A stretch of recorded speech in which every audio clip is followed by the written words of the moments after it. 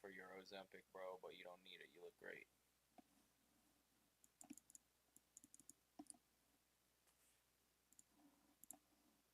Oh yeah, guys, we're back in the casino. Oh yeah, guys, we're back in the casino. Guess what? I have $500. I'm gonna be gambling to try to afford Ozempic. I've been a fat ass my whole life. You already know. Now it's time for me to get skinny. Don't do it. You didn't have to get a side shot like that. That's like a, what is this type of build shot? Okay, all right, bro. So in the fupa. Come on now. I'm a fat ass. We all know that. Okay, stop, bro. You don't have to pan over every time. I think Ozempic is like $1,000 a month right now, and that's apparently on discount. It said like $1,070 something. I don't fucking know. Josan looked that shit up, so if it's wrong, blame him. But we got $500. All we have to do is double this shit, and I get 1 month of Ozempic. I don't know how many months I need, but I think 1 month will be fine, right? Don't stop, bro. What are you saying? I need more than 1 month of Ozempic? Oh, yeah. Okay, you said yeah so fast. Whatever. All right, we just got to double this shit so I can get some Ozempic, bro. All right, guys, we're starting at one of my favorite new games, Ultimate Fire Link. I've been coming to this game more than Huff and Puff, believe it or not. We're still going to go to Huff and Puff after this, but I feel like it's going to win. It has a miner on the screen. Miner's 500. Look, if we hit that first spin, bro, we're good. I got this $100 bill. It says 742, so I think that's how much we're going to win today is $742. We should be able to afford Ozempic after this, and then I can do like a B-roll of like my first month on Ozempic, and you guys can see me lose hella weight. 10-cent denom, $5 a spin. Guys, I'm not rich, so we gotta go low here. I only got $500. Come on. All we need to see is 4 balls. Hey, that's $13 to start. Should we get out? Wait, how is that even a line pair? Are those wilds? Anyways, free spin technically. Nothing, okay. Come on, bro. And all we need to see is those 4 balls. I need 4 balls in my face right now. Are we doing $10 a spin? We're doing 5, right? Yeah, 5, okay. Okay, I'll take the free games too. The free games on this is not too bad. 4 of those balls and I can get happy and squirt all over the screen. Maybe I shouldn't say that. I shouldn't be too vulgar. I need to keep these videos monetized. We were just at $69 though. That's my favorite number. You know that's right. Come on, baby. Right here, right now. We need it. Guys, I also wanted to talk to you guys about something, about what just happened. There was a lady that just dropped off a German Shepherd just on the side of the road. I might take him. You might see Goofball have a little dog. I know I'm poor. I know I don't have a lot of money, but I feel like I just felt so bad for this dog. It's a nice German Shepherd. He's already thick. Give it to us. Oh, you motherfucker. But anyways, he's a nice German Shepherd. He's already fixed. He even had his nails trimmed, which baffles me, bro. Like, how do you just fucking leave a dog out on the side of the road like that? That shit is like actually crazy to me. Come on, 4 balls. All right, I might have to crack this fucking machine. Come on, baby. Come on, baby. After the cracking. Oh, told you. Oh, dude, we just need 4. Just 4 of those fucking balls in my mouth. I mean, on the screen. Come on, bro. You don't have to pan to me every time I say that, dude. Fuck off, dude. I have dyslexia, or I have a speech impediment. Tourette's. Oh, we should put another 100 in here. That's okay, because this 100's gonna hit. This 100's gonna hit. On $10 a spin. You guys might call me dumb, but this is investing. Oh, look at that, $22 right away. All we need to see is 4 balls. Look at that profit. We're already $12 up. Come on, 4 balls on $10 would go fucking nuts. That would go nuts in my mouth, bro, for real. I mean, balls on the screen.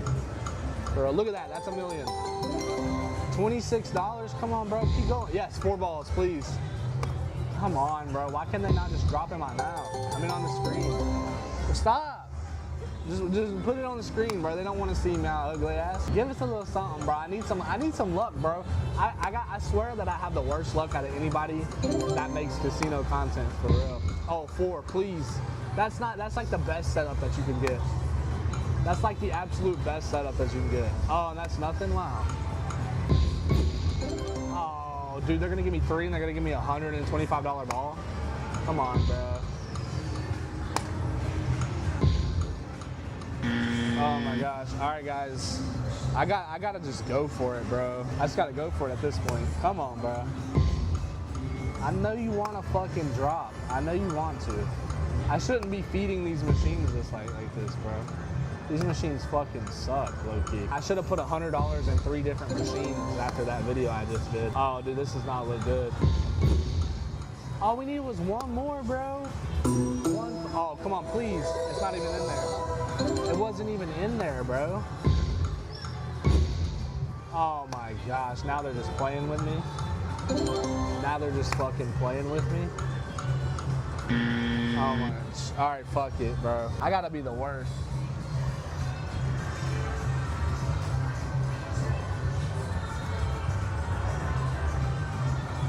Anyways, I gotta be like the worst fucking.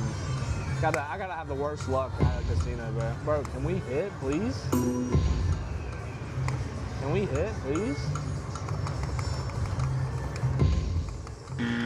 Guys, I have a fucking problem, bro. There's no way that this machine has not fucking hit yet. There's like actually no way that this shit has not fucking hit yet. Guys, I don't have the fucking money for this. I do not have the funds to keep up with this shit, bro. Like, how have we not fucking hit?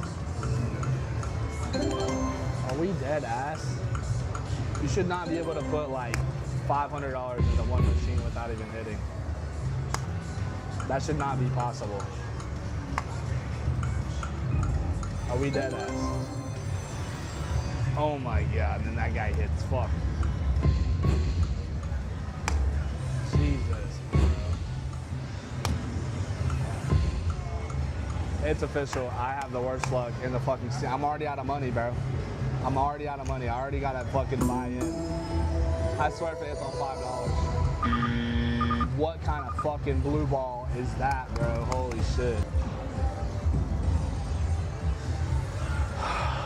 All right, guys, don't worry about how much I just pulled out, but it's okay. We're gonna get that $500 back, and we're gonna get it back real fast. Don't even worry about how much I pulled out. Don't even worry about it. We still got a $3.50 voucher. This is where we come up, right here. You ready? Dragon Link. This is where we come up. Because this shit's gonna hit. We're gonna be rich as fuck. And then I'm gonna get Ozempic. I'm gonna get Ozempic. I can't believe I just lost fucking $500 in the first 10 minutes of this video. Not even, bro, dude, the video is probably what, like 6 minutes long? In 6 minutes, I just lose it all. It's fine though. I literally have the worst luck out of anybody in the casino. Is it because I'm cracking the machines, bro? Is that really what it is? It's gotta be. The machine's gotta be like Sextus or something. We need 3 of that guy. Or I need all the balls in my mouth. I mean, balls on the screen. Or is it because I say shit like that, bro? Honestly, I don't know. Oh, that's what we need. You motherfucker. That's literally what we fucking needed right there. Just help me out a little bit, bro. Just a little bit. 2 machines back. Give me a little major, bro. Can I just get a major for once? Oh, that's good. It's gotta be good, right? At least like $30. Okay, 28. I was close. Come on, show me the balls. Show me balls everywhere, bro. Show me balls on the left. Show me balls to the right. Show me balls in my mouth. Show me balls all night. Come on, man. Show me balls. Yes. Not 5. I need fucking 6, bro. This shit's just playing with my soul. Oh my god. Right here, balls. I am getting booty clapped, bro. Come on. Put 3. See, like, bro, like, I want to leave this machine, but, like, there's no way it doesn't fucking hit, bro. There's gotta be fucking, like, bro, there's gotta be something. When I come in this casino, they gotta fucking know. We gotta go to Huff and Puff, bro. Oh, 3. You motherfucker. Come on, bro. All the way. That's gotta be $1 million. That's actually gotta be a fucking million. Are you dead ass? We got this bitch all the way. Like, what? $20 for that shit? Just give me something. Now all the casino people are fucking coming over here looking at us and shit. I'm giving them my whole entire bank account. They're gonna tell me to stop filming. Watch. All right, we might as well just get out of here. After this hits right here. Dude, it's heavy up here, bro. Everybody's up here, bro. Fuck. All the workers, bro. They're all eyeballing me right now. I'm getting kind of nervous. Bro, can this just hit, bro, please? This shit really just took $200 from me on $5 to spend. That's crazy, bro. Wait, that shit took That shit dead ass took $200 from me on $5 a spin. Didn't hit once, bro. That's fucking nuts. Come on, bro. Fuck this shit. All right, we're at our favorite place, Huff and Puff. Let's fucking go, dude. I could get it back here, bro, honestly. But like, as today's going, bro, I don't feel it. I honestly don't feel it. There's the diamond buzzsaw though. That's the only thing that can get me back low key. Diamond buzzsaw, upgrade, or well, that's already upgrade is diamond buzzsaw. $375 a spin, like this should hit, bro. There's no way. $200 at $375, I gotta hit at least one bonus, right? I can't go like all these bonuses without. I'm gonna have to like start merch or something so you guys look at that fucking gold. It's right there. Oh my gosh, she almost got the diamond over there. There's the diamond. Who's gonna get the diamond first? All right, I hear people winning. It's my turn. Here we go. $7 spin.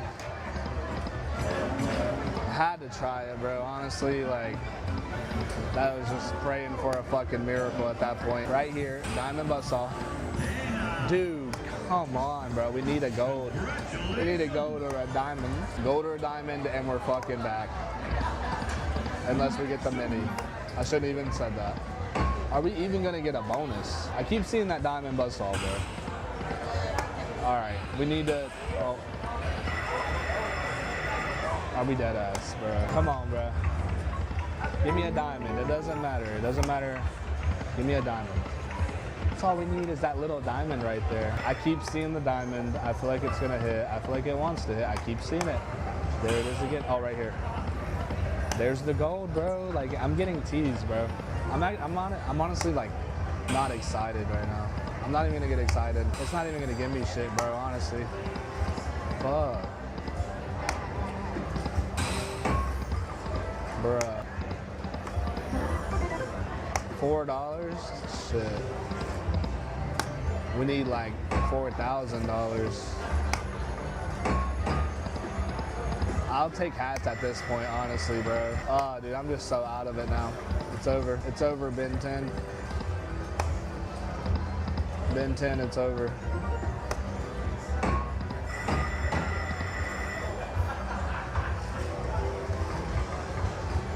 Well, a good thing is we have $67. You know what I mean? You know what I mean? And we're about to have a diamond buzzsaw. I'm telling you, bro, it's gonna go how?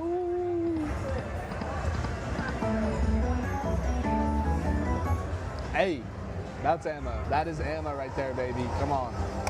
I'm sorry I didn't get excited. I'm just kind of like out of it right now.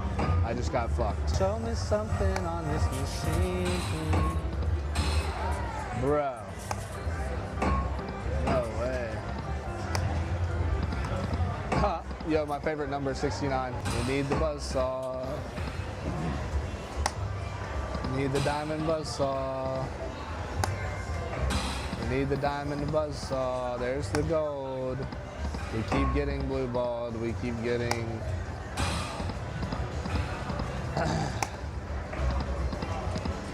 Guys, it's not looking too good. It is not looking too good.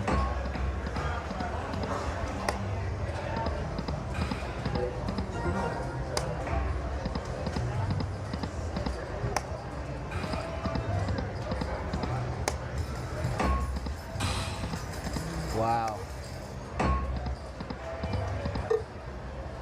Wow. Are we really? Wow. We're really gonna go $1,000 and not hit shit on the minimal bet, $3 and $5 a spin. Okay, I did $10 a spin on that one game. But dude, I had $500 in that shit. What the fuck are we doing? What can you stop, bro? That shit does not make me feel better.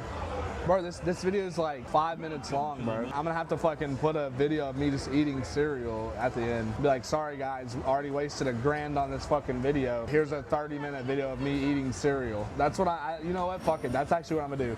Guys, I'm sorry, but I gotta make this video long. I need this ad revenue. I just spent $1,000. I literally dude, I have not won in a video.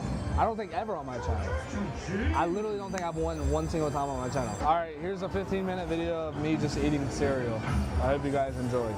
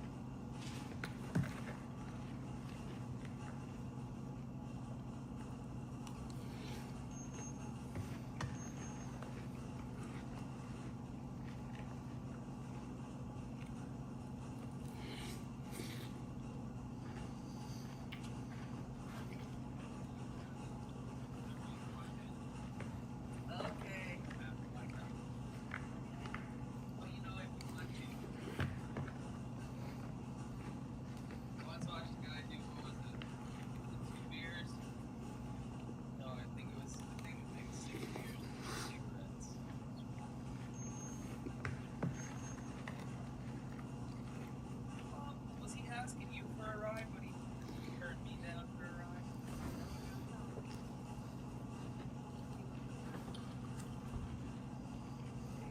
What a sport. Oh, yeah, I got a problem. Yeah, they call me.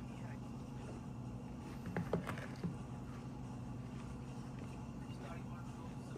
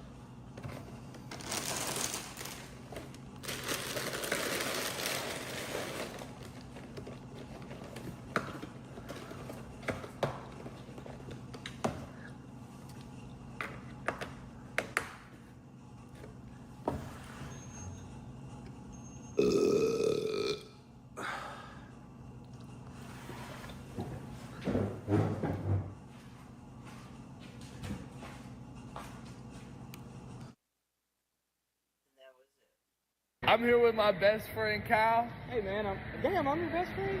Yeah, I'd say. Thank you, dude. I fuck with you heavy. Hell I yeah, wouldn't dude. say best friend though, but I fuck Well, with yeah, I mean, we're good friends. Yeah, we can be best friends if you want. you. I fuck with you, dude. Like you'd smash? I fuck with you. Would you date me if I were skinny? Oh, I would date you if you were skinny. Oh, hell yeah. Why wouldn't you date me right now? You're big. Fuck. Okay, yeah. Fuck. Today we're going to gamble for 100 Big Macs. Because we're fat asses. Yeah. Yo, can you look up 100 Big Macs from McDonald's? It's $629, but with taxes it's $729. Wait, how'd you know that? I've had a couple Big Macs before, dude. Wait, actually look that up. I want to see if that's true.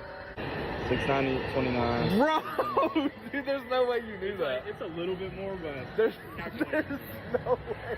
There's no way you actually fucking do this. All right, we got $400 going in, $200 a piece in the jackpot Buffalo Carnival, whatever the fuck this machine is. you have to find a slot, you just get the bonus, and you're like, what the fuck? Yeah. Oh, we got it. No. Yes, No. yes, Is it? yes. Wait, the hammer. We got it. That's a Oh, we're in it. We're in it. Wait, what's going on? Wait, What's going on? don't tell me this is it. Hey, what happened? Oh, wait, no, the blues are going. We're What lost. is this thing? We're lost. We're in the bonus. We gotta get rid Let's go, dude. Oh, hammer. That's What is that? Oh, I know Fuck this. that. I know this. I've seen this. Don't spoil it for me. I like not knowing. If we get up there, bro, we're rich. Okay. We get how many spins? Oh my god. I don't know. The hammer's good. Okay, we get it. I don't know where the spins are. All right, Oh, there. we get 8. 6 more. Give us another spin. Oh, this 2. Oh my gosh, and if we get And we go, yeah, that's what I'm saying. we are rich. It's fun. Yeah, and if we get like $100 here, bro, it's over. I'm walking with you. Boost, that's a boost. Oh my gosh. Oh my gosh. Dude, we're doing good, bro. Come on. We're getting rich, dude. We're about to own Hard Rock Casino in Tampa. All right, 4 times. Wait, so is that $10? Yeah, it's not 4. Well, yeah. Boost! Oh my God, no way. Holy If shit. we get the 20, Cow, if we get the 20, oh my gosh. oh my God. That should be a reason. Oh, wait, no, we're on the last one. Oh, we are on the last spin. Damn, but that's still great. Come on. Give us another 2 games. Oh, Yes. another spin. And all of them are 6 times. Dude, that's not bad. Give us, yeah, 3 games? Nope. Hey, 8 times. 8 times 12. Holy, our Bro, first this is slot. pretty good, This I is our think. first slot going. I think this is pretty good. That's 90, 60, 60, 100. That's so the slot. Can I click it? Yeah, click it. 435 bucks, bro. Come on now. That's phenomenal. That's like my first big win on Buffalo. And that's 274 profit. Cash out. Hell yeah. $274 profit? What is that, like 100 and... That's like, between us, 100 and... $137. Oh my god. $137. Oh, how much were the Big Macs? $700. $700. Yeah. So we're $100 out of $700 for the $100 or for the 100 Big Macs. This is Dude. one step closer. We're like 5 more steps and we'll fucking be eating good as hell then. Bro, hell yeah. Guys, we're at Huff and Even More Puff Grand. We got $400, $200 a piece. We're going for that diamond buzzsaw. It's already showing a diamond buzzsaw already. So that shit means we gotta get It literally means we're gonna get a diamond buzzsaw. Alright guys, we're doing 10-cent D-Dime, $7.50 a spin. Hell yeah, diamond buzzsaw, $7.50 a spin. Watch. And it's showing. Oh my Oh, button. your button's broke, so it's on me. Oh, first spin. Dude, how great would that be? It's lagging, bro. I don't know It if I is like the lag. It's a little red flag, but we keep going. Oh, this is what it is, the volume count all the way up. Oh, I saw the gold. Oh, 3 more? Bro, it's lag. Oh, Is that a diamond? That's a It could be diamond. good look. Oh, it's lagging so bad. $18? Shit, we'll take it. That's 2 spins. Oh, more? Oh, what? This dude loves Huff and Puff too much because every time we play it, we get rent. Dude, And he no. plays it every time we're at the casino. I've won most of my money off these machines, bro. I'm excited to see where we're at. Come on. We're gonna get it, bro. Don't worry. Oh my God. Man, fuck them views, bro. It's gonna hit, bro. It's gonna I do hit. not want $3. Like a $3 line pay is like I don't. Ooh, it's gonna hit, Cal. Okay, come on. 27. I'll take that. Yeah. Let me get a little tap. Yeah, go ahead. Come on. Right here. Oh, I'd be Damn. You keep going, bro. Alright, fuck it. Right there. Oh my god. Oh, we need the wolf. We need the wolf. Oh, man. I got a gold. Oh, gold buzzsaw. Gold. Dude, okay, listen. I got a gold buzzsaw yesterday, and it was the worst thing ever, bro. Okay. We got, dude. This has got to be Let's hope good. it's not that. This has got to be good. This is my first gold. Come on, bro. We need upgrade. We need Can it upgrade. give a mini up here? Yeah, it can, but we need an upgrade. Oh no, not a mini. It's like minor or major. We need that upgrade. Major would be great. Grand. It's lagging. Super grand. Oh, bro! It was lagging. It was lagging on Grand. The lag's so bad. Bro, it was lagging, dude. Bro, dude, I literally thought it stopped. My heart dropped, and I was like, no way, bro. My heart literally dropped because it lagged. And dude, it slowed down. It was on there, and then it went. Stop talking, dude. We gotta get into this shit. I'm like scratching right now, dude. You want something? Yeah, come on. Have blast. Dude, all we need is re-triggers, bro. That's it. Yeah, Re-triggers. and re-trigger. Oh, God. Yeah, it's lagging so bad. Oh, we're getting this. Oh, that should be fine. That's not bad. That's good. Guys, we're about to show y'all why you always get.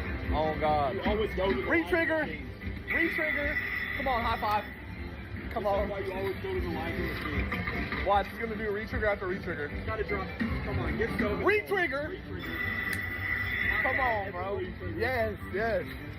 Come on, re-trigger now. Re-trigger. You need some gold. Re-trigger. Gold. Re-trigger. Come on. Can it do the diamond mansion? No, I don't think so. Come on, give us. We got a gold. I'm happy. Re-trigger. Come on, bro. I'm telling you, bro. Huffing Puff for the win. Come on, man. Re-trigger. Re-trigger.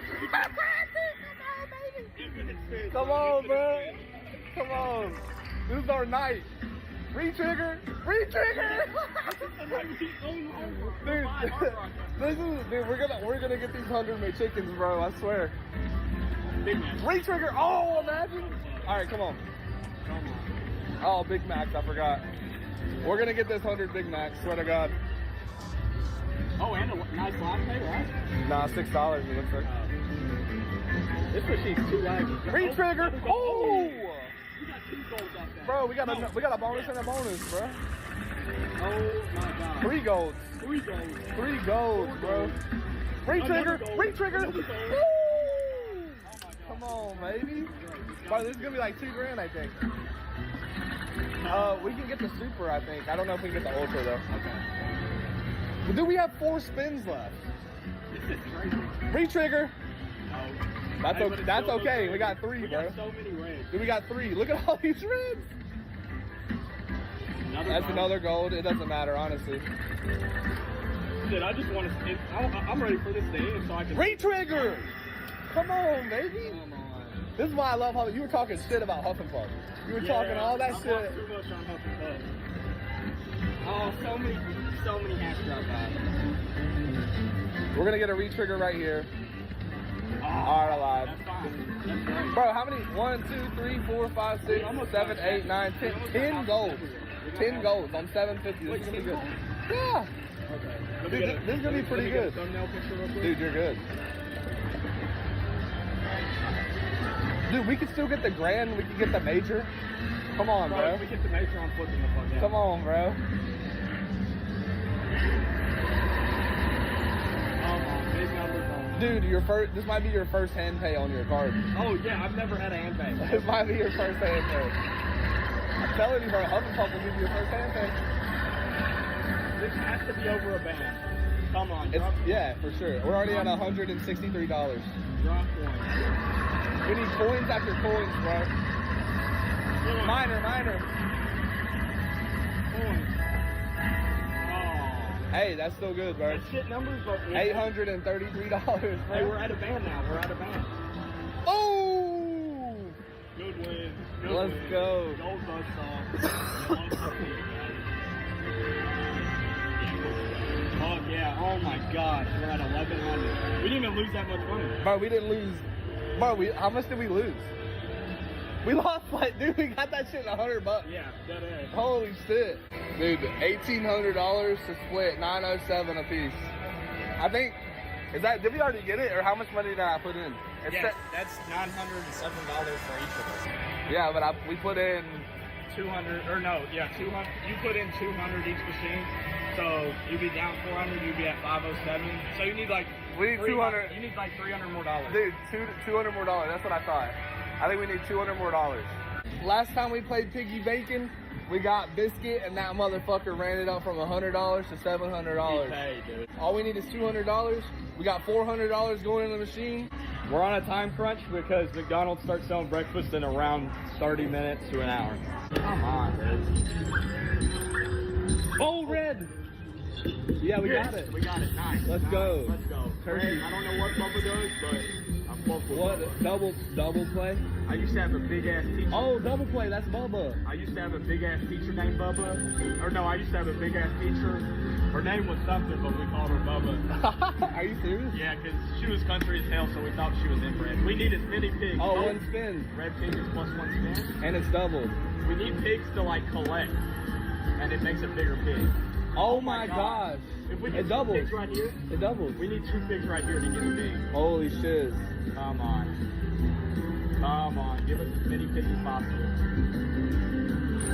Oh, that's a big one. Oh my gosh, she's getting big as hell. I'm proud of him, dude. He grows up so fast. Come on. Land a pig. No way we're not landing. 2 more spins. Come on, 1 more spin. Come on, give us a pig. What? There's no way. It could be huge, though. It could be huge. You think so? Is there a major? I don't know what Bubba does.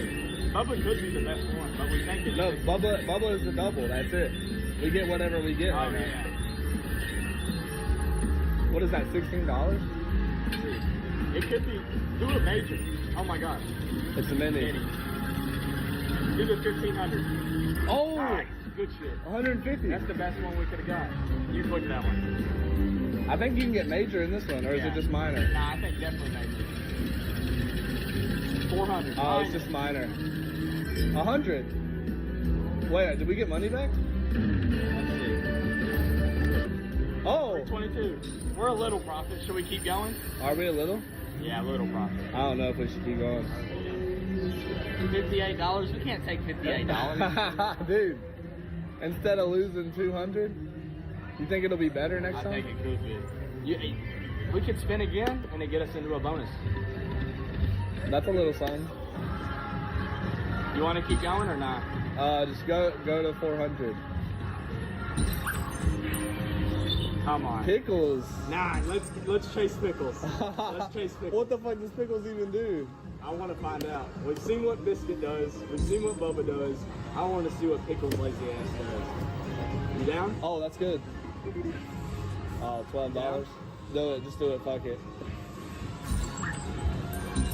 Biscuit.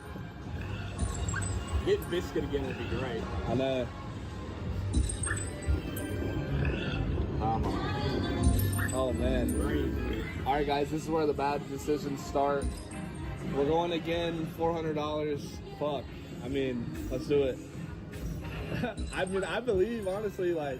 I believe this bitch can pay. If we got it triple pop, we'd be rich as fuck. Oh, yeah. I mean, it'd be a hand pay for sure, probably.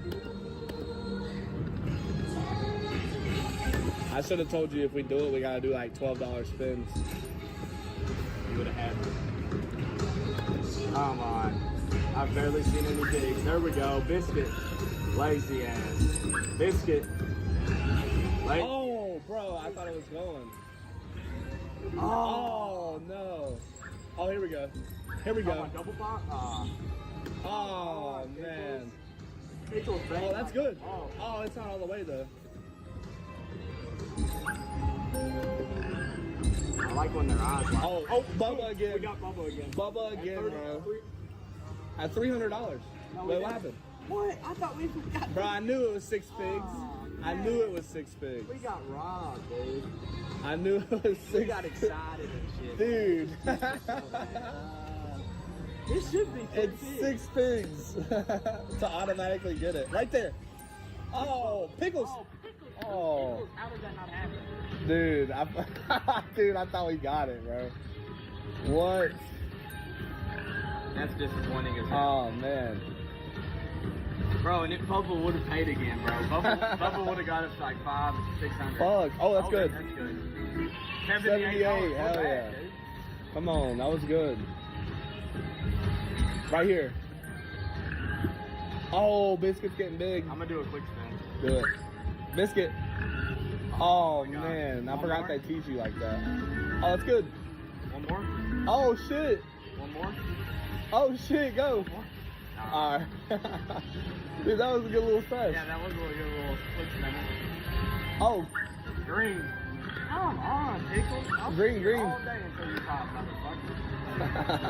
I will, dude. I want to see what Pickles does so bad. And Pickles is gonna be so green. I know, Pickles is probably the worst. All right. Oh. Come on. That's good. No, it's not. $1. Fuck. I would have rather anything else. All right, now we're getting nothing. We need another nice little line pack. Not that. No, we need to hit them. We need to hit the piggies. Triple pop, please. Yeah. Let me get some spins up Oh, yeah, again. You're not giving it with love. Come on. Drop some colored pigs. Give us a triple pop, damn it.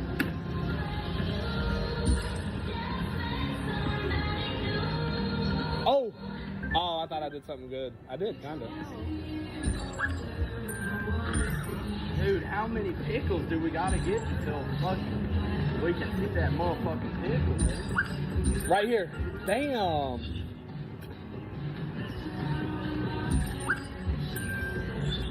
Pickles don't want it bad enough. No, he doesn't.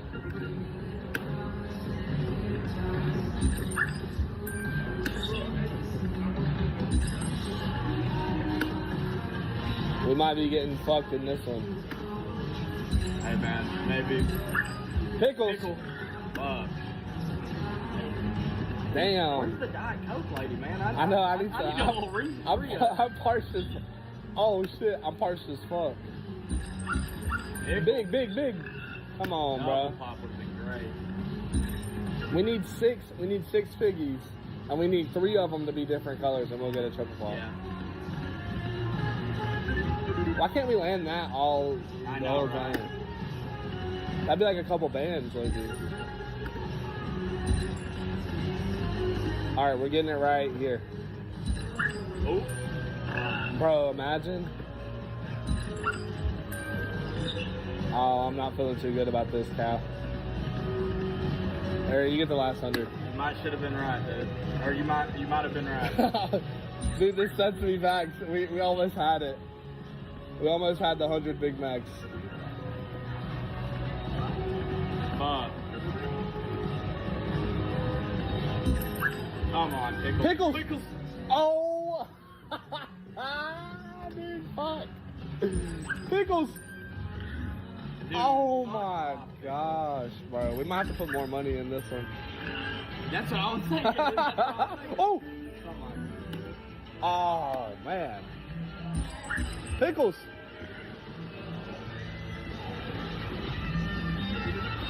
Bro, Dude, fuck off with this box. 6. Biscuit, dude. Wait, trust me. $12? Oh, don't trust me ever again. I fuck with, yep, that's what I was about to say. I fuck with Pickles! trust.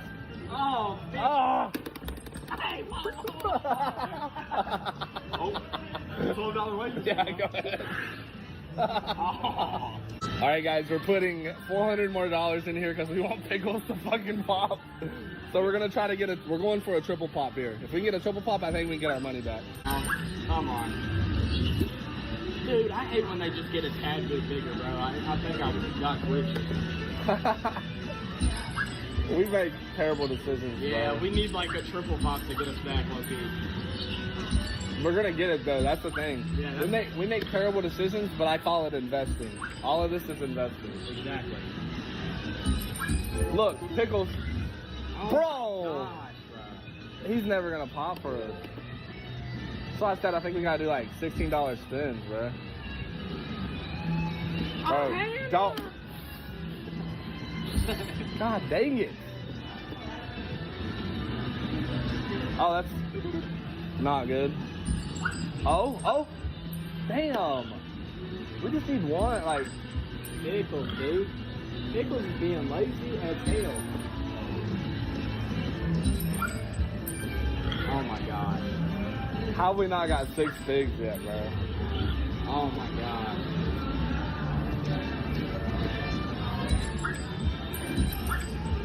The thing that pisses me off is we're just setting these pigs up for the next person, bro. I don't want the next person to get pickles, dude. I'm gonna be pissed. Somebody's gonna walk over here and fucking do it. No, we're about to do it right now. 600 down currently. We need a blessing. We're about to get a triple pop.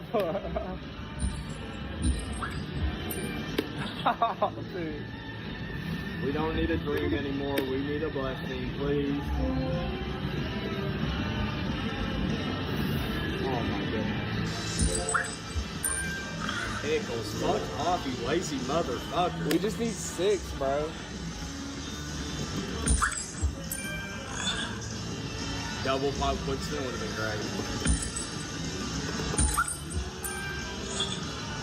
I want to quick spin the rest. You spam your button, I'll spam mine. Go.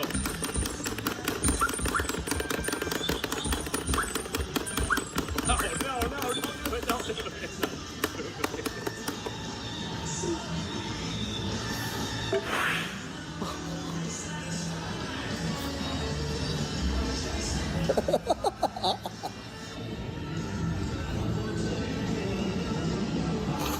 Bro, I don't even know what to say, bro.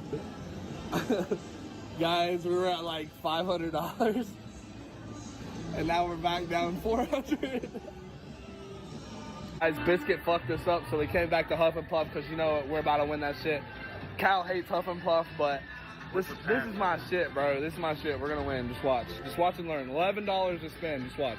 Is that when you won the 7 grand? Yeah. Oh, bro, watch it. Watch it. Just watch it. Hey. Okay. Shit, we need to cash that. Do you wanna? Nah. Okay. Gives us more ammo. Oh, the diamond, bro. It just went by. Dude, if we get a diamond on 15, We're rich as fuck. bro. We need to get something quick, bro. Quick.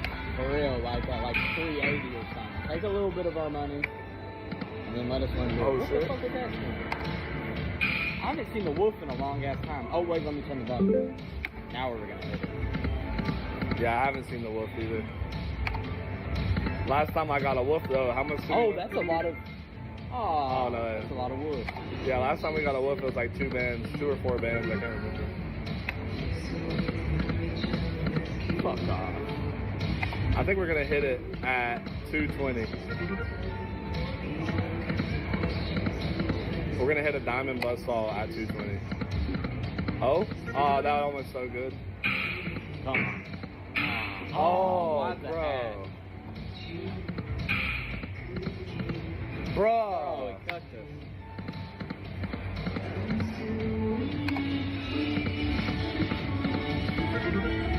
At least give us 6 hats, dude.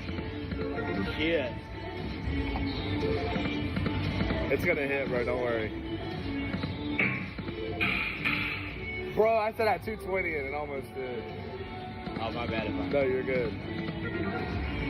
I really want this to hit. Dude, I'm begging for this shit, dude. We need to make our money back after fucking piggy bank breaking. Fucking ass, no Fuck. Oh, one more? Oh, of Wolf. course it would do that. Damn. Of course it would do that, dude. No, wolf there is crazy. Oh, wolf. 2 more. Oh Wolf, my wolf, gosh. wolf, wolf, wolf. He's doing it. Bro, he's not coming. You go ahead. Oh, I've seen Damn, the diamond buzz. bro. Oh my god, that diamond, dude, it wants to come. It does. It wants to. I feel like we're gonna hit it, bro. I feel good. I feel shitty. 2 more. Oh Wolf. my god. Wolf. Wolf. Nice. Wolf, baby. Wolf clutch up. Wolf clutch up. I knew it, bro. Come on. This could be good. This could be really bad, but this could be good. $15 to spin. Wolf clutch up. You can get the ultra palaces too. No, this is the hat. No, you can't on this. Even if gold, even if it's no, you can only get gold in the hat. You gotta get the upgrade to get it. Oh, we need something better than that. We need re-triggers, dude. Oh, we're getting fucked. There we go. Re-trigger. Re-trigger. Nice. Let's go, bro. Come on, we need like 4 golds and we got our money back. I shouldn't have said anything. Damn. At least give us 1 gold. Oh, man. Last game. Oh, bro. That was bad. That is shitty. This is gonna be like $100 probably. Dang it. Not 1 gold, bro.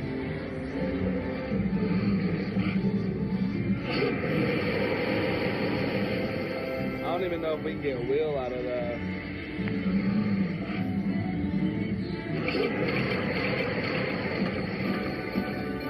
That's some big numbers, though. That's good numbers. 159. We gotta go for the bar saw. Oh yeah, I'm down to keep going.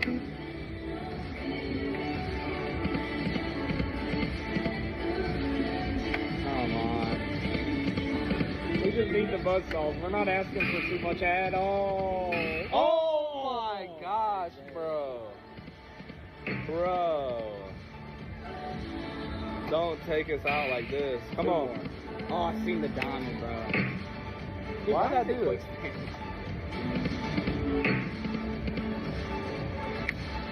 Damn. Gold. We got blue balled on the buzzsaw. Buzzsaw blue ball. Bro. Dude, yours sucks. 2 more. Fuck. Bro. Alright.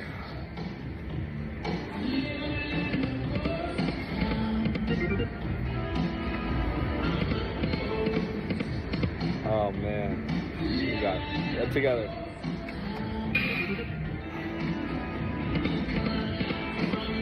Two more spins.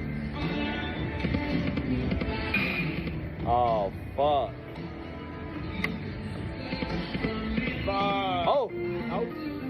Oh shit. We got a couple more. Oh, we got good Come on, ammo. Ammo. Come on, please. Oh dude, wow. 4 more. 3 more. Fuck off. Please. 2 more. 4. 3. Fuck. Oh, Dang it, bro. Major favorite. Look it with me. Oh. Bart Huff and Puff. Bro. Never playing Huff and Puff again. Oh, bro, now we're down so much now.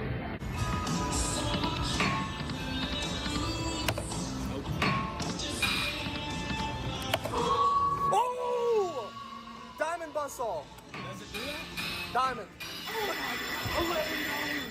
Come on. Please, this is money back. Oh, I got upgrade. No, I didn't. Oh. And we can't get them. Yeah. I think we can go. I don't know. I can't remember. I don't think we can go. Damn, I wish that was diamond, bro. I wish that was a diamond buzzsaw. Oh, that's cool. That's cool. Well, not cool. We just need re-triggers like out the ass, bro. Not a single re-trigger on the first one. Oh, $32 though?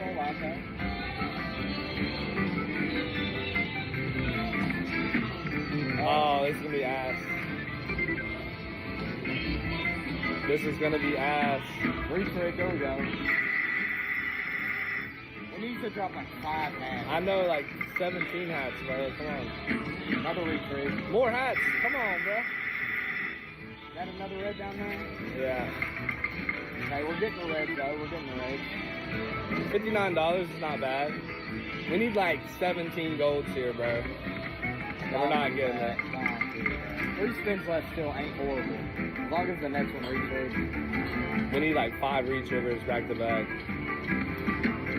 One more. Bro, this is old, yeah. Fuck, bro, this is bad. No way. Hey, we can still get wheel. Yeah. Wheel would be good. Fuck, man.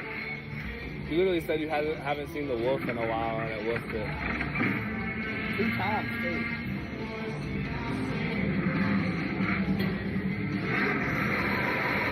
I'm telling you, bro, the 5-cent denoms, bro, that you always hit on that shit.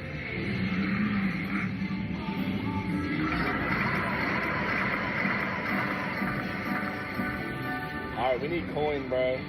You still got it. That's a good number. Coin. Oh, that's 200. Okay. Not horrible. Fuck. Alright guys, as you've seen in the video, that did not go as planned. We did not get the 100 Big Macs. Pickles was the start of our downfall. Dude. Yes, Pickles, fuck Pickles. Fuck Pickles. Pickles fucked us over and then made me go win $1,500 on Huff and Puff and not even record it, and then lose it all in roulette. He was up at 25. I was up to $2,500 and lost it all in roulette. He could have bought 300 Big Macs. All right. I'm doing all this for 300 views, so if you guys would just please like and subscribe, that'd be great. Fuck my life. I'll holler at you. Alright.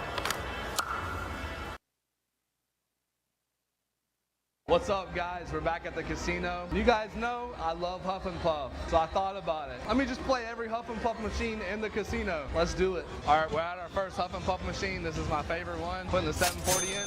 Every machine, we're just gonna go until we get a bonus on $3 a spin. Let's do it. Oh, gold right off the bat would have been crazy. How many spins should we do until we get a bonus? Should we do it all? Imagine we lose it all in the first one. Maybe less. Oh, Howl. Oh, shit. Give me Diamond Buzzsaw. Oh, it's a line pay. Oh, that's pretty good. Holy shit, wait. $182 off the first machine? Shit. Well, we'll take it. Get the fuck out of here. Like 4 spins, we're at 900 bucks. Hell yeah. $896. Let's go to the next Huff and Puff machine. All right, we're here at the next Huff and Puff machine. Huff and Puff, we've had enough. I've never played it. Let's play it. All right, 5-cent denom, $3 a spin. Let's do it. I don't even know what, I'm guessing, oh, I have played this before. So you get 3 spin, it'll make sense. We need those. Oh, imagine, bro. All right, so we need 3 gold buzz, or we need 3 buzzsaws, or if we fill all of these up, we get it, whatever. So we can get golds on this. It's actually a pretty interesting machine. Oh, like this, watch. Watch, it's gonna go up. So we can get a gold right here, but we didn't. Oh, line pay. So that's gonna go, I think, yeah, winner.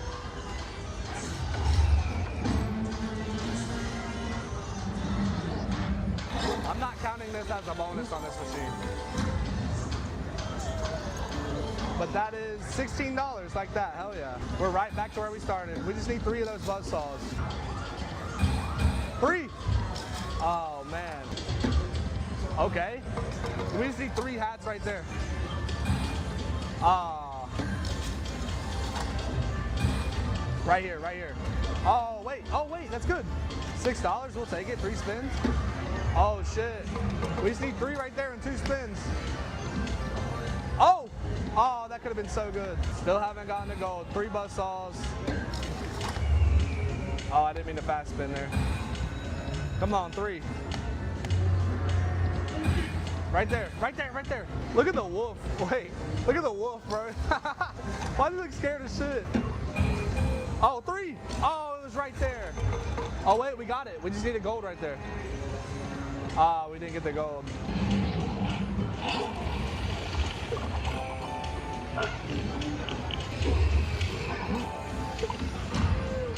All right, how much is that? $16 again, we'll take it. Oh, we got that one. Come on. Hey, 2 woods, that's not bad.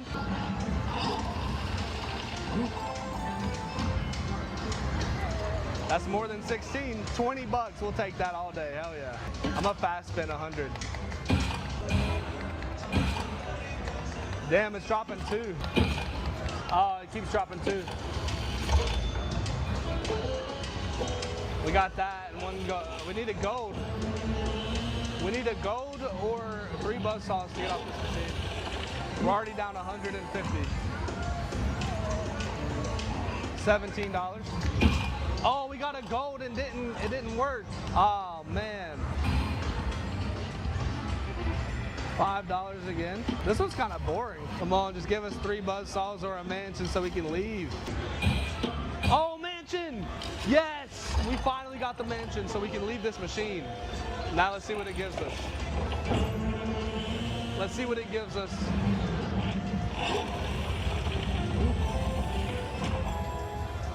$45. Oh wait, that's not even $45. $33? Are you kidding me? Fuck this machine, we're getting out of this. This sucks. $900 to $700. Don't ever come to a Huff and Puff. We've had enough, this shit's ass. All right, I got the $713. We're at Huff and More Puff. I've again never played this machine, so let's do it. 5-cent denom. Wait, that's not $3. 10 cent? Oh, okay, on this one we're gonna have to do $2.50, that's fine. I still don't know what to look for. I mean, I think it's the same, right? Yeah, it's the same. But on this one you want 3 buzzsaws, I know that, I think. Oh! I thought we hit, bro, I got excited. Right here. $1. We're down $50 already. $2, free spin, kinda? Right here. Damn. Is there a how on this? I wonder if there is. Right here. Right here. Oh, man. Right here. Yeah, let's go. Hell yeah. All right, let's see what we got. Oh, re-trigger right off the bat. That's going to be good. We love to see it. We love to see it. Oh, I thought I got another re-trigger, bro. Oh man, now it's not looking too good. Oh, this is not good. Oh, this is ass. No, this is ass. Re-trigger right here. Oh, this is so ass. Damn.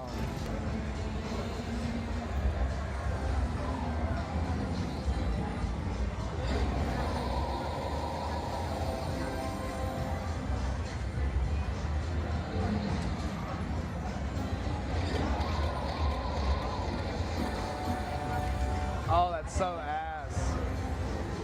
That's like $30, I think. $36? That is ass. Let's get out of this machine. We got $654. Let's go to the next Huff and Puff machine. All right, we got the $650 going into Huff and Triple Puff. Once again, never played this machine, so let's fucking see what we got. 5-cent 3. Oh, it was just hit on, but it didn't hit the buzzsaws. Oh wait, that's good. Free spin right off the bat. Okay, I think this is a pop machine so that those can pop. We really want the 3 buzzsaws. Oh, he moved up a little. Oh, did it pop? Oh shit, it already popped. What the fuck, that quick? Dude, hell yeah. I don't even know what this means. Let's see what it does.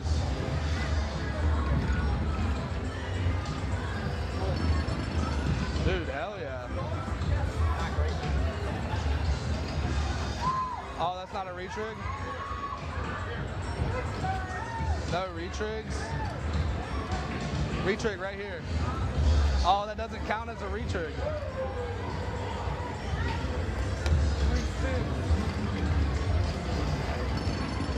Wait, this is ass. We have 2 more spins. Retrig right here. This is ass. No. Why is it so ass? Oh, this is so ass. Dude, I kind of want to keep going on this machine.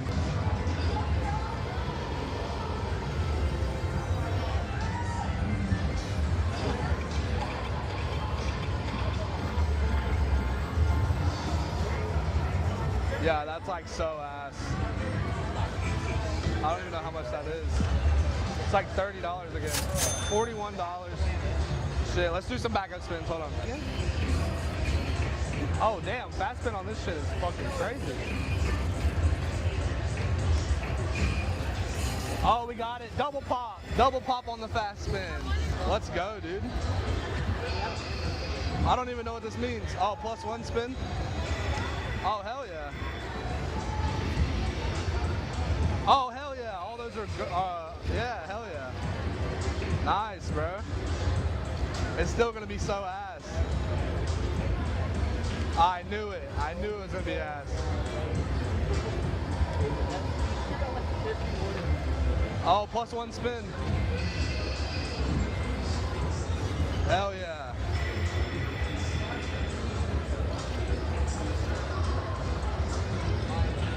Oh, we got a gold. Hell yeah. That's good. Come on, give me another gold.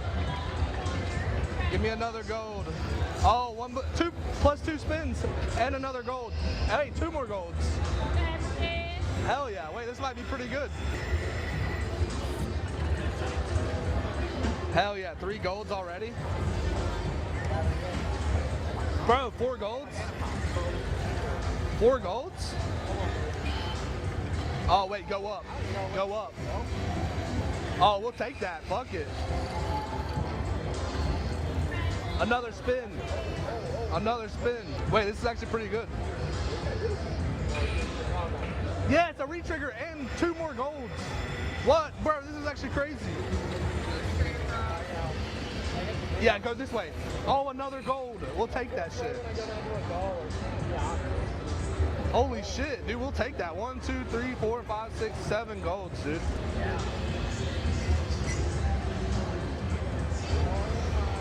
This might get us back.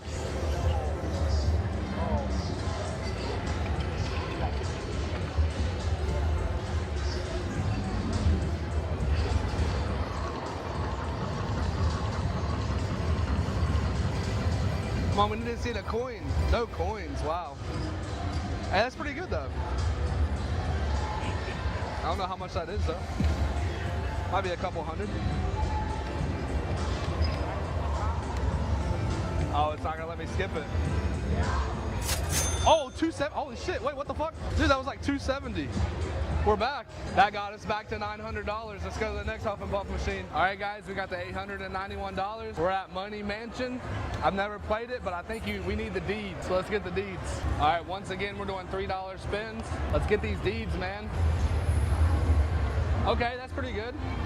$15, we'll take that. One more. Oh, it was right there. It was right there, dude. Right here, one more. I wonder if you can get a howl on this machine. All right, we're already down $100. Wait, no, we're almost down $200. Oh, what is this? What is this? Oh, we got the deeds. Let's go. I guess that was a howl technically. I don't know. I have no idea what this does.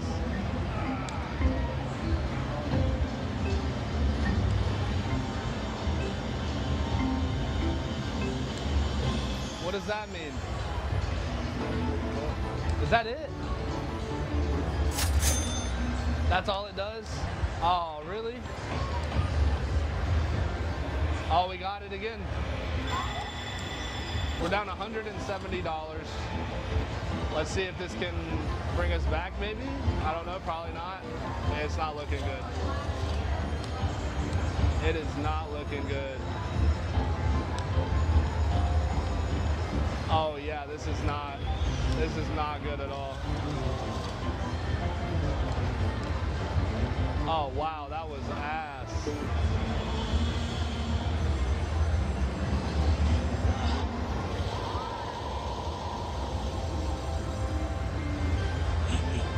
That is ass. $28. Let's go down to $700. Oh, that could have been good. Oh, that was pretty good.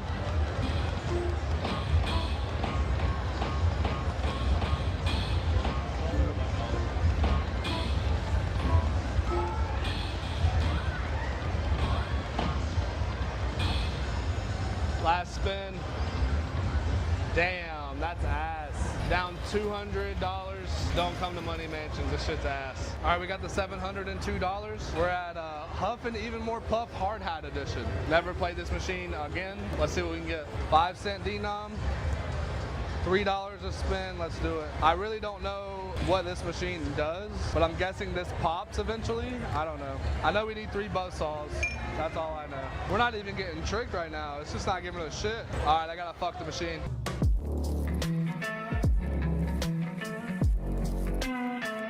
All right, now it's gonna work. 3 buzzsaws. Oh, and now it's tricking us. Now it's blue balling right here. Oh, now it's blue balling. Now it's blue balling. I asked it to blue ball, and now it's gonna blue ball. Insane. Right here. That could have been good. Come on, baby, give me something. All right, I'm doing some fast spins.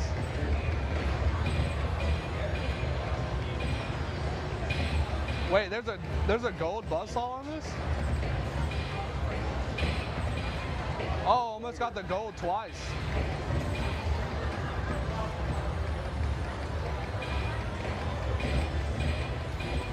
This machine might be ass. Look at all these hats, bro. We're almost down $500 now. Fuck. Now it's teasing. Oh, now it's really teasing. That would have been good. Come on now. Bonus time. Bro, this might be the worst slot yet. Right here. Oh my gosh. This Huff and Puff sucks. I'm about to whip my wiener out and fucking touch it on the butt and see if that works. Oh, I thought it was gonna work because it didn't want me to do that. Now I think it wants me to do that. How are we not in a bonus down $300 on this machine? It's what you gotta do though. You gotta feed it a lot of money and then it's gonna pay out. That's how gambling works. Down, blue ball hell, and bonus right here. Damn, this is the worst Huff and Puff machine in the fucking casino. Are we dead ass? This can't be real, right?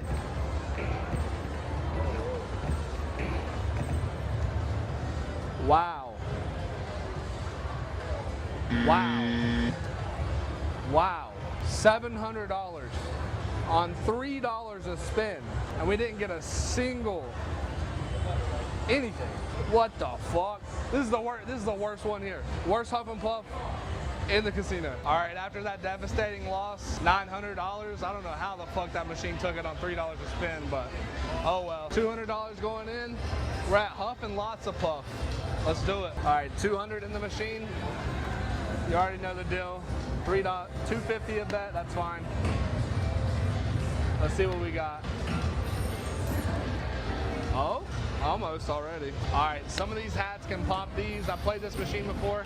I've actually won like $2 grand on this game. I've actually won like $2 grand on this machine actually, and oh man, I love when it does that low key.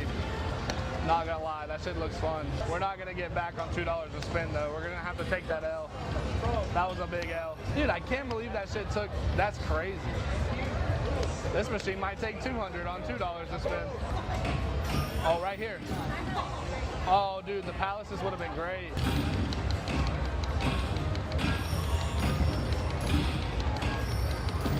Don't tell me. Don't tell me. Yes, finally, bro. Holy shit. I was getting worried, bro. $150 down. Is it even gonna give us anything? Is it even gonna give us anything? Give us that grand real quick. Oh man, are you kidding me, bruh? Are you kidding me, bruh? That's it? That's so ass.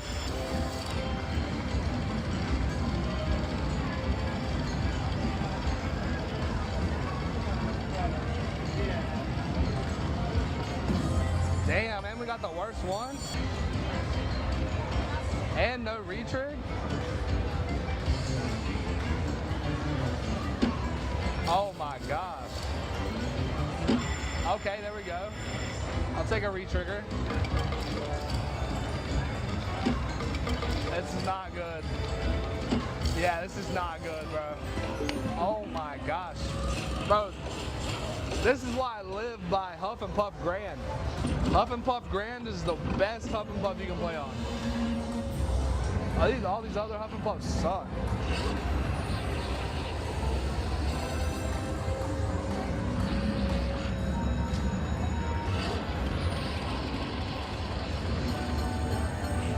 That's ass, bro. $37? Fuck that. I'd rather lose all my money than fucking get that win. These Huff and Puffs are ass. So ass. These last two Huff and Puff machines never go to those things. They're ass. We're here at another Huff and Puff. It's Huff and Puff Lock and Link. I got $200. Let's see, bro. It was a good ride, and it's been a bad ride, so let's see what we can get. All right, you guys know the deal. 5-cent denom. What is that, $5 a spin? No, $2.50 a spin. We got to see something here. Oh, right away, hell yeah. That's what we like to see. A bonus right away. That's not what we like to see, is 2 brown hats. Okay. We need some mansions. Okay, retrigger. We'll take that, retrigger. Come on, we need mansions. We got a chance for 3 mansions right now. We got one, hell yeah. We got a mansion. Nice. Love to see it. No, we need more mansions. Don't stop there. Don't stop there. Damn. Come on, keep going. Yes, another mansion and a retrigger. That's what I'm talking about. Oh man, 2 mansions right off the bat. That's not bad. Down $10.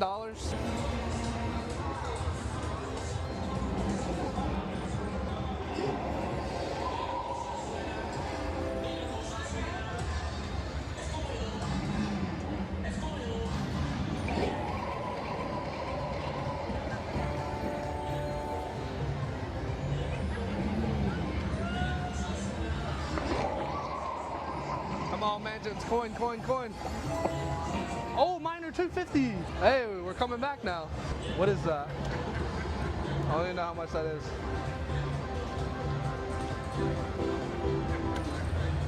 All right, what does that turn into? Oh shit, $300 win. Hey, not too shabby. We're kind of back a little. Let's get out of this machine now. All right, we're here at our last Huff and Puff machine. Huff and Puff Power 4. This looks pretty crazy. So $500.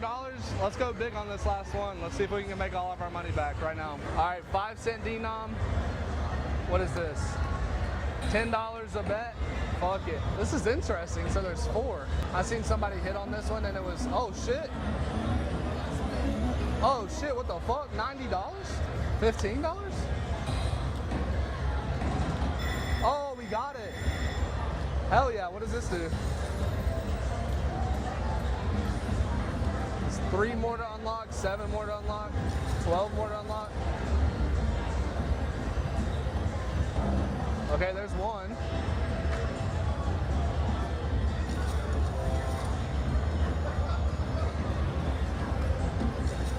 All right, that's nothing.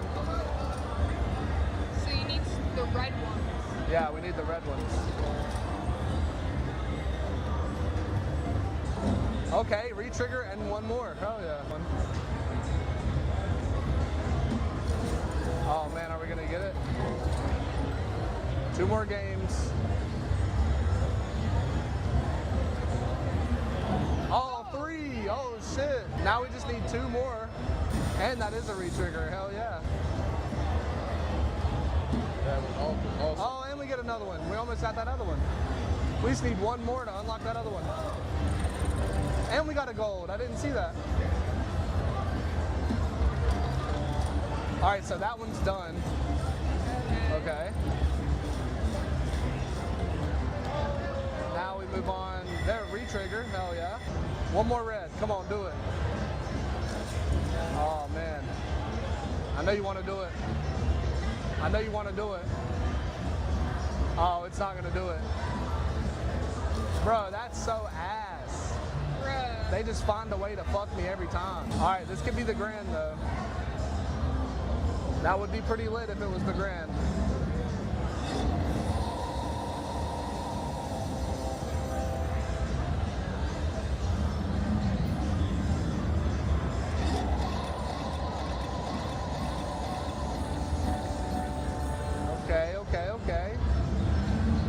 on, show me a coin. Show me a coin. Oh, grand. Oh, $50. We'll take it, I guess. Oh shit, that's going up fast. 125. We're at $700. Should I keep going? Fuck it. Let's go for the buzzsaws. Oh, we got trolled on that one. Oh, we got it again. Hell yeah. That's what I'm talking about, bro. Hell yeah. Last time was ass, so I think we could probably get it this time. I lied.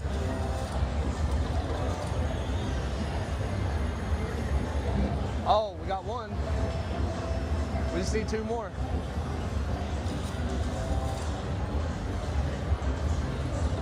Oh, we got another. We just need one more now. Come on, give us that last one. Do it. Do it. Yes, we got the last one. Let's go, dude. Hell yeah. I fuck with this Huff and Puff. Might have found me a new Huff and Puff. Oh, re-trigger and two more. Oh, hell yeah. And no, it's two re-triggers.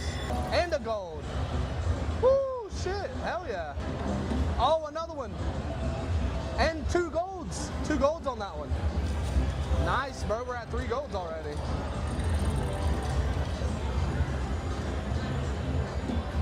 Oh, another gold? Oh, that's not a gold. That is. It is another gold. Hey, I'll take that. 3 mentions on that one screen. All we need is one more in 4 games. Come on, do it. Do it. Do it. Come on, one of those need to be red. We just need one red. One red. One red. Do it. Do it. Oh, re-trigger. Come on, we need a red right here. Yes! And it's a gold. Another gold, and we got that one up there. Let's freaking go, dude. And we got one more spin. And a re-trigger up there. That's fine. We'll take that. 2 golds. 1, 2, 3, 4, 5 golds already. And we got 6 spins up there. Oh, 3 and another one. Woo, shit. That's 2 golds. 2 golds up there. We're at 7 golds now. Come on, 4 more. Oh, that's a line pay. $15? Hell yeah. 2 more golds or 1 more gold. I'll take it. That's 1 more gold. We need reds. Re-trigger. Hell yeah, dude. Another gold. Another gold. Let's go, dude. Come on, we need the reds. 4 reds. Oh, it looks like it's over. Give me some more golds. Oh, it's over. 1, 2, 3, 4, 5, 6, 7, 8, 9 golds. And we would have gotten one there. That's fine, though.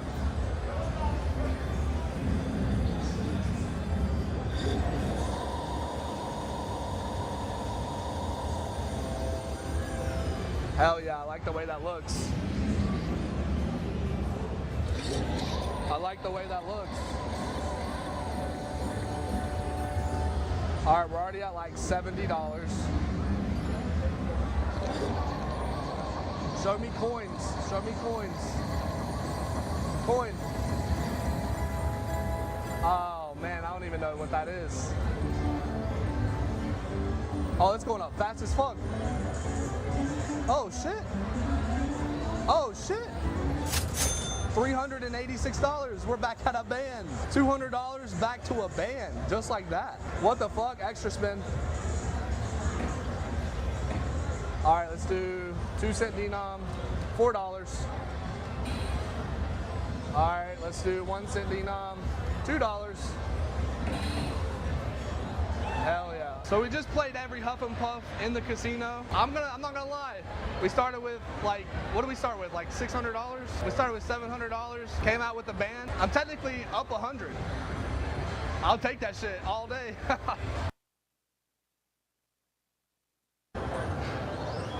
Do you have a hotspot? Dude, yeah, I do. Let me connect to it on this phone. I can use this phone.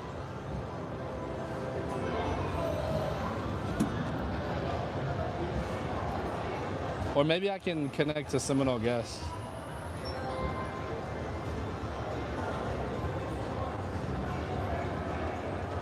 Oh, I got it. Never mind. Wait, how do I look at chat? I just go to YouTube? Yeah.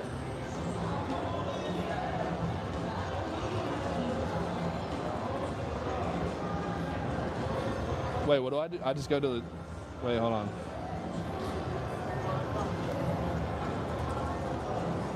Oh, it's right here. What up? Oh, it's right here. Wait, can you guys hear me? Wait, is this how we're live or? Wait, can you guys hear me? Wait, I'm confused. You're live, yeah. You're Wait, good. is this how we're live? Does it look like that though, or is it on the shorts page? Or do I gotta go live differently? Does it look like that though? Oh wait, how do you look at that? I don't know what you're on. I ain't gonna lie. Wait, how do you do it? Oh, right here? No. Oh, got it. Hell yeah. What up, guys? What up, guys? What up? Play platinum. Oh, dude, thanks for the $1.99. Holy shit. Dude, thanks for the $1.99. What the fuck? Hey everybody, Larry Lawton. Do I have a good one for you? And I know I always say it, but I really believe they are because I'm educating you on different aspects of prison. In this video, I'm going to talk about severe weather in prison, what they do to us, and how it works in all kinds of weather, because I was from all the way up north in Pennsylvania in prison to all the way to Florida in prison. So I'm going to let you know how we work and how it works in prison with weather. So before I get started, please check us out YouTube member programs, check us out Patreon, check us Discord. Please check Discord out. That's been a lot of fun. I've been going there. Check my book out, Gangster Redemption. People wonder what this shirt, this is this pizzeria that I burned down in Florida. You know, somebody wanted a shirt like that and we made one. Well, anyway, I'm gonna jump right in here and talk about weather in prison. Now, what's severe to one person is severe to the other. I got asked this question by a couple of people, and they even sent me some videos during Hurricane Katrina. Wow, what they did to those people in the jail and the inmates in there. And they went through the jail and how bad it was you know, handled. And, you know, I often think of that when I think of other things, whether it's the war in Ukraine or wherever it is. You know, what do they do with the inmates? I mean, personally, me, I would always let them out and I'd let them fight for their freedom. I don't know what they did, but I think they'd all want to be fighting for, in this case, Ukraine. But we're not going to talk about that. We're going to be talking about weather. How does weather work? You know, I remember a couple of incidents in prison where, you know, we had to do a bunch of things. Now, here's how it works. First of all, if there's a hurricane coming, a tornado coming, severe thunderstorm, a nor'easter up in north, don't think for a minute they're evacuating that prison. In fact, I don't think they should. How's that? Because it's a pretty secure place. Those buildings aren't made with plywood. Those buildings aren't made like, you know, you see some housing complexes going up, an apartment complex going up, and I'm seeing press board as walls. I'm saying, man, I could hear my fucking neighbor. I could hear him fucking if I wanted. Obviously, in prison, you're in a secure building. You are totally in a decent place. They have generators, they have cinder block walls, and you're not going to get any debris flying through your windows or anything of that nature. But it's the after part that happens that hurts, and that's what happens. I'll first start when I first went into prison. You know, I was up doing my before trial stuff. I was doing it in what they call Schuylkill, Pennsylvania, and I was also doing it in Ferreton, New Jersey. Those are the two main prisons I was at. Back in my day, they didn't just stick you in a county jail. They actually put you in a prison, and they had what they call a carrot unit, which means you had a jumpsuit. Obviously, we got to buy orange shorts, and that let the staff know that you were pretrial. So you even, you know, you're not technically a guilty person, but you're on the yard, you're going to chow, you're going to the rec yard, you're seeing friends, you're starting to make your contacts. That helped me in a way. I don't know if they're doing that much anymore. I think they are. So we're going to talk about, first I was up in Schuylkill. Now in Schuylkill, Pennsylvania, you're on a mountain. It's called Minersville, Pennsylvania, or Schuylkill is the little town. And then Minersville, Pennsylvania, now the prison's up on a mountain. In fact, it was actually really beautiful because outside the fence, we used to be able to see deer. I mean big ass motherfucking deer. And that's because no one's allowed around that area. And nobody's allowed to shoot them around that area for sure. So I guess the deer got to know that. and they would be on the other side of the double fence. They had double fences there. Well, I remember the first time I'm out there. You still got to work. You still got to do things. I get fucking put on shovel duty, you know, for snow. Holy shit. I never seen more snow in my life. Now, I'm from New York City.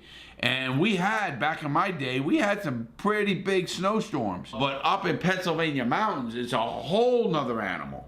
And they had, I don't know, 2 feet of snow. And there's no electric blowers or that kind of shit. Inmates do that shit. They call it the shovel brigade. Literally, they call it the shovel brigade. People have to go out and actually take the shovels and start shoveling the snow. Now, you had a jacket and gloves and a hat. You had all that. So it's not like they're sticking out there like on Con Air. They're sticking you freezing. No, you got cold. You know, you can go in and take a quick break, get a cup of coffee. You could come out. You could do that. But boy, they wanted you to get, they'll tell you, the guard on duty, he ain't fucking standing there. They'll say, I want that, you know. In prison, everything's a path, you know, and it's not like, you know, there's grass, but you're not allowed to walk on the grass in prison. You have to walk in the compound, I'm talking, not on the yard. And it was amazing because, you know, you gotta go and fucking follow this path. First of all, you can't see. I was out there in the middle of the fucking blizzards and they're telling you, they're fucking showing you, why don't they just wait till it fucking snows? We would be fucking shoveling snow and it's fucking piling up, you know, right after us. Now, we had a bunch of us, so we had, you know, a couple of shifts of the shovel brigade. I remember what they called that. And even going into visiting, you had to get all the walkways clear. That was the job of the inmates, obviously. And you actually, you know, I didn't mind it as much because I actually got exercise. And at that point, you know, I'm not in long. I'm just getting my feet wet and I'm trying to get in shape. I was starting to do push-ups, doing everything. Shoveling's a fucking hell of an exercise. I ain't doing it today. That's why I live in Florida. But in Schuylkill, Pennsylvania, the snow was the issue. And I meant feet of snow. And you'd get into the drifts and stuff. And, you know, it's funny, you know, you try to fuck around, have a snowball fight or something, but fucking guards are already screaming at you and stuff.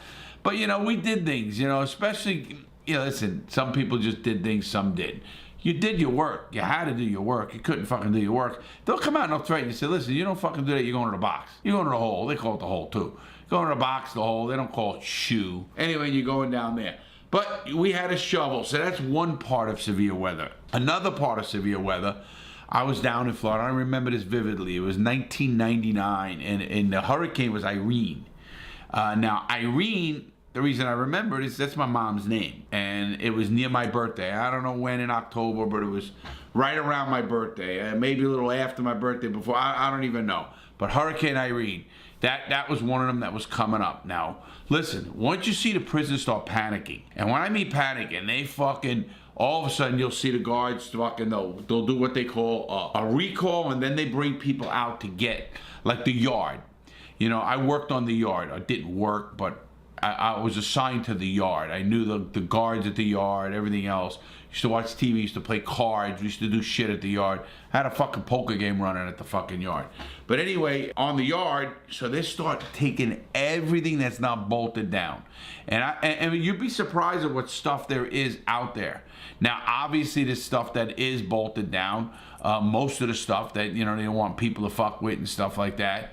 But you'd be surprised, and mats and stuff on the floors, step equipment. We had, you know, step aerobics and shit like that. You did certain things like that.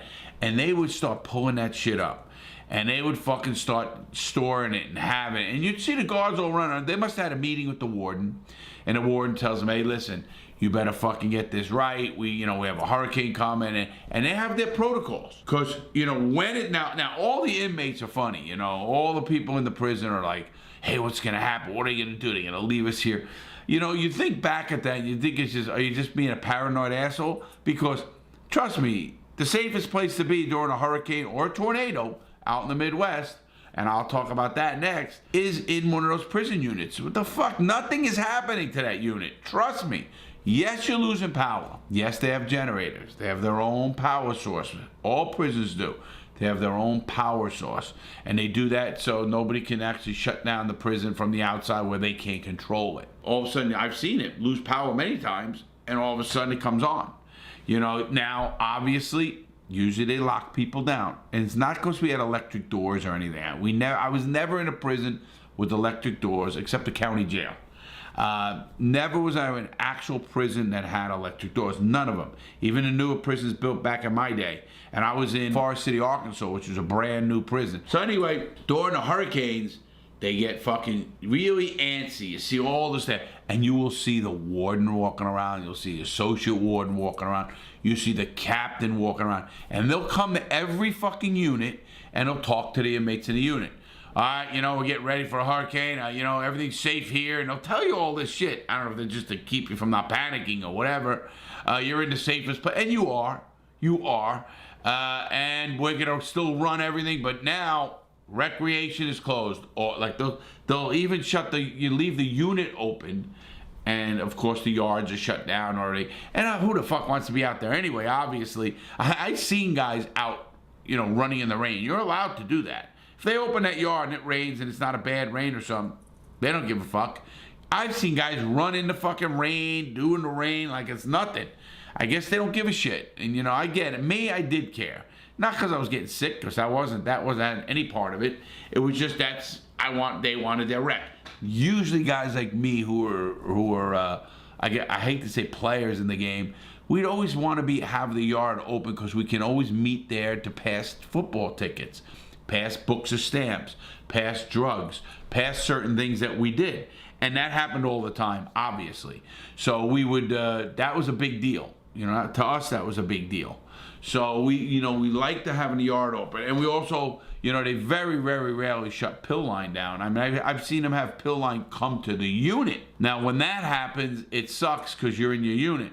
When they had pill line and pill call, and I did a video on that, everybody goes up to pill line, and that's where we would meet at night at 8 o'clock and to get the last of the football tickets in, to get the last of transport and somebody's drugs. Want this guy to, hey, this guy needs heroin over here. Hey, C Block needs this. And it was just like we figured out ways to get around everything. Now, during severe weather, it was a whole different ballgame because everything that disrupts the unit, I mean the staff and everybody and the units, also disrupts us.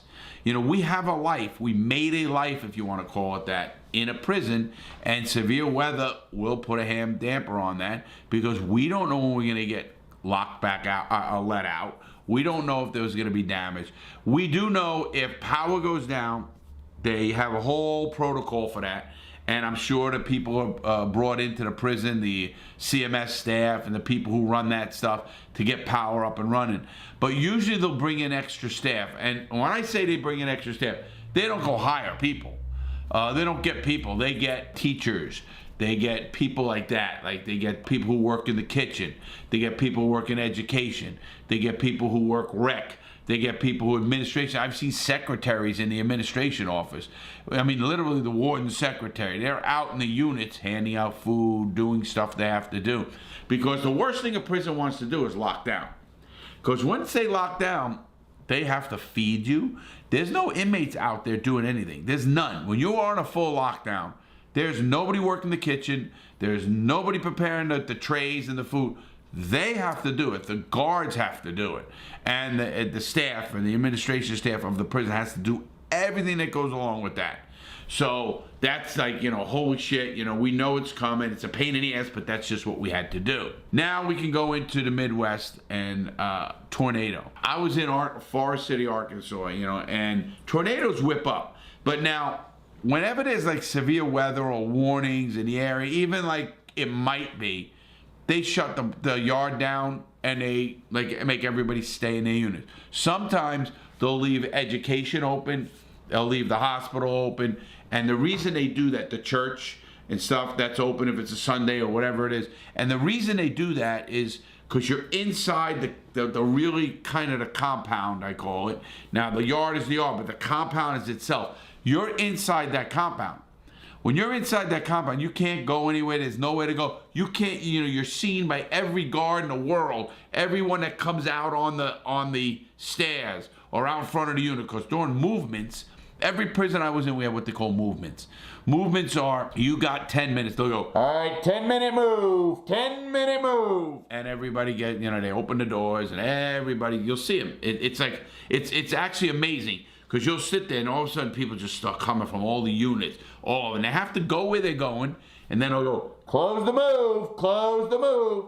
Now, if you're in the middle, you can get to where you're going, obviously. If you get to leave, you have 10 minutes to leave that unit, and once you get out there, you go to where you're going, and you're locked in for the next hour. So they know where you are. So they'll keep the compound open during stuff like that, but they'll always close the yard. The yard is the biggest problem. Well, we were in Arkansas, and holy fuck, do we not see, and you can see out the fences, the two fences, we see a fucking twister, a fucking real tornado.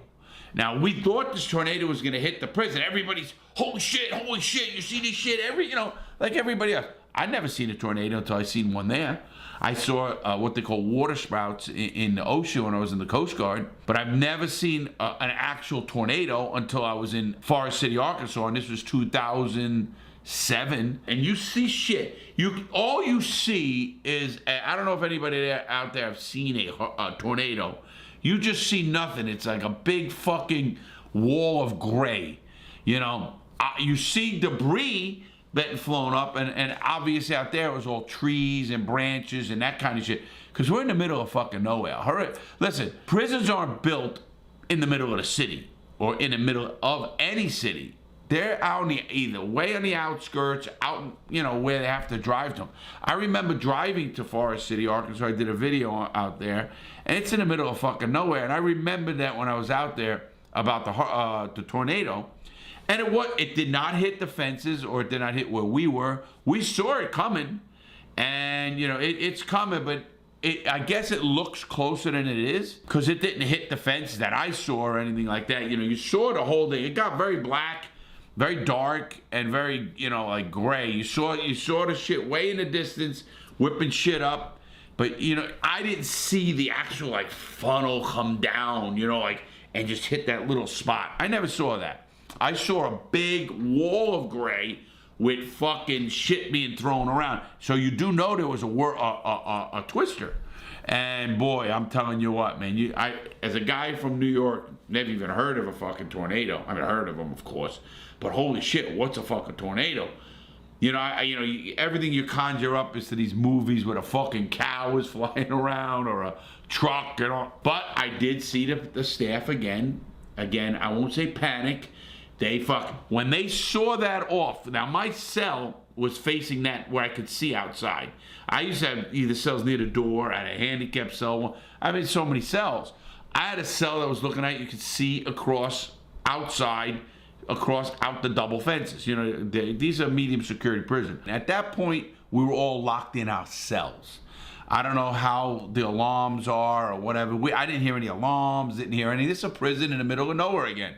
So when you're watching this, it's like, okay, what's next? Again, I never feared any kind of weather, even a tornado or a fucking hurricane or anything, because I know I'm in one of the most secure places in the planet. I mean, if you want to be in a safe place, be in that fucking prison, because that fucking ain't blowing down, that's for sure. Again, can it flood? Can things, power go out? Again, they're a whole different animal with Katrina. Katrina, they abandoned the inmates. They literally abandoned people. Now, I often thought of that. Are these guys going to just leave us locked in this cell? It's funny because I was just talking at lunch today. I have severe claustrophobia. I don't know, it happened after prison. I even have a hard time flying because I feel boxed in. I can't get in an open MRI machine. And I know some of you people talked about it's probably my PTSD. But I cannot be, it blows me. I can feel, if I don't see a window, I don't see a way out, I feel really fucking, I get that anxious and I get fucking where I want to fight. I will fucking, I told one dude want to put me in an MRI machine, I'll break this whole fucking machine, get me the fuck out of here. Don't you dare. I don't know what it is. I was in the hole for so long, so I know about isolation. I know about being where I can't get out. And I don't know what survived. I guess I didn't have claustrophobia then.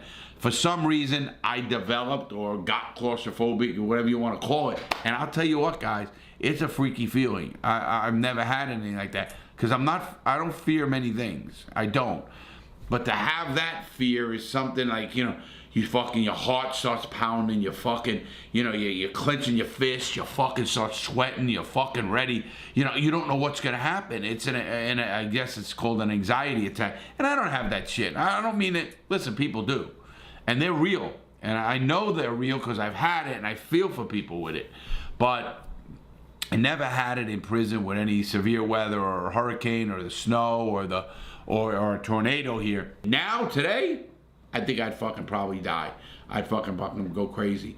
But I always used to wonder what would happen if they abandoned us. If you get abandoned in that prison and locked in, you're never getting out. It's not like you could fucking, chisel through the wall. I mean, you start thinking crazy and you say, wait a minute, what happens if these people just left us here, ever? We'll all die, we'll all starve to death in there. We'll literally starve to death in that cell. You better hope you have a lot of food in there. But I mean, there's no way of chiseling your way out. There's no way of Jimmy in the door. Trust me, there's none. There's none. I've fucking tried to figure ways out of cells 100 ways. You're not getting out of that fucking cell, people. It's just not gonna happen. People pound on those fucking doors for fucking hours straight. I used to shut the fuck up, my God. People go crazy and they do crazy things. And it's just part of where we were, part of the people we were around, and that's what it is. But I never feared severe weather. I actually felt more secure, if you want to call it. I didn't like, also this did happen, and multiple times, phones would go down. Now, I don't know why they would go down. You'd think the lines are underground or something, or whatever clicked, or they shut them down. It could have been that too. Because many times I got out of a cell after something happened like that, and there's no phone, nothing. But that's severe weather, from a hurricane to a snowstorm to a tornado in prison in severe weather. Probably, I hate to say it in a good way, the best place to be is in prison. But you sure don't want to go to prison to avoid a hurricane, tornado, or a thunderstorm, or a nor'easter, or whatever you're gonna get. You just don't want to do that, folks. You want to make good choices, stay out of prison, do the right thing, help some people, and I'll see you next time. Have a great day, everybody. Much love, much respect. Take care.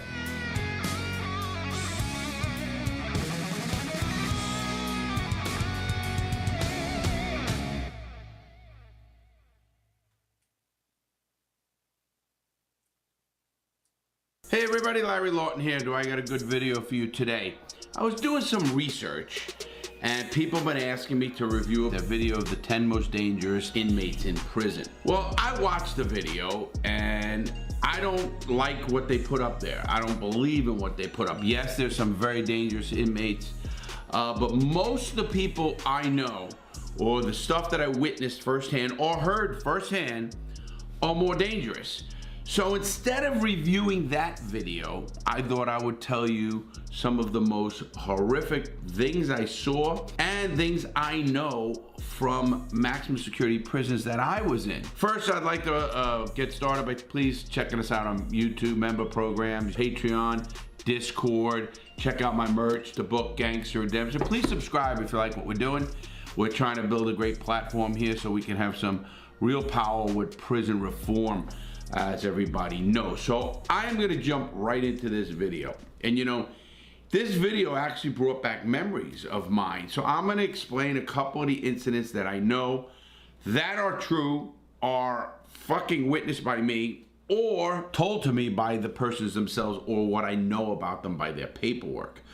Obviously, as a person who was in prison and did law work, I used to pull paperwork. So some of the people I know what they did, and some of it is horrific as you can get. That's all I'm gonna say. Now, their video had stuff like Charles Manson, Barry Mills, which is the Aryan Brotherhood, head of the Aryan Brotherhood.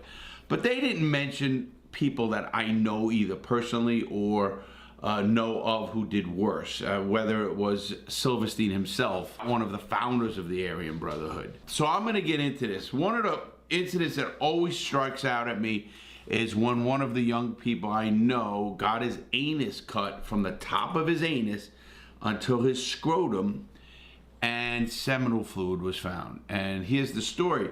Actually, you get up very early in prison. I get up at 6 a.m. every morning. In fact, I never slept past 6 a.m. in prison. You don't do that. You get up when the doors crack. And when we say crack, they open the doors. And every prison I was in, we didn't have electric doors or anything like that. They had a guard who came around, what they call turnkey, and turn the key and open the door, and you'd hear him start at the beginning of the unit and work its way around, and you'd hear him, and you come, you get ready with your boots, your sneakers, you're getting up, getting coffee, get ready for chow. One of the inmates that we know, a friend who worked in the medical department, came into the unit from the night shift or wherever it was coming. He says, "You guys got to read this. We know what happened. I'm gonna tell you why from the night before, because we were at the night before. I'll get that part first. But the night before, it's just after lockdown in Atlanta, and we hear screaming, and I mean screaming for your life. If you ever heard a man scream, I mean like screaming. I don't mean like a fucking, I mean a man fucking screaming for his life. Now, the tier is locked down, so we can't get up there. We can't get out. We can't get to where this person is to help him. You can't. Your door's locked, things are locked. You hear, you see the guards come running. You know it's a friend of yours up in the cell. And we didn't know what was going on, obviously. And so all of a sudden, we go to bed, things come out. You're watching out the window. You're looking out the window. But we didn't see anything at this time because they didn't take them down to my area. They took them down to another area. So here we are watching this whole situation, screaming, everything else. Next thing you know, we get up in the morning, you get up. Actually, I saw crime scene tape up at that door. Still can't get up to that area. And I see crime scene tape, yellow tape across the door of the cell. Didn't think anything of it, couldn't get up there. We go, the guy get up. The guy comes from the medical department. He says, "You got to read this." And it has in there inmate's name, and it says inmate's name, and then it says his anus was cut with a sharp object from the top of his anus until his scrotum, and seminal fluid was found. Now, we know who he was. We know he didn't die. We know he was taken to the outside hospital. Sure enough, he fucking never saw him again. We never saw him again. But think of that. I still, to this day, hear those screams. And sometimes I have nightmares. I can admit how fucked up my head sometimes gets from some of the stuff I've seen and witnessed. And that is an incident that is thinking about that. Often I used to get, when I tell stories or speak at groups, people would say to me, "Well, why would they do that? Don't they want a tight ass if you're going to rape somebody?" And I have to explain to everybody that rape is not a crime of sex, it's a crime of violence. In fact, when I did get up to see that cell area, you could see blood on the bunk. I mean, you want to talk about just a gross thing to do. And, even though the person didn't die, it was one of the worst, ones that I remember and I hear, and it affects me in some kind of way. So that's just one. Now, another one, and this happened by guards. Again, not a death, but I'm going to get into some of them. So this kind of freaks me out. And again, it's a sound I hear to this day that can fuck me up. And people don't know. I often tell people, sometimes they say, "Larry, you're a really nice guy. You can do." I says, but sometimes I worry myself about snapping. Sometimes I think that, I got to catch myself from getting mad or, doing something when I hear about somebody picking on somebody or something. I hate that. I think that's the worst thing anybody can do, is pick on somebody who is not able to defend themselves. I wore this shirt for that because I don't believe in bad people, but I believe in bad choices. Some of the people here are just straight bad.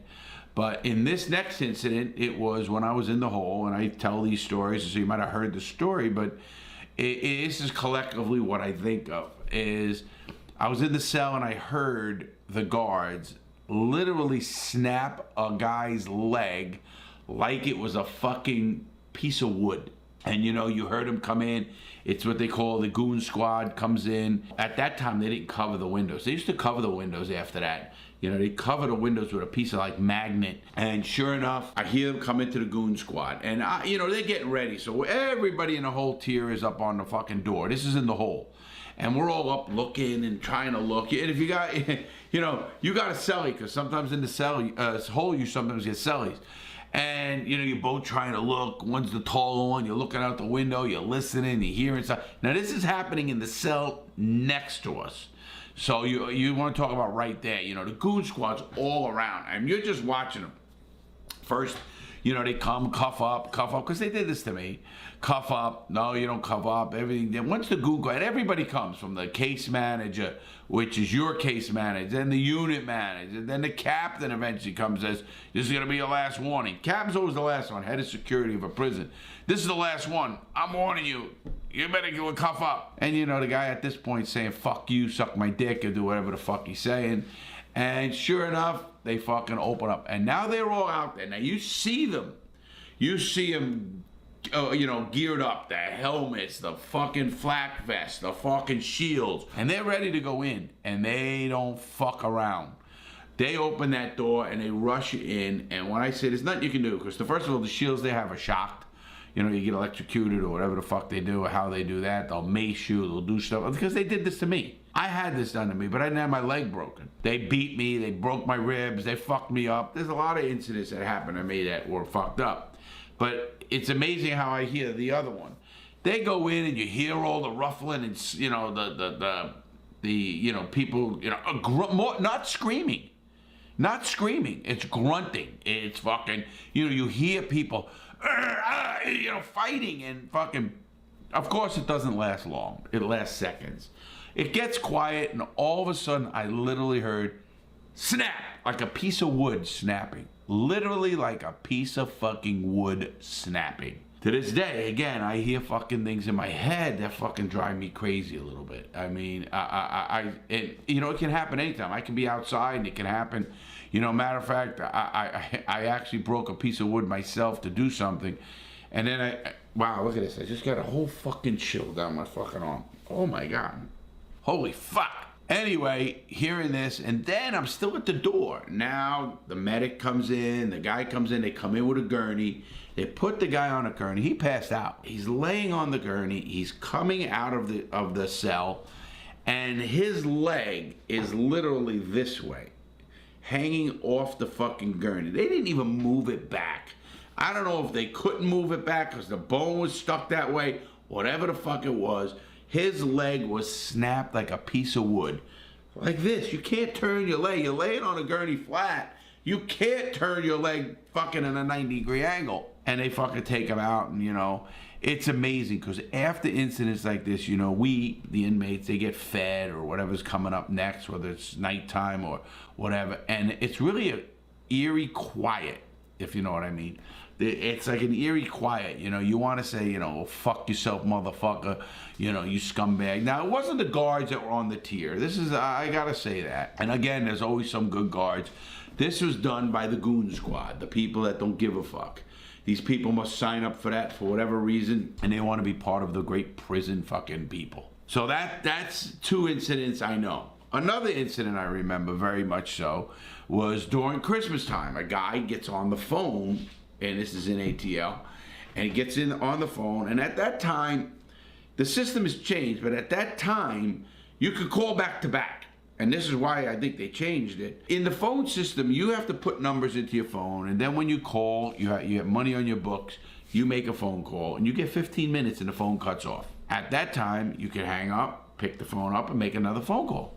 You can do that. Now they don't do that. Once you make a phone call from your account, you have to wait an hour to make another phone call. So if you had an argument with your old lady and the phone clicks off, because it's very abrupt, you don't even know what's happening. Trust me, 15 minutes flies fucking by. I know, I do videos. Anyway, you're on the phone talking to your girl. You could be in sex talk, you can be there, and then you'll hear 1 minute and 1 minute.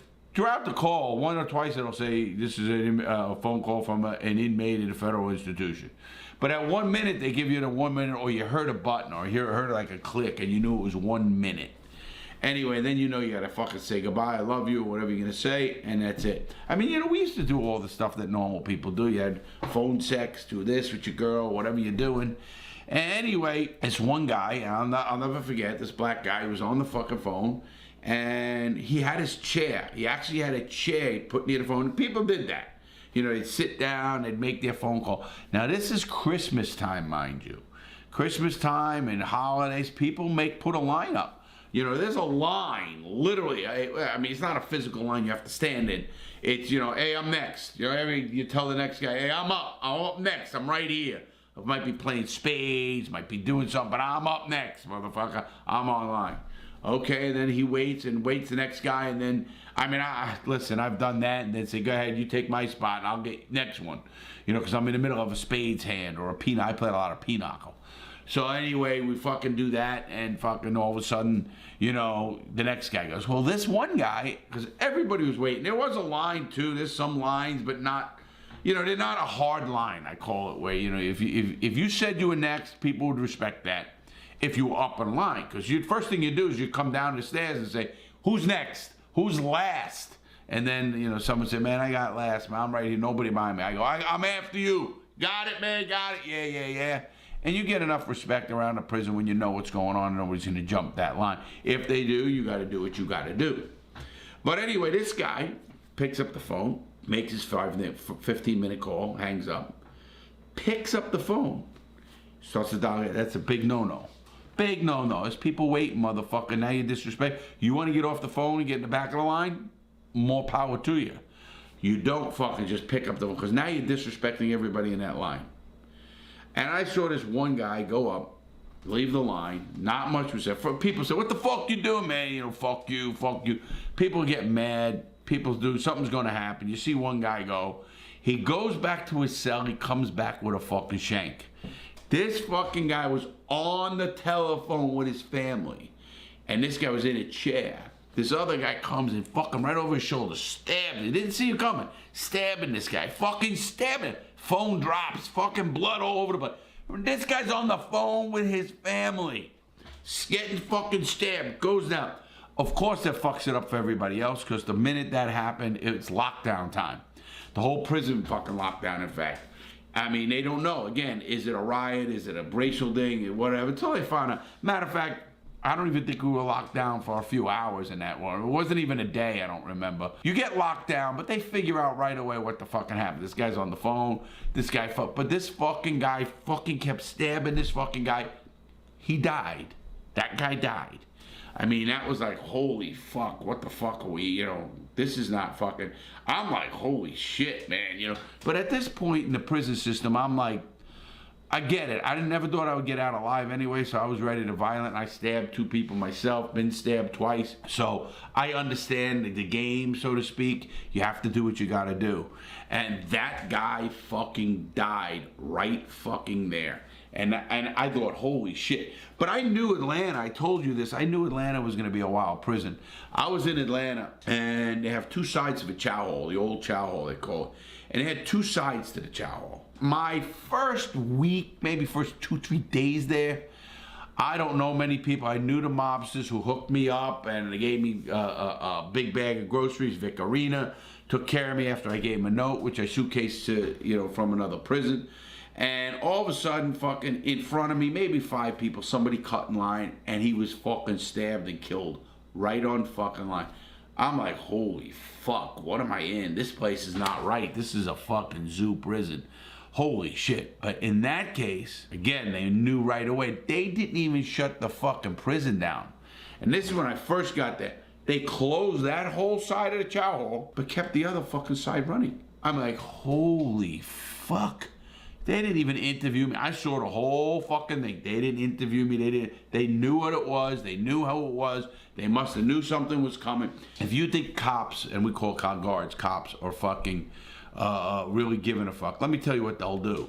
If they don't like a group, let's say they don't like the Aryan Brotherhood, or they don't like whatever, the GD, or let's say they don't like, I don't know, Nietas, Latin King, whatever. They'll fucking put one of their people and know he's a snitch or know he's a child molester and put him on the yard and wait for that group to fucking stab them or do something to them so they can lock them all down. And they'll do that. They'll take the whole group off the fucking yard. They'll take 5 or 10 fucking AB. Well, there's never more than 4 on a yard. We only had a couple, I think it was. And they won't fucking, they'll take them all off the yard because they want them off the yard. They don't want to deal with them anymore. And they'll take them off the yard and start the transfer process. Now, it's crazy because they do that. The guards would do that, or the administration does that. Listen, the prison system is not what people think. It's all holier than thou fucking group. They're not. There's a very fine line between guard and inmate, just the way it is. Another one I heard, well, one of the guys I know literally had 3 bodies, and I heard the stories, cut one guy's head off in another prison with a fucking shank. Think of what I just said. I don't know how hard it is to cut a person's head off because I never did it, of course. But fucking cut a guy's head off with fucking a shank and fucking killed the guy and fucking had a head. That, you can look these up on Google. Another Google one that was, and I know the guy. I know that guy. I was also in the prison when the one guy killed his cellie for snoring. Put a shank in his fucking chest, and on the top bunk, guy must have, I don't know the beefs, came up and fucking was fucking stabbing, killed the fucking guy, went back to bed. Next morning they found the blood all over the fuck, seeped through the fucking mattress, the whole fucking worst. And fucking, of course, he said, you know, they're psycho fucking paths. You know, I think of those people and say, who would want them in their communities? Obviously, nobody. You know, and a couple of the deaths or things that happened to me, I was in the cell. I know the drug dealer, we're hanging out, everybody's in the cell. And this one guy, and I remember who he was pretty good. He's about 50 years, 51 years old. Now, I'm hanging out with the drug dealers. We party, we do things, we know each other. You know, we're hanging out. And this guy walks into the cell and says to the dude, the drug dealer, says, listen, I need 5 papers of heroin, and I'm not going to pay you. He ain't going to fucking pay me. Now, these drug dealers don't be playing either, you know. They're all murderers. There was a murderer, and he says, what are you talking about? Don't fuck with me. You think this is a joke or some shit? Because you owe the money. He goes, no, I'm checking out. And I'm like, what the fuck? I'm sitting on the bunk listening to this whole fucking conversation. And it was me, another guy sitting there in the bunk next to me, guy was sitting on the toilet, and one guy was standing near the door. Now, there were a couple of guys out of the cell leaning on the fucking tier, you know, railing, and one of them was a lookout, obviously. You know, if guards came and stuff like that. And we'd hang out, bullshit, do fucking dope, fucking, you know, party. That's what we did. And sure enough, the fucking guy said, I'm checking out. And I'm like, I didn't get it at first. And then everybody kind of shut up, and he goes, yeah, he goes, I can't take it anymore. Lost my appeals. I'm not going to live like this. And I'm like, holy fuck, am I hearing what I'm hearing?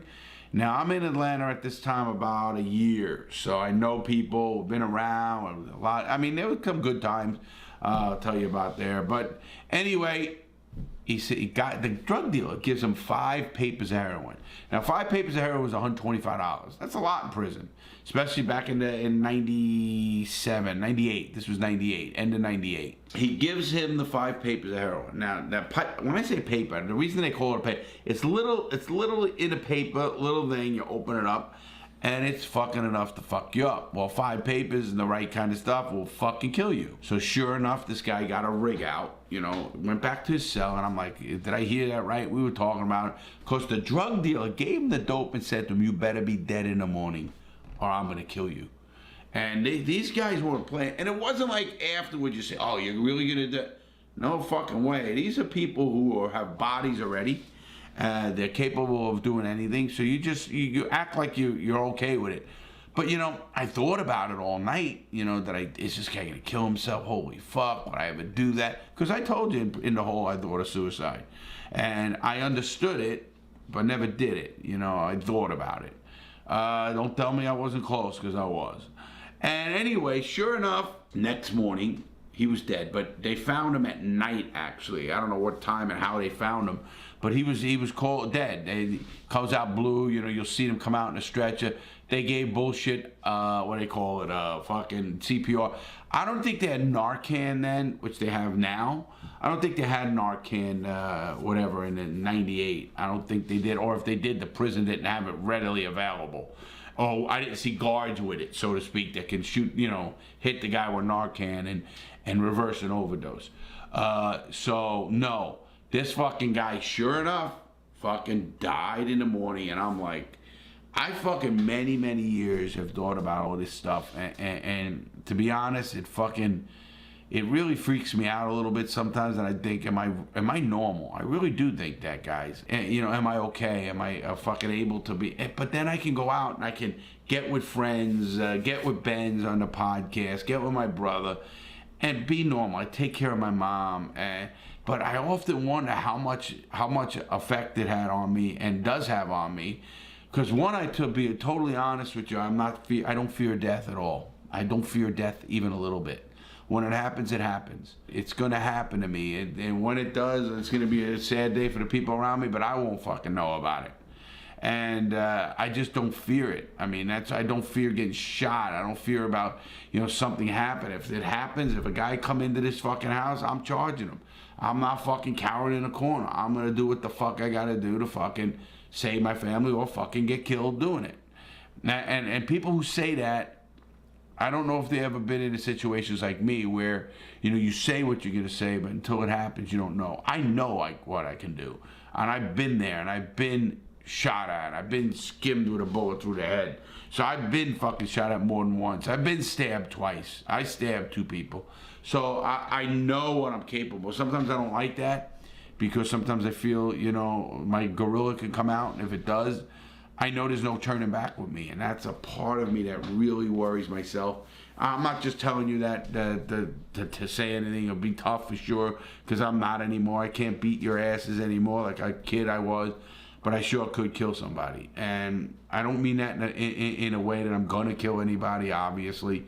I'm saying I know what I'm capable of doing, and I know what people understand that they think they're capable of doing. So in that regard, these things do haunt me. So don't ever think death, or don't ever think doing something to somebody won't haunt you, because I've done things to people and I regret to this day. And I hate to say regret again. Regret's one of those emotions I don't like. I wish I didn't do. How's that? Definitely I wish I didn't do. And I'm okay with myself. I think I still treat people good. I try to help people. I try to help you or anybody else. And when I stop being like that, I feel I'm gonna be in trouble. So I had to mention this because I watched that video of the most dangerous inmates by the Supreme channel. And listen to me, they were dangerous outside. People who were a doctor giving people drugs, killing their patients, they're not fucking dangerous. So yeah, are they psychos? Are they serial killers, psychos, all that kind of shit? Absolutely.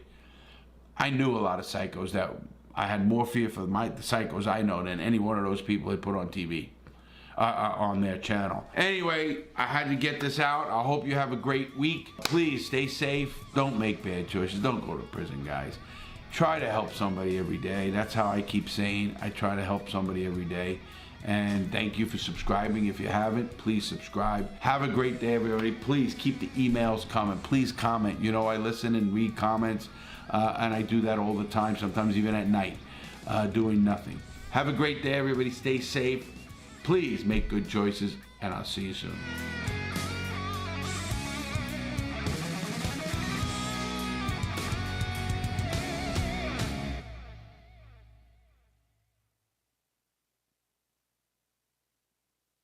Hey everybody, Larry Lawton here.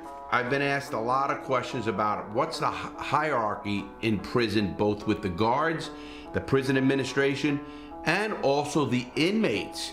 So we're gonna get into that video here in a minute. Before I get started, please check me out on YouTube, member programs, Patreon member programs, Discord, our podcast. Please check it out. It's called The Real Deal with me, Larry Lawton. It's doing great. It's on all major podcast platforms. Also check out the book, Gangster Redemption, all the merch and all that kind of stuff. Support us in whatever way you can, and we really appreciate it. Let me jump into this video. People have been asking, hey Larry, how does it work with inmates? Who's the leading gangs and stuff of that nature? And then some people ask, how does the guard structure work? You say some counselors and case managers and then guards and captains, and we're gonna go into all that right now. I think this will be a good and very informative video. First of all, let's go to the guard section first, because I think I can work that out a little bit quicker. There's two parts of a prison with the staff. Let's call it the staff. You have the administration staff, and then you also have the security staff. Now, ultimately, in every prison, the warden is the boss. It's like the president of the United States. He's not in the military, but he's the commander-in-chief. So he is the head of the whole place. The warden is, in fact, the head of the place. And then the deputy warden is the head of the place. Now, the head of security in prison is the captain. And now I'm talking about federal prison here. So I'm not going to be talking about state prisons, because every state might have a little bit different. But the federal system is the biggest system in probably the world. And so we're going to go into the federal prison system. So let's go from the bottom up. You have your regular guards. Now, these guards are security staff. They man the units. They man the gun towers. If they have a medium security, they always have 2 trucks going around the fences all the time, 24/7. They're manned by security staff. Everything going around there, they're manned by security staff. So that's the guards at first. That's just a regular guard who gets out of a whatever bullshit academy. Here's another thing. They don't need to have college or anything. Anybody can just get a job here. And they can be young and be stupid and power hungry. It's a crazy place to be, but that does happen. I think they try to put them in a tower first and maybe in the truck and stuff of that nature. Then you have, after the regular guards, you'll have a senior guard. Those are guards that have been around a little bit longer and stuff, and they probably didn't want to go up to get to be a lieutenant. So you have guards, and then you have lieutenants. Now, the lieutenants will run the SHU. They'll have a lieutenant who runs the prison during night times when nobody else is there. So then you're going to have the prison lieutenants running all of that. Now, the lieutenants, after the lieutenants, you have the head of the whole security, which is the captain. The captain is in charge of security on that prison, and believe me, the warden will defer to the captain when it comes to security. If he don't, he's probably an idiot. Now, all of these people, all the people I'm talking about, have been trained as regular guards because they need their help when they come, when they go into a lockdown, when they got to feed the inmates, when things get crazy, when they're short at staff. You'll see a counselor, you'll see a unit manager, a case manager, and you'll see them in a unit. You go, what the fuck is going on? They're so short-staffed, they'll end up putting those people. Now, normally, a SHU has usually 2 guards on, depending on the SHU, and a lieutenant and head of that SHU. Now, he runs the SHU. SHU is Special Housing Unit, or the Hole, as I call it. So we have that. Now, in the administrative staff, so then you also have CMS. CMS is the maintenance department. You'll have guys, and they wear different uniforms. You'll have guards wear one uniform. Now you have CMS staff work, and they wear different uniforms. And you'll see that in Unicor, which is prison business. You'll see that in, well, the rec department actually has their own guards, but they're real guards too, but they dress differently in shorts or whatever they want to come in. And then you have the maintenance staff, the plumbers, the electricians, all those guys. Those are the guys that maintain the prison. Now, they all have inmates that work for them. So they really just walk around with the inmates, and they pick inmates who have experience in certain things. And those inmates are going to do the work while these guys, you know, these CMS there just pretty much watch them. Now you got administrative staff. Your lower level administrative staff is your counselors. Now, counselors is the first person you're going to meet when you go to a prison. They're going to talk to you about what's your point level, what you're going to, here's what you do. Do you have a phone list? Give me the phone numbers you want on. Do you have a visiting list? Here's your visitors.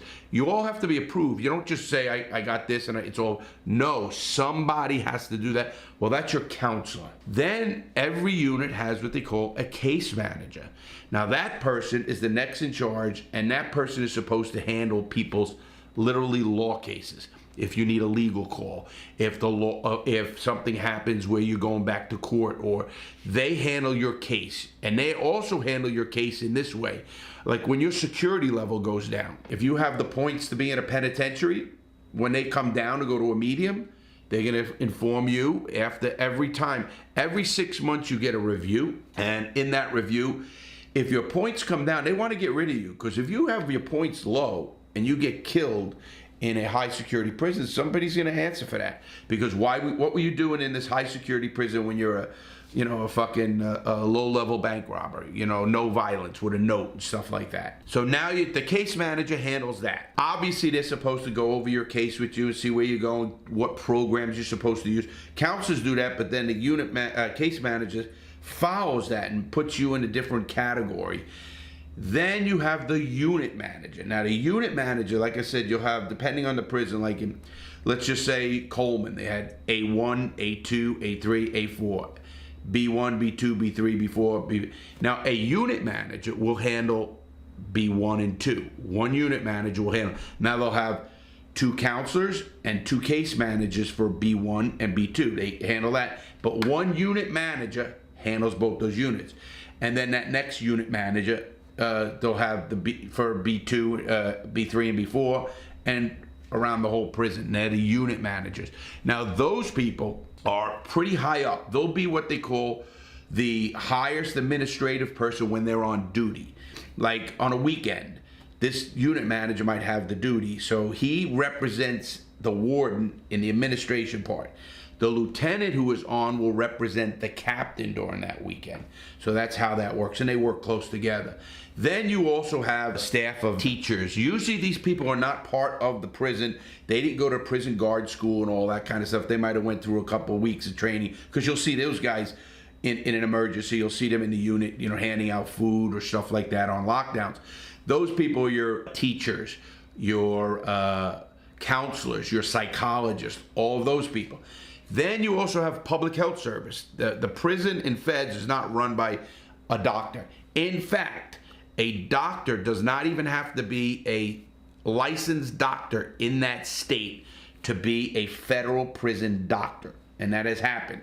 We had cases where somebody died, they looked it up, the doctor was not even certified to be in that state as a doctor. He doesn't have to be. He's on federal property. He is handling, and he works for the public health service. You'll see them, sometimes they wear the uniforms with the stripes and all that bullshit. And they even have usually a dental guy, and they'll have whatever doctor or two, and they'll have some minor staff people. I won't say nurses, but I guess they're nurses, I guess.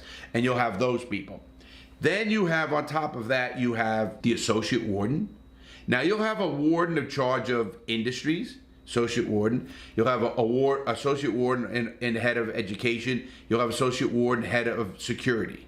And obviously, then you have the warden. That man I found out through Massey, a guard that I know very well, and he's been on this show too. Now, Massey was telling me, and I didn't even notice till I got out, the wardens get a bonus for saving money, and depending on how much. And they'll save money by not hiring extra guards, making sure one guard. They used to have 2 guards on at night, one for one unit, one for another. Now they have 1 guard on the 11 to 7 shift, and he'll handle both units. Makes no sense, because if a guy's dying in this unit screaming, nobody's going to hear him. The guy's in the other unit.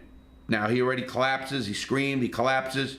Guy comes back, nothing's happening until he makes his rounds, which is supposed to be counting you 5 times a day. They do, but who knows what the fuck really happens. Obviously, Epstein case. Anyway, let's keep going. So now that warden gets a bonus, maybe cutting food, cutting programs, saving on overtime. Guards don't like this either, and I found that out as well. So this just blows me away that they can do that and give a bonus for that. That should be the opposite. If you don't have this, you should lose money, or you should lose vacation time, or whatever you do. I don't know what they could do to them. But these wardens, you know, they'll save money. And what do they do when they're done being a warden in the Bureau of Prisons, Federal Bureau of Prisons?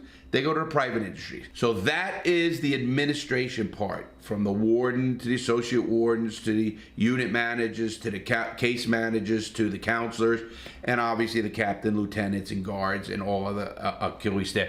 Depending on the size of the prison, they need a lot of people to run a prison. Obviously, it costs money, and that's all figured in what it costs for an inmate to be housed every year. The last numbers, I think, were like $27,000 a year per inmate to house him. Now, let's jump over to the inmates. I'm going to be very blunt and very honest here. Obviously, the white race is not well represented in prison. And that is because it's a numbers game. I was in Atlanta, and I think there were 15% white, and then you had Hispanic and black. So you have such a small population, it's going to be hard for you to run anything. But probably the most feared prison gang of all of them is the Aryan Brotherhood. Now, not the TAB, not the Texas Aryan Brotherhood, the AB, true ABs. They're really all murderers. They don't fuck around.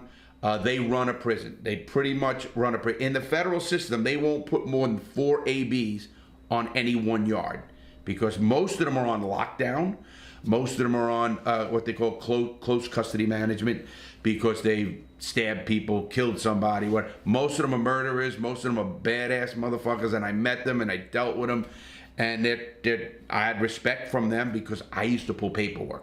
I was the guy who was getting people's paperwork pulled to see if they were good or, you know, snitch or not, or child molester, or chomo, or whatever it is. So I had a lot of respect there. But in my estimation, it's the Aryan Brotherhood is the most feared and violent prison gang of all. Now, let's keep going. I'm talking in the federal system at this point. You have what they call the MA, or the Mexican Mafia. They are no joke either. Now, you have also the Sureños, which is Southern Mexicans in California, or Norteños. They're Northern Mexicans in California. Now, those guys are the recruiting, the Southern Mexicans are the recruiting arm to become an MA. MAs, again, they're at the level of a Aryan Brotherhood, those kind of stuff.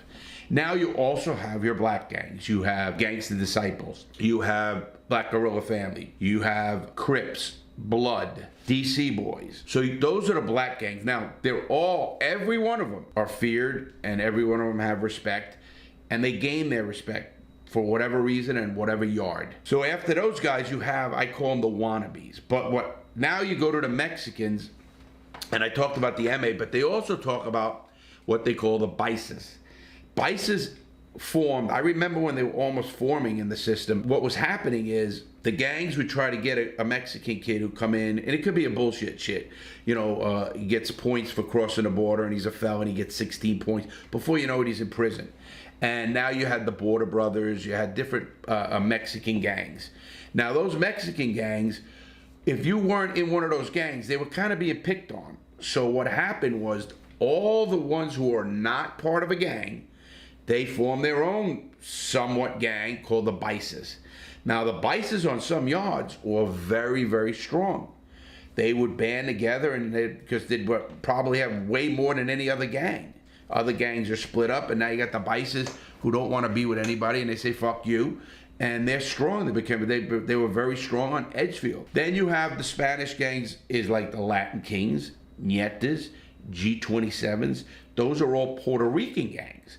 Now, again, at that level, you have, I would say the Latin Kings were the more powerful of the G27s and the Nietas.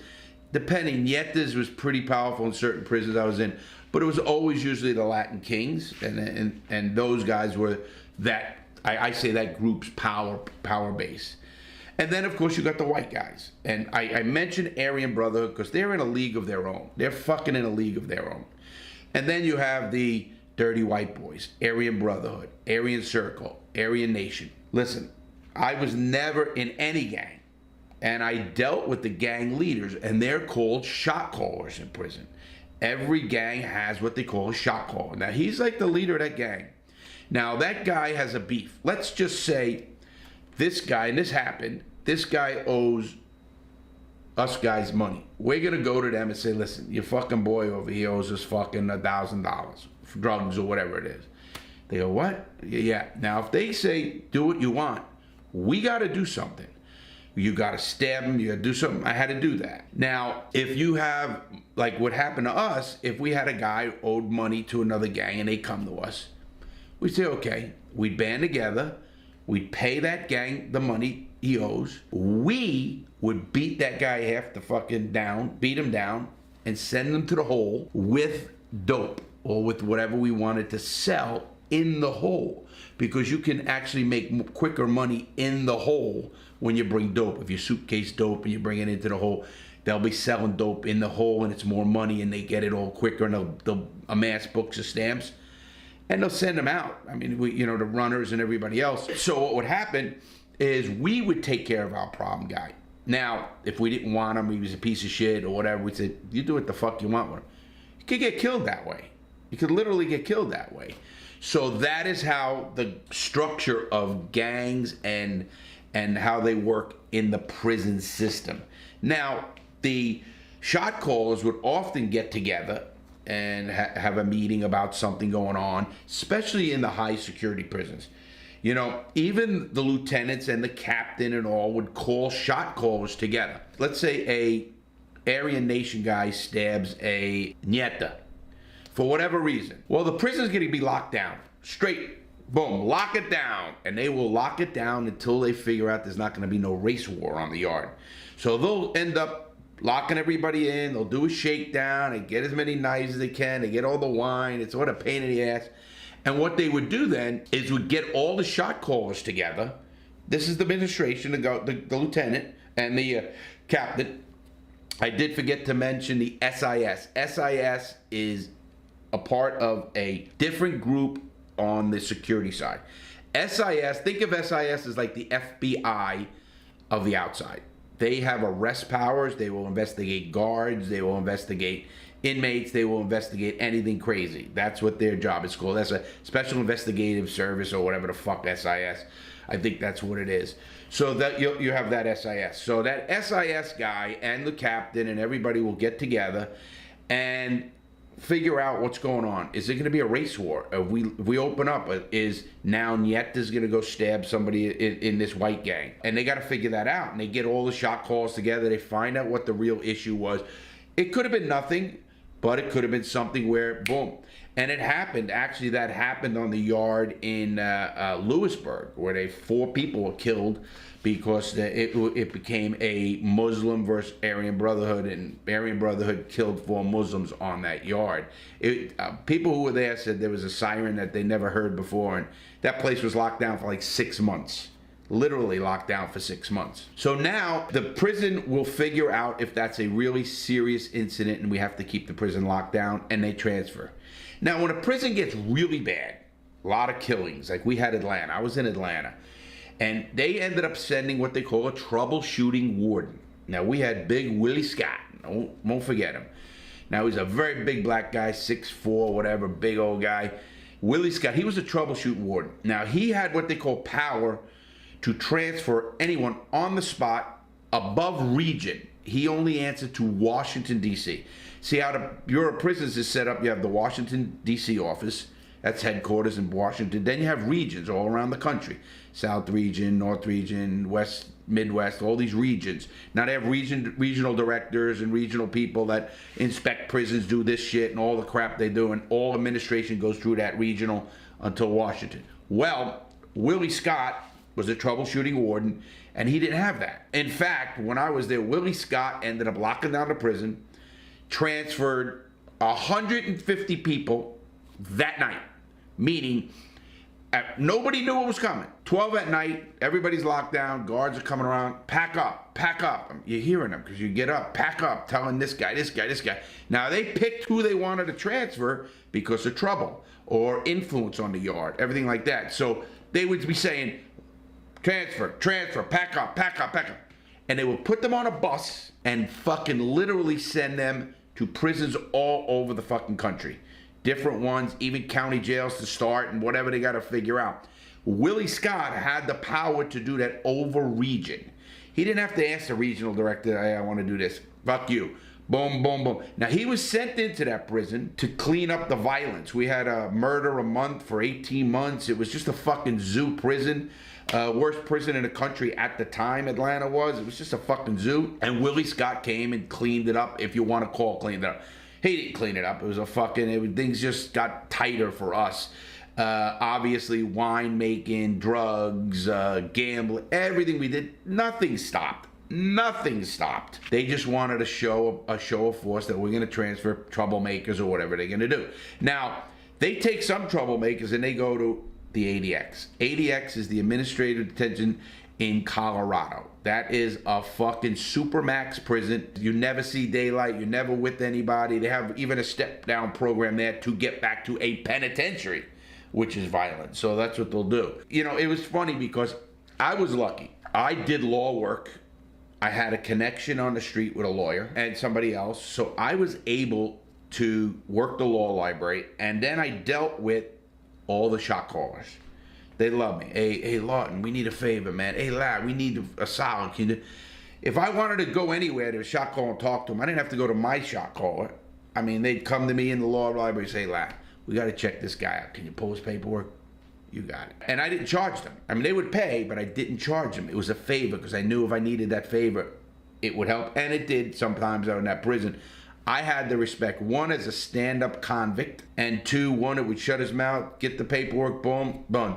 In fact, it got so bad, when I was leaving prison in 2007, I got paperwork on one guy because he wanted to be in their gang, and they got the paperwork back, and he was no good. He was gonna be fucking whacked. I held that paperwork until after I left and didn't even give it to them. I kept saying I didn't get it yet, because it could take a month or whatever. You know, you got to get through legal work, got to do a whole bunch of stuff. I said the lawyer's out. Because I didn't want them to kill the guy and me be in on a murder conspiracy. So I said, fuck this shit, man. This guy, and I pulled paperwork on guys who were chomos and they threw them off a tier, fucked them up royally, and I'm like, holy shit, I got away with that. Because luckily, any of the people I pulled did not die.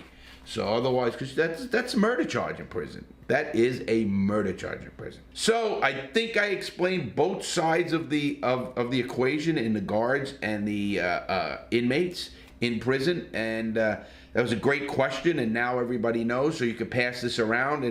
And in the federal system, if you go, which I pray you don't, you'll understand the system as it should be. All right, guys, have a great day. Please stay safe. Thanks for your support, everybody. You know it means so much to me. We work hard to put out content, but it's because you guys keep watching. Have a great day, everyone. Please make a good choice. Don't go to prison. Help somebody. Do the right thing. Open a door for an old lady. Carry a bag. You'll feel better about yourself, and you'll be helping somebody. Have a great day, everybody. Stay safe.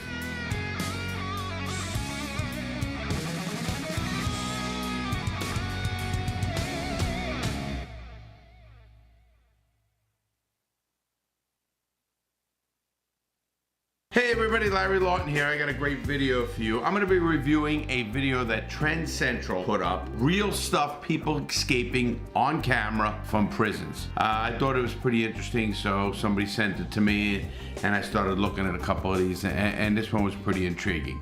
So I thought I would kind of review it and see how it can be done better, since it's prison and not many people know more about prison than I do. With that said, please check me out on YouTube member programs. Check me out on Patreon. Check my merch out. I love my merch. Check out my book, Gangster Redemption. All right, this video is pretty good, and these are actual escapes. Now, remember what I'm going to talk about. I was in prison. I was both in county jails, from a medium security onto a maximum security. So I'm going to kind of have a great idea on how these go. Let's check out the first escape. Criminals have been trying to escape prisons ever since their inception. In most cases, prison breaks fail, but this isn't always the case. Escapes don't only happen in the movies, as they actually happen much more often than you'd like to think in the real world. It's human nature to seek freedom, and it's going to be very clear the lengths some people will take to relish that sweet taste of fresh air. Luckily for us, most fail, but those very few truly committed criminals who are willing to risk it for the biscuit sometimes succeed spectacularly. Ready to meet the guys that escaped and lived to tell the tale? Let's get it on. There wasn't many days I didn't think, you know, if I had a life sentence, I would have tried to escape. There's no question I would have. That's just the way it is in prison. You're gonna try to escape. I guarantee that. You're gonna think about it. Even when you're in there for X amount of times, you're gonna watch people try to escape, or maybe help them in a little way, whether it's cover for them at a corner, just so you might not know what's going on, you don't want to know when it's going down, but you'll cover for them. So that's just the way it is in prison. So I agree with that statement. Now, obviously, when I heard that first statement, I thought about the greatest prison escapes ever, which I talked to you about, and I think a couple of them to this day are El Chapo, digging tunnels, having people dig tunnels into the prison from a farm off of the prison, which I thought was amazing, honestly amazing. But this is a little bit different. So let's go into these. Under the radar.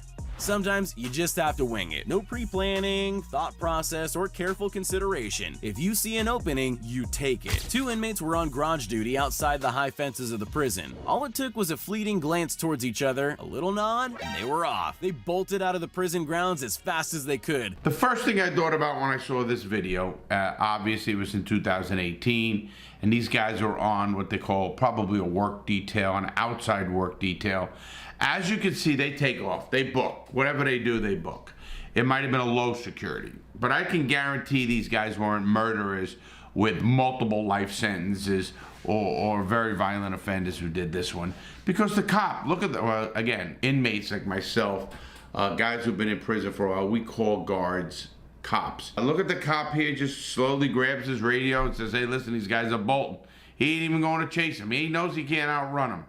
Let's see what happens. Leaving the supervising guard staring after them in disbelief as he called in the escape on his radio. Once the coast was clear, the pair split up to go their separate ways, every man for himself. They were apprehended a few days later in a nearby barn and apartment complex. How these guys flew under the radar and convinced the guards to let them outside without restraints is anyone's guess. That's not true. They didn't let them outside to do that.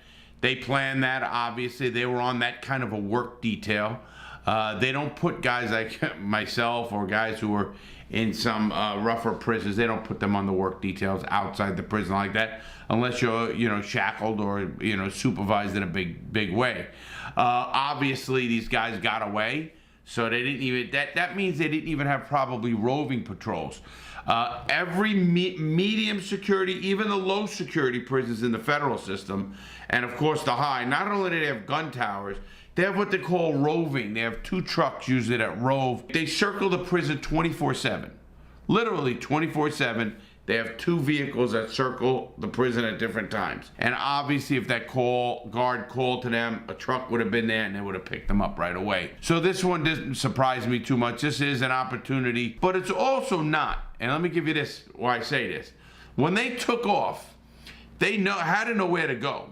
Obviously, they knew the surrounding areas because they were on an outside work detail, or they went to a waiting car or something like that, and they got away because they did get away for a few days. Not the sharpest tools in the shed. They get caught, in a barn 2 days later, close by.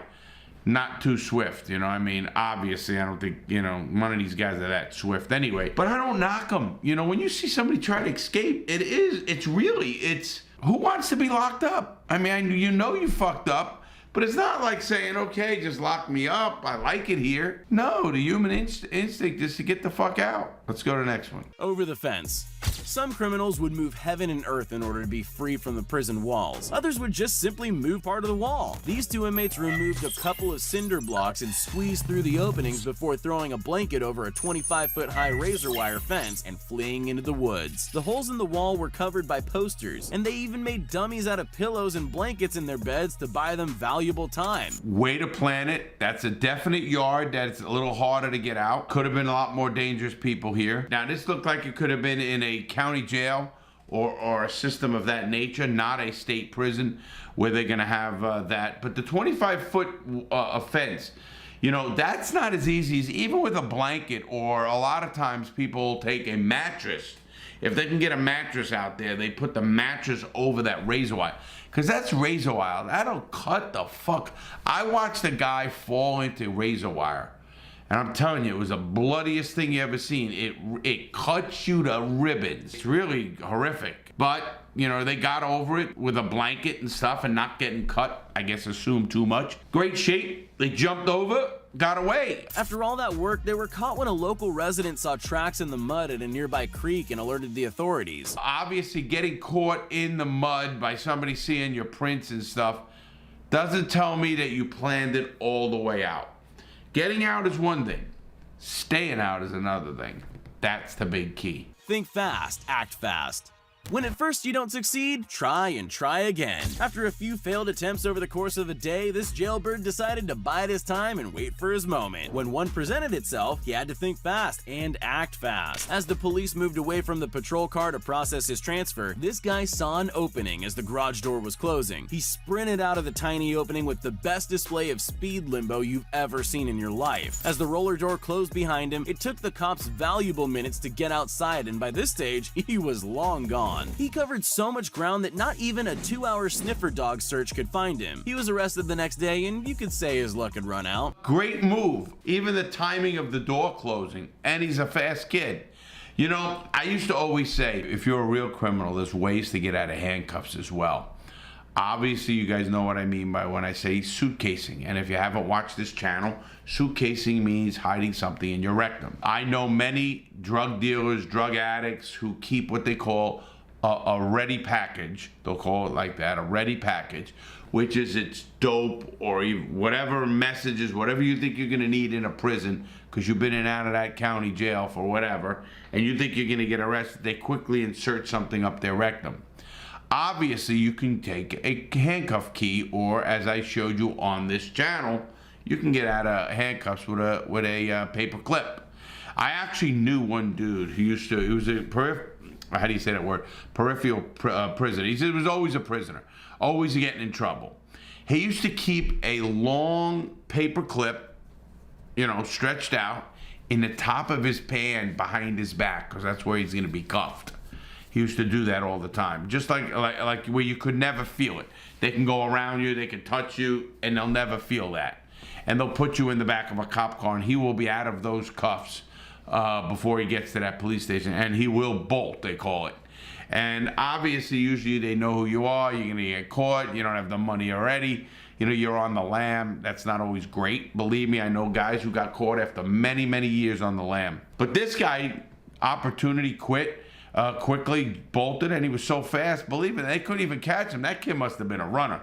That kid was a long distance runner out of school, because I'll tell you what, I'd have petered out myself. I mean, I don't think I could have ran that quick. Slow and controlled. When you're not a criminal mastermind, you have to play to your strengths. Being a silver-tongued Casanova has its perks, especially if the guard making eyes at you just happens to be holding the keys to the only barrier between you and freedom. These guys calmly opened the gate and casually strolled out of the jail with no urgency at all, without a care in the world. There aren't many scenarios where a prison guard and an escaped con can live happily ever after. She's seen running her hands through her hair and looking totally stressed out, rethinking her life choices. The following day, she's arrested, and the 3 guys on the run are apprehended 5 days later after a tense siege with police. Stick to what you're good at, guys. Breaking hearts, not breaking out of jail. That escape reminded me of the Richard Matt and Matt and Sweat.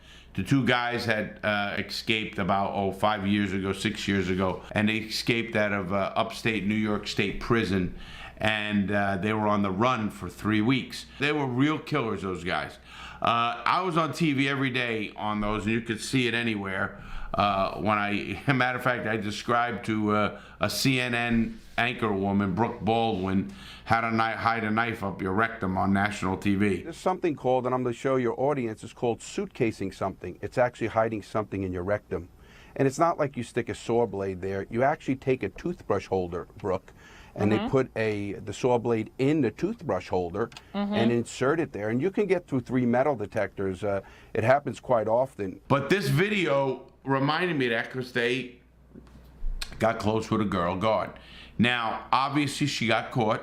She got arrested. Who knows really what happened to her? But they did catch these guys. They didn't hurt anybody after that. But that is, by far, happens, and it happens more than you think. People connect with the guard. But you don't see them connect with the guard to escape.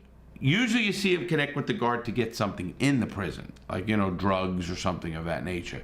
Not per se to escape, like Matt and Sweat got some stuff in the prison to break out. Obviously, that they were real smart about that. So these guys too, this was all planned, and they walked casually to not make any alarms.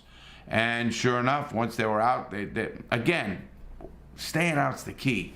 I don't care what you do to get out, and you got to get out. Everybody knows that. But once you're out, what are you gonna do? That's the key to me. And I don't think the people are really thinking that far ahead, and that's the big mistake they make. Van hit and run.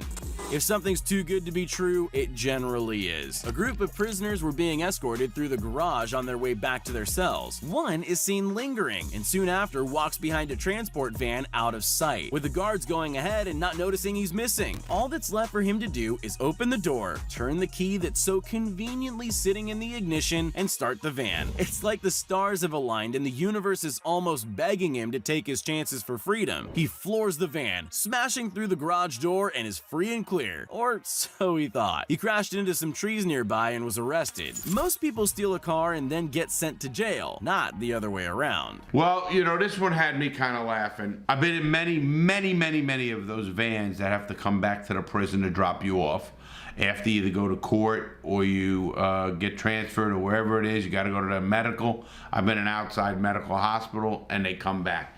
Now, first of all, when they process you out of any jail, whether it's a work detail or not, they process you out. You're not in that prison anymore. So they have to strip search you. And then they bring you back in, they have to strip search you again. So they'll know. For them to just miss that guy without counting the heads is pretty bad on the guard's part. For the guy just to be able to linger there and just jump in the van and do what he did. Obviously, he didn't even think about which way to go. He could have backed up and went out the way he came in, and he wouldn't have hit a truck or a tree or whatever the fuck he hit when he went out that tree. You know, I get that people have, I hate to say balls, but they got the guts and they got the, you know, the wherewithal to get out, but then they don't keep it going. Handcuffs. Even dumb criminals get lucky breaks eventually. After being arrested at a motel for theft, this woman found her way into a police holding cell. She was left alone with her phone to try to arrange bail money and a life home. She struggles to break free of the cuffs, anchoring her to the wall in between checking text messages. Even though police say the cuffs were on its tightest setting, she was able to wriggle her dainty hands free. She took the keys off a hook on the wall and used them to open an emergency exit to quietly slip out the back door while no one was watching. She was busted an hour later when she returned to the same hotel where she was arrested that morning, instantly recognized by the staff who worked there. Wow. 1 hour out. Talk about crackhead. Talk about meth head that had to go back to where the hotel was to try to get her fix or wherever she was to meet somebody there. She slips the cuff. Now, I don't believe for 1 second the cop had it on the littlest click. I mean, obviously, unless if it was that little, they'll put, if they don't think you'll hold on to the cuff, they're gonna put you in what they call flex cuffs. Whether you're too big or you're too small, they'll put those things on you so that because they can ratchet them down or whatever they want. Obviously, there's not many people watching this kid. This kid is a sad case, is probably a drug case of some sort, probably just a possession case. They're letting her sit on the phone right there with her phone to go get bail money, obviously. So even why escape? I mean, you know, escape for a reason. Don't escape to just put an escape charge on your jacket. That doesn't make sense. But a lot of these don't make sense. 25 years ago, a TV film crew received an anonymous tip about a protest outside of a prison in Copenhagen and went there to document the event. What happened next was a bulldozer slamming into the brick wall of the jail and knocking it down, with prisoners running out of the hole like ants fleeing from their nest. They can be seen running down the street laughing and cheering, celebrating their newfound freedom. The film crew were arrested on suspicion of having prior knowledge of the escape and failing to notify police. 13 inmates escaped in total, some with lengthy jail terms for violent crimes and murder, with only 3 ever being caught. That is impressive. This one blew me away. Not only did they go through the wall with a bulldozer, I mean, obviously that was planned. They had to know to be near the wall or wherever they were, because if you're on the other side of the prison when that happens, that's not going to work. But 13 get out and 10 never get caught. That's the most successful prison break that I know. Now, I know of the El Chapo prison breaks. I know people who've tried to get out. So they had a lot of planning on this, and they did this one right, whether they got out of the country or not. Whatever they did in this one, super impressive. Even to get the resources to get a bulldozer to go through that wall. Because somebody in that bulldozer had to get caught. You don't just drive a bulldozer without either knowing how or what, and then going through the wall. That again shocks me. Did the news crew know about it? I don't know. Pretty cool stuff if you ask me. And nobody got hurt. At least it didn't say anybody got hurt. So that's a pretty cool brazen escape. So that's got to hit my list of top right now, top ones. Let's go on. Typically, you would think that installing air vents large enough for a man to squeeze through close to the floor would be a bad idea in a prison, but this was exactly how this trio gained access into the plumbing shafts behind the wall. They used ropes made out of bed sheets and had a getaway van waiting with fresh clothes and a bottle of Jack Daniels for a celebratory drink. It only took 8 minutes for 3 inmates to complete their complex plan, ironically using a cell phone to film their escape from their cell. These guys traded 15 minutes of fame for an extra 15 years behind bars. It doesn't surprise me on that one that people will film things with a cell phone. That wasn't around when I was around, but it is now, obviously. They got out. That's pretty typical. Get to the behind the walls. They call those pipe chases in prison. It's where they run the pipes in the toilet and stuff like that. So that's kind of normal. Again, I think they're right there. But in older prisons, they were built, so they're not going to rechange the whole prison. If you can fit in it, you can fit in it. Obviously, you wouldn't think, but there is regulations on the size of duct and stuff for proper air conditioning and proper ventilation for a building. So I don't know what it is, but there is regulations on that. Again, they got 15 years. Escaping a prison it's another charge. Just like bringing drugs into a prison. If you're a civilian and you have a husband and wants you to bring in, and you better tell him to go fuck himself, because you will go to prison. It's called introduction of contraband into a secure facility, or in the federal system into a federal institution. So you don't want to do that. That's you leave that to somebody who nobody gives a fuck about. I hate to say that. Or at least that person does. If I ever heard that there was an inmate in our prison and he was getting the dope from his wife or girlfriend, then I think he don't even love him. And what is this guy, a moron? Obviously, yes.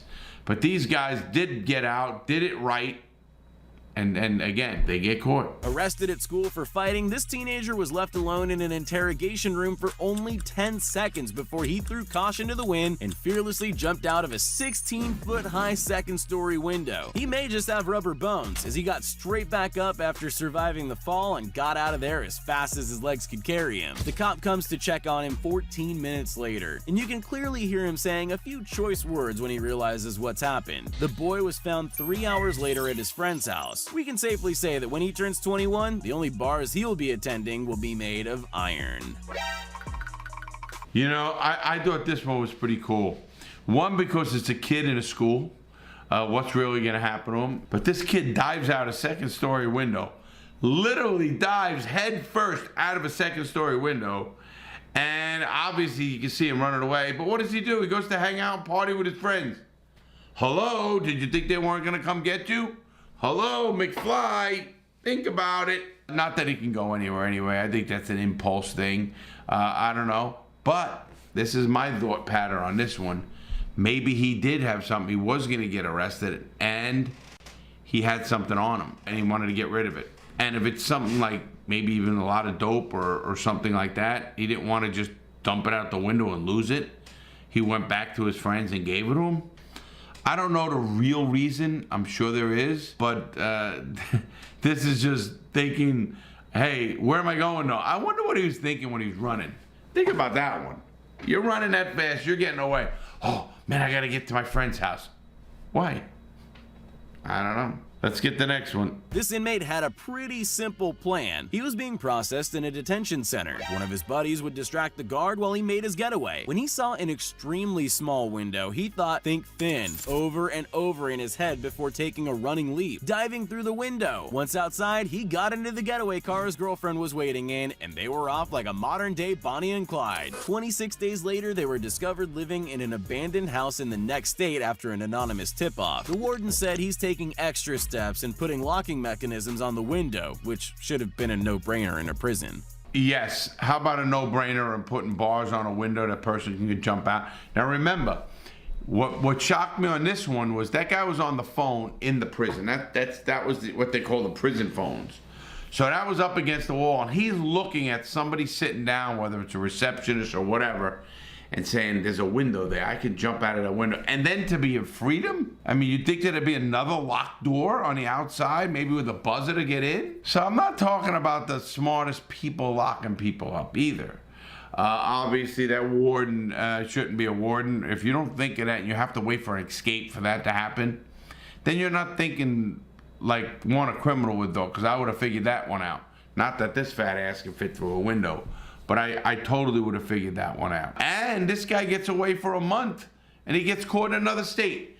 So he just was snitched on, I guess. So I'm not saying this guy was he just had the unluck of either knowing too many people or being around too many people and getting caught after the fact, or maybe an unlucky break. You know, you hope this guy keeps going, doesn't wait the one state over and just keeps going, trying to change his whole identity or life. That's what you have to try to do. I don't know, you know, what happened exactly, but again, I give him kudos for a quick think and having the girl.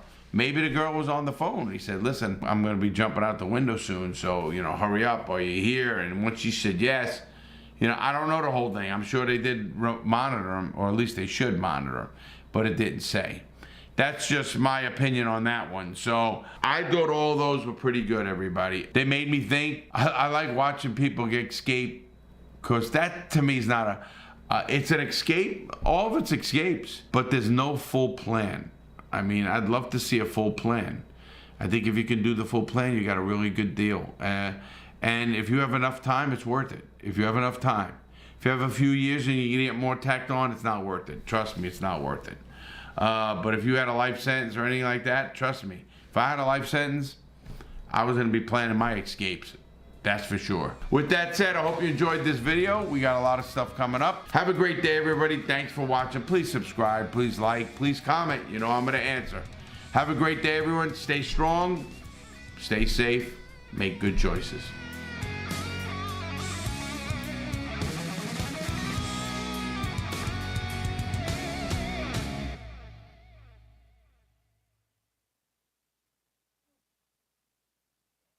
Hey everybody, Larry Lawton here. I got a good video for you today.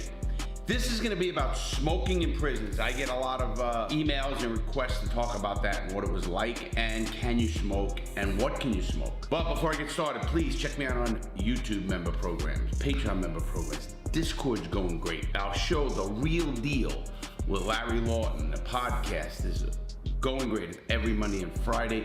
Please check out our merch, check out all the stuff. And if you like, subscribe. Please hit that subscribe button. So we're gonna talk about smoking in prison. And you know, as a smoker myself, I smoke cigars. I never smoked cigarettes. Smoking was banned in federal prisons. Well, the official ban came in 2006. But before that, they started taking them off the yards. All the yards in federal prison. I'm gonna go over. There is not one state prison I can find or prison in the United States that allows smoking. Now, they're gonna talk about why that is. I think it's bullshit, personally. I think they should be allowed to smoke. Now, they're gonna say, other advocates against it are gonna say, well, it's such a confined space. If a person smokes in prison, then the cellie gets secondhand smoke. I'm gonna understand that. Maybe they could put areas where they could smoke. You know, what happened in prison with me, and I'm gonna tell you how it works. When they used to sell tobacco. When I first went into prison, I got arrested in 1996. So in 1996, when you went to jail, prison, wherever, you bought tobacco right off the commissary. They had packs of tobacco, like you'd get a Marlboro or whatever. They didn't have various, it's not like you went there and made a choice. They might have two choices or one choice or whatever it is. But they also had another thing called buglers. Buglers come in these little blue packs here, you'll see it right now. And buglers were a big thing back in prison, because you'd get those packs and they were cheap. But you had to roll them like a joint. It was funny because, you know, I used to get mad when I was in the hole, because a lot of guys had tobacco, the bugler tobacco.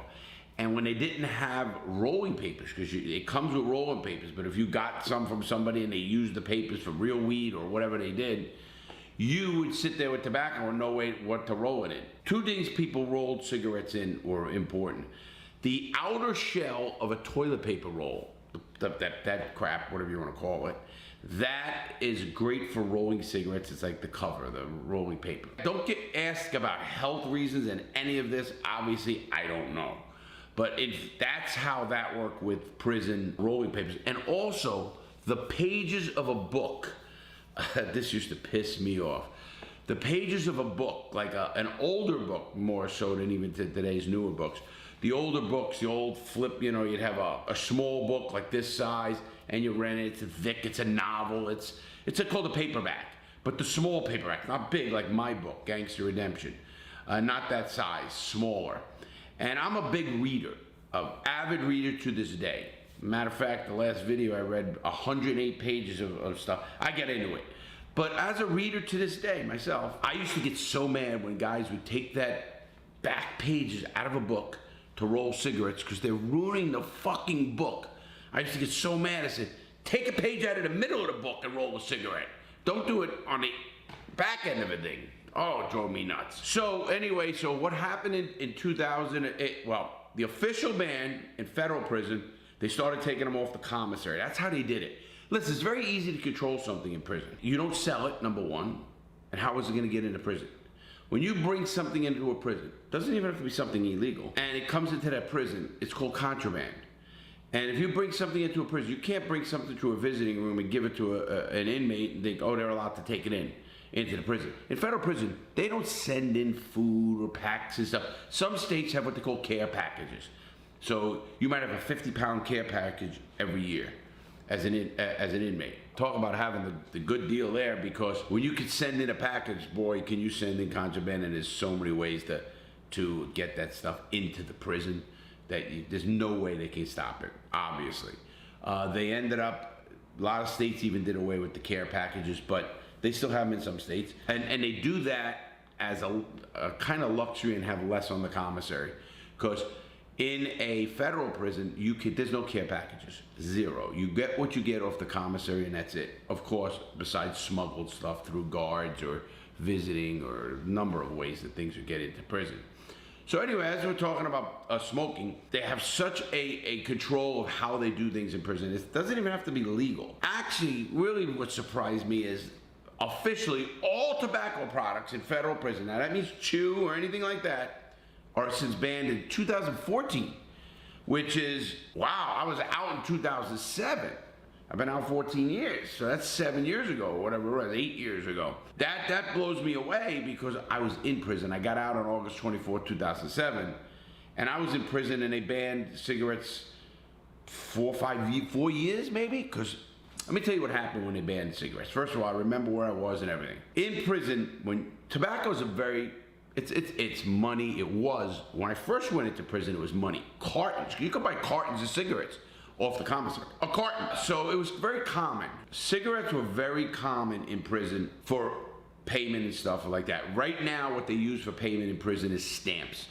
Stamps is everything. And the worth of a stamp is not the face value of the stamp. And you use your stamps as money, as currency, to buy stuff out of the kitchen, to gamble with on a poker table in prison, to buy sex, to pay your store man, to pay your cell cleaner if you have a cell cleaner, pay your laundry person if you're having somebody do your laundry. Those are all it's money. Think of stamps as money. Literally cash. You'd book them up, little square books. You take a piece of paper, you put 20 stamps in there, fold it nice, put a little piece of tape in it. That's a book of stamps. And that stamp, that little book, and we do that because they're not perfectly in books, because it gets passed around so much. That book of stamps right there is worth $5. I used to have thousands of those because I was a bookie and I worked a lot of hustles in prison to make money.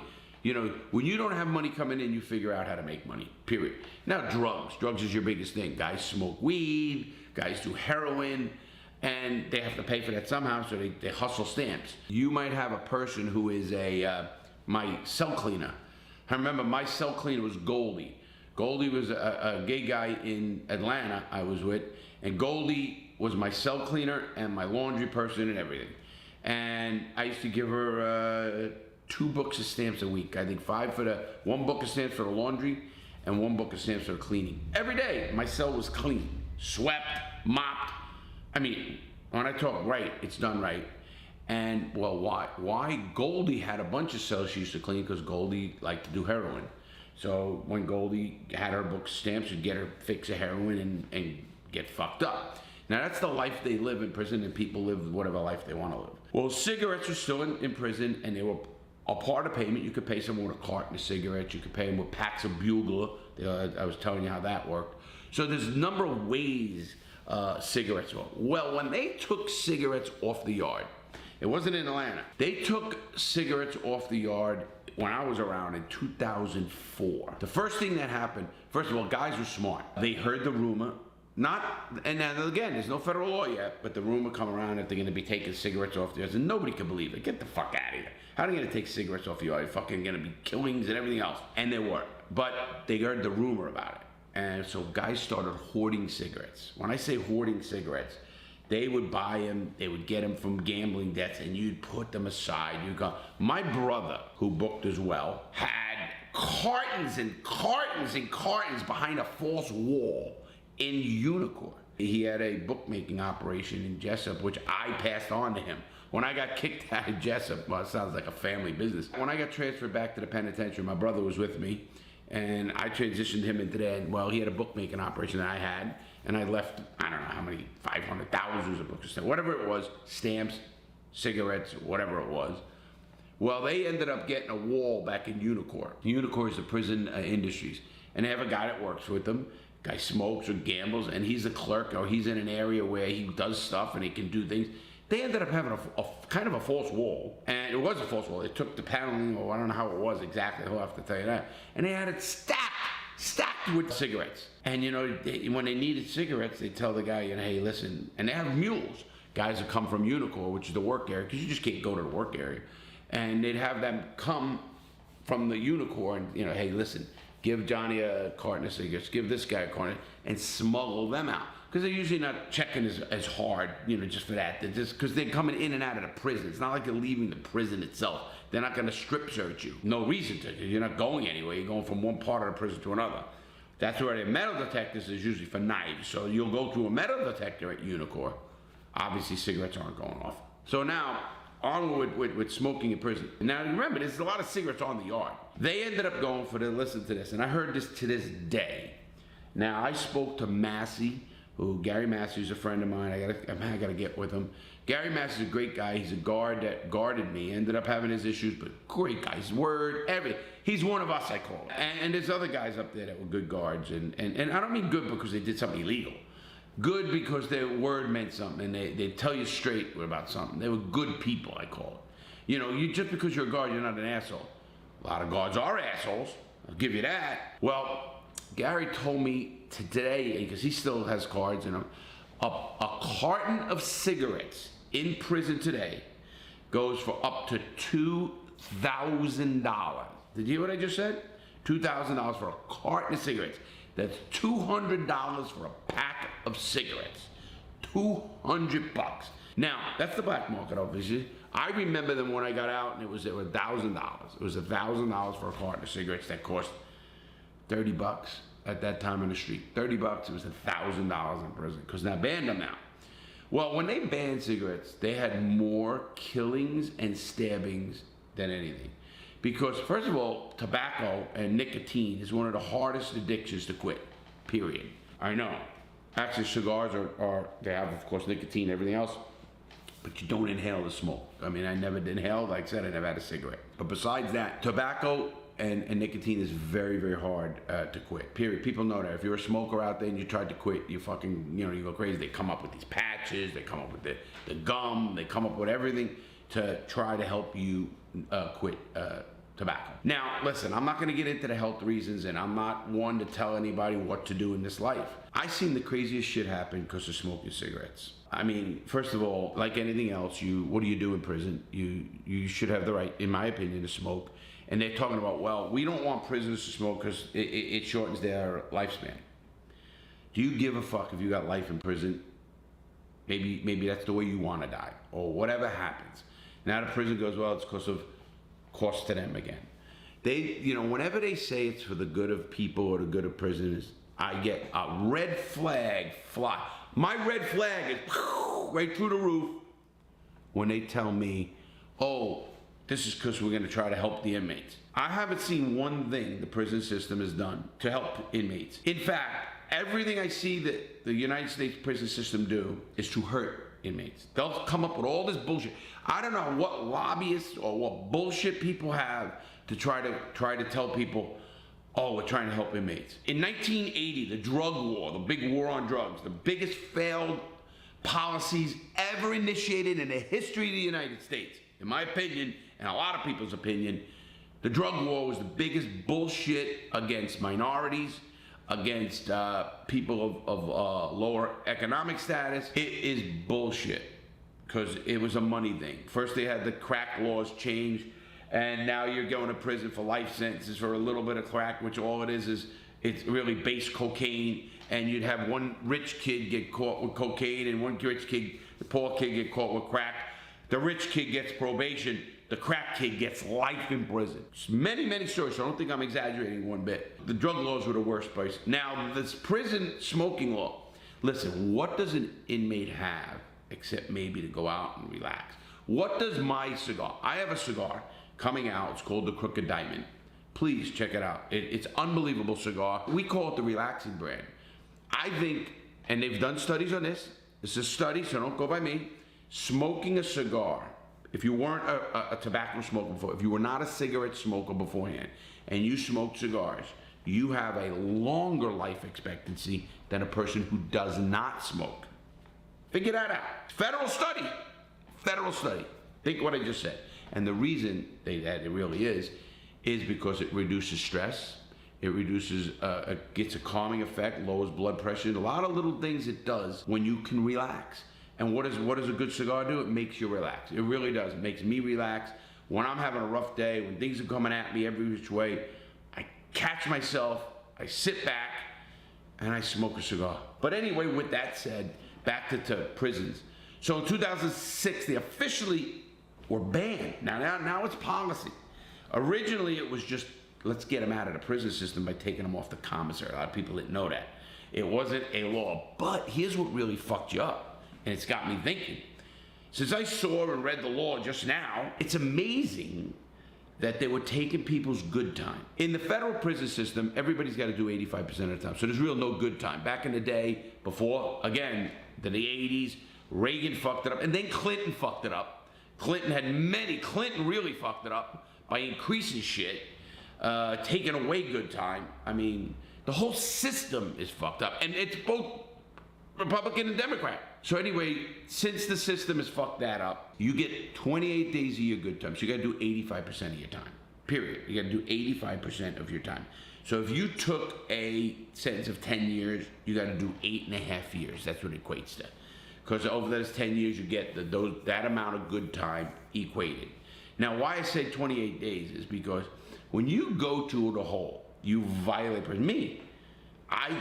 They took good time away from me, and we called it good time. They took what was authorized. Now, if you really go by law, since that is a law, they were supposed to give me a better due process and not take it away without a fair trial or something of that. But they do it in a way by calling it what they call a DHO, disciplinary hearing officer, who never, ever, ever sides with the inmate, ever. So when you get what they call an infraction in prison, and your infraction happens, and you go to the hole. Now they're putting you in the hole, under fucking ground, literally. Well, sometimes literally, but very rare. It's in another building. You're never getting out of the cell. 23 hours a day lockdown, and that's bullshit because they do 24 a lot. It's just the worst of the worst. You come out mental. You really do, and that's proven fact too. I was in the hole for a long time. Everybody knows that. 3 years, 11 straight months in the hole with the Federal Bureau of Prisons, and they just don't give a fuck about you. But anyway, they put you in that. That's okay. That's another thing you have to fight. Then they take away your commissary privileges. Again, that's a prison. That's a policy by the Bureau of Prisons. They can do that. Good. They take away your visitation. They take away your phone privileges, but they take away good time, they call it. They take 28 days of game time, is what it's called, off. That's really taking away your liberty now. But getting back to that prison, so they take the cigarettes off the yard. All they did in prison, in my mind, is they increased the violence, increased stress levels. They're not going to do a study on that because they're going to show you that people stress more. What happens? They get more violent. They have other health issues. So yes, smoking is going to give you health issues, but not smoking, especially if you're a smoker your whole life and now you're in prison. Imagine the stress level of you been smoking for 30 years. You do something, you get a long prison sentence, and they just said, no, don't smoke. Can't happen, guys. I did that with drugs, but a lot of people can't do that. So taking the prison cigarettes off the yard in 2006 officially, and now actually officially 14, tobacco products. Smoking, having a smoke-free, was 2006, no smoking. But they had then tobacco products, chew, stuff like that. All it did was create a black market for gangs, for guys like bookies or anybody else. It created a black market. And again, who did it hurt? It hurt the poor inmates. It hurt the poor guy that's, just a regular, made his mistake in life, doesn't have money, and before you know it, that guy's in prison, and now he can't even smoke, because then he has to do what? Like anything else. He has to get that tobacco from somewhere. And how they do it in prison is, I told you how they roll them out of the papers with the buglers. Then when you're in the hole, even, two ways you get rid of the smoke out of your cell, because if they see the smoke in your cell, they're gonna come in, shake you down, fuck with you, maybe give you another prison infraction. So what you do is you go to the toilet. Now those toilets are suction. Smoke, you blow the tobacco in there while you're doing it, or you get up near the vent. Most guys used to stand on the toilet system, and the vent is right up there, and they would blow smoke in the thing. Now, of course, you could smell smoke. The guards smell smoke. They'd be screaming, "I know someone's smoking! You better fucking shut it out. If I catch you, you're gonna get a shot." Yeah, go fuck yourself. We're in the hole, so we didn't give a shit. I mean, anyway, people were doing what they did. I didn't smoke cigarettes, I told you. Matter of fact, when I first went in, they sold Denable cigars. Anybody know what a Denable? They're little ones like Clint Eastwood, Good, Bad, and Ugly. You remember those little things? They were called Denable cigars. They sold a pack of 5, and I used to smoke those in prison, and it's the Denable cigar. But tobacco done. But there was ways around everything, and all you did, prison system, was create a black market for gangs, the Aryan Brotherhood, the MA, the Gangster Disciples, the Bloods, Crips, all the gangs, to make money. If that was your intent and you're gonna say it's for the health of prisons, I think that's bullshit, because again, you have more violence, so what happens there? Stabbings, killings. Or what happens when you stab someone? Obviously, what happens? They go in a hospital and there's medical bills and medical incurred costs. Just like you're gonna say, oh, well, if you keep smoking, there's gonna be medical. They can make policies a lot better. And I told you, the whole prison system's broke. I said that in the last video, and I'm on that. Well, smoking in prison has been something that a lot of people have been asking me about. So, for the record, there's no smoking in any prisons, period, legally. Is there smoking in every prison? Yes. Every prison and jail in this country has tobacco in it right now. Right now. Everyone. Anybody who says there isn't is either the most naive person in the world, or is just trying to, sell something to somebody else and say, oh, not my prison. If there's a warden that watches this, or a captain or a guard, he's gonna be shaking his head. Yeah, I know, there is. Just like there's drugs in every prison. There is drugs in every prison. It is what it is. You can't stop people from doing human things. You can't stop something over a course of X amount of years. I look at all the stuff I talk about, but smoking as non-tobacco smoker, I never did. This is tobacco, non-cigarette smoker. I never thought about it, but the more I used to think about it, especially when I saw stabbing, oh man, the guy was Jones, and you'll see a dude Jones on cigarettes just as well you will on heroin, and that motherfucker does something crazy. Can't take it, man, and he's fucking pissed off at someone, he's on edge, he stabs somebody, whatever. Happens. Smoking has been banned. It shouldn't be. The fun stuff and the people I used to see do things for tobacco was amazing, just like any other drug, whether it's for sex or whatever they did it for. Tobacco is one of them. Just think, why did you have sex with that guy? Fuck, I need a pack of cigarettes. That Jones was just as high as heroin. So when you say, a lot of people know heroin addicts or whatever they do, they'll do anything for drugs. Well, it's the same thing. So I don't think, oh, it has to be high. And they're not even getting high, they're getting their own nicotine rush. With that said, thank you everybody. Have a great day. Make good choices. Don't get involved in the system. Vent to me, email me. Hit the comments, please. I will read your comment, trust me. I'm reading them sometimes at midnight or something. I read comments a lot. It's what I do to relax with a cigar. So have a great day, everybody. Make good choices. See you next time.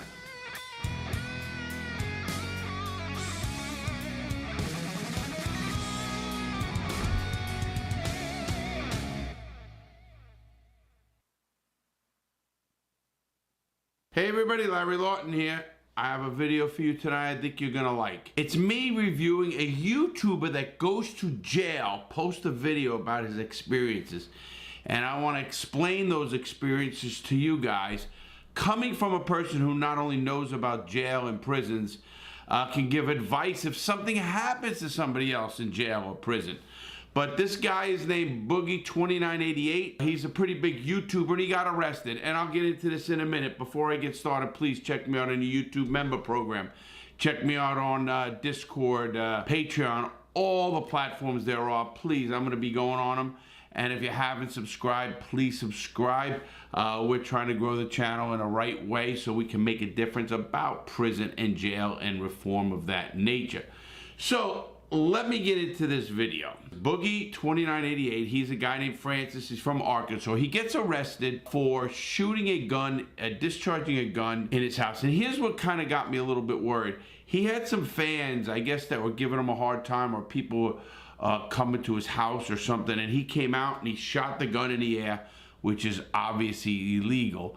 So he doesn't get arrested for more than 5 months later. And why he gets arrested could be a whole bunch of stuff, and who really knows why. Obviously, prosecutors can bide their time and they can arrest you when they want, up to a certain time.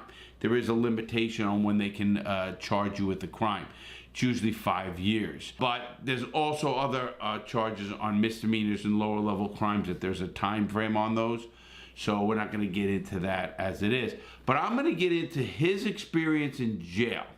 Now here's the base of the video. He gets arrested and he gets taken to jail and he explains the situation of him in jail or going to jail. And I'm gonna give a little bit on this. But on the charge itself, one of my charges in my record was once discharging a firearm in the city limits. And that's more like what he has. They had something with an assault. Kind of weird. Mine was discharging a firearm in city limits, and that's illegal for a lot of reasons. Obviously, somebody can get hurt.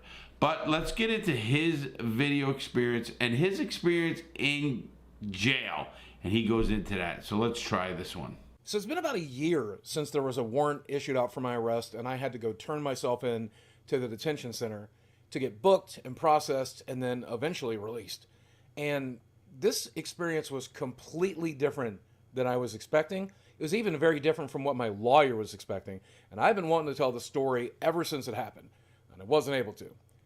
But today I can. So I'm going to tell you exactly how it went down, exactly what happened. Well, what he said was pretty amazing. Like, you know, they came to his door and they made him self-turn in. They do that. Obviously, I'm very surprised in his case why he didn't go there with his lawyer in tow. Most people go to county jails, or when they turn themselves into the police, they'll go with their attorney. In this case, he gets advice from an attorney, what to bring and all this kind of stuff. And either it shows me it's a very, very minor case, or this lawyer really didn't know what he was doing. Always bring your lawyer. I mean, if you have a lawyer, you bring him, and even the facility knows that you're going in with the lawyer, and they might do things quicker to get rid of you. They don't want a lawyer hanging around waiting for you either. The less the lawyers around their facility, the better they're gonna feel. So let's keep going. I think we're all aware of the incident that happened in September of 2020 at this point, where a dude who'd been harassing me for a while showed up at my front door, and I made the stupid decision to allegedly fire a pistol in the air as a warning shot to scare the guy away. I like what he says, allegedly. Believe me, if he did it, obviously, allegedly, I never said allegedly, I just shut my fucking mouth. If that's even the case, I wouldn't even be talking about it. After about 5 months, I finally got charged with aggravated assault. And you know, he's charged with aggravated assault. Unless people are saying he's shooting at them, that's a hard one. Shooting in the air is a crime again, and that's more of discharging a firearm in city limits or in an area you're not allowed to. So that's enough of one. But look, I want to get into this when he gets to the jail. And the way they came to that charge was, theoretically, one of my neighbors could have gotten hurt if I fired a pistol in the air, and that bullet had to come down somewhere. There was a chance, however small it may be, that someone could have gotten hurt. And a lot of people have wondered why they took 5 months to charge me instead of charging me right away. And I think it's partially that they were building a case. But I also think it's because they understood my side and everything. And I don't think they were ever going to originally charge me. I don't know about that. You know, he's saying that he's not sure if they just liked me and they understood his side. Listen, the prosecutors make the decision, either charge or not, investigate or not, and when it comes back, it's pretty cut and dry. It usually goes by the law. Again, Arkansas, maybe not. I don't know the exact laws of Arkansas, but I do know the laws of county jails, and that's where we're going in this one. But we did have several gun-related incidents here in Northwest Arkansas at the about 5-month mark after my incident, and they decided to throw the book at me and everybody else because of that. I think they wanted to look tough on gun crime, which is, I mean, a fair thing to do. Now, when I found out I was getting charged, I was actually out of state. I was traveling up in Missouri with my friend Jacob the Carpetbagger, and my lawyer called me in my hotel, and then about 10 minutes later, Keemstar called me in my hotel. He knew that I was getting charged within minutes of my lawyer knowing I'm getting charged. Now, them contacting you is normal. Obviously, they don't want him arrested out of state because then they have to pay to extradite him back into the state. They could have just waited till he got back without calling him and got him. If, you know, obviously he doesn't even know what's going on. In this case, they were courteous. They said, listen, come back or call your lawyer. Say, listen, get this guy back here and get him processed, and we're going to start the process. Which a lot of people don't know is a good thing, because once that process starts and they charge you, there's what they call the speedy trial law. They only have so much time to take you to trial. And that's a big thing in our Constitution, and it's very important. Now, my lawyer was under the impression this was going to be a really easy thing. Go in, sit at a desk, fill out some paperwork, and then come back home. What should have tipped us off that it was not going to be that was the fact that I had to turn myself in at the county detention center. Yes, he has to turn himself in at a county jail. That is a process that happens, and then they can process you and get you out from there, and they fingerprint you and you do that. Some police stations can actually do that. But in this case, they did it there. Obviously, again, I think his lawyer should have went with him.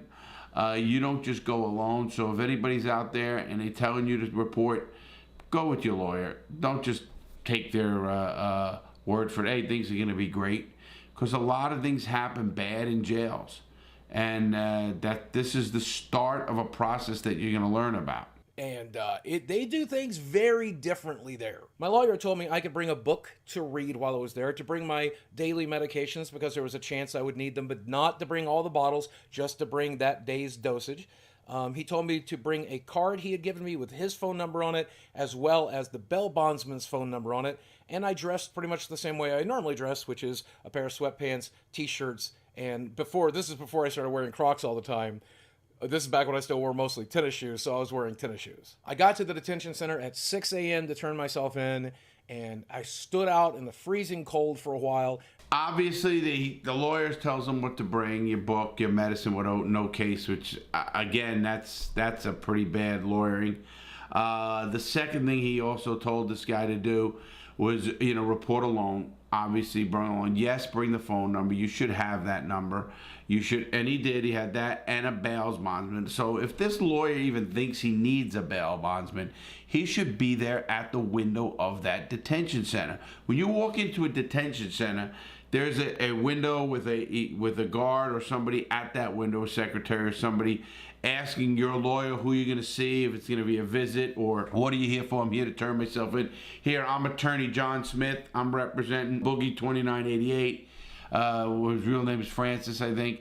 And we'd like to just process him, and I'm here to bail him out or do whatever I need to do. Bring medicine without any bottles, not a good move. Processing early is smart. Obviously, he probably caught the shift change. So you got to understand that too. And that's why he's there at 6 in the morning and he's waiting. Maybe they have 12-hour shifts there, 6 to 6, or even 6 to 2. They have various different shifts. I would have found out what shifts they had on, and then I would have gone on right after that shift started. I wouldn't have been there early. That's not what I've been. Until eventually they let me in, and boy, did they process me. The weirdest thing is that the two people that were in the middle of processing me, one of them was a younger guy in training, and he recognized me from YouTube and was actually really, really nice to me. So I probably got a better jail experience than the average person. Well, obviously, if somebody recognizes you in a positive way, you're going to have probably a better jail experience. But he's talking about the processing, how it starts and what they're going to do to him. And, you know, when I heard this, it's like, okay, I don't know what you thought. I mean, myself, I'm going to go into a little bit of this and what he should have did here in a minute. Cause that guy was a fan. But they took my book away from me. They took my business card away from me and made me write those phone numbers down on a tiny piece of paper. And they don't even give you a real pen. They give you these little tiny pen cartridges. Of course they're going to take a book away. What they don't know if there's anything in the seam or whatever, it's drugs or whatever. Obviously they're going to take a piece of paper away, which they always do. You can't just carry cards or something around with you. You get your property piece of paper. Usually it's your property receipt of what you gave in, and then on the back of that property receipt you write something. Obviously I understand what he's talking about with the pens. I've wrote with those pens many times. They are a flexible piece about yo big. It's almost like a pencil, but it's actually flexible, and it's just almost an ink cartridge itself. But it's around, it's in a little tube actually. It's in a clear tube. And they'll use that, and that's what he had to write with. Because they're afraid you could use a real pen for a weapon or something along that lines. They also got really mad at me for bringing unmarked medication with me. I should have brought them in the pill bottle. That apparently was not a thing you're supposed to do, but my lawyer had told me to do it. Obviously, bringing pills into a jail, just loose pills, how do they know what they are? Are they going to go on the internet and look at them? Because, you know, I don't know if anybody knows that you could take a pill you find. Usually has a number on it. You could look it up online and just put pill and the number and the color of it is, and it'll tell you what it is. But obviously this lawyer's not starting off too swift with me. One, letting him go alone. Two, telling him to take a book. Like, what are you going to a fucking library?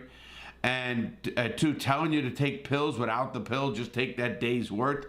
That made no sense at all, obviously. And if you're going to be held in a jail, they're going to get you your medications, or they're supposed to get you your medication. So here's another thing. I'm going to tell you what he should have said after he starts the process. Thankfully, I didn't get any trouble for that. But that's when they undressed me. First off, they took my shoes, and they didn't even give me a pair of slip-on booties like you get in the mental health ward. I was expecting at least that, but instead I walked around the prison all day barefoot. They also took my sweatpants because sweatpants have a drawstring in them. And I guess a drawstring can be used as a weapon, so you can't have those either.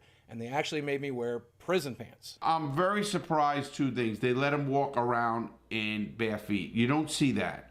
I don't think I've seen that. Obviously, they give you socks, or they give you the Bobo sneakers, the blue Bobo sneakers. They don't let you walk around in bare feet normally. Obviously, they're going to search you. They're going to do everything.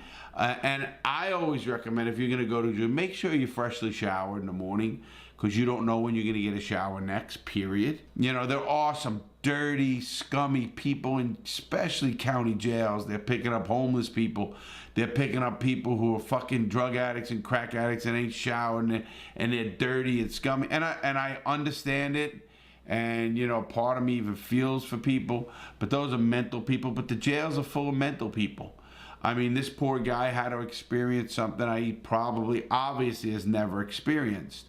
And that is a true search, which is getting totally naked, lifting your balls, turning around, lift your nuts, turn around, spread your ass, cough, like that means anything. Like, I can't hold something up my ass if I cough. That's the biggest laugher I think all of us prisoners used to laugh at. But they spread your ass, you lift your balls, they go like this, and you're gonna do your whole mouth. They go in and out. You can't have a hat. If you have hair, they make you go like this, you know, go through your hair, or they go through your hair. Obviously, I don't have any now. I did in a day.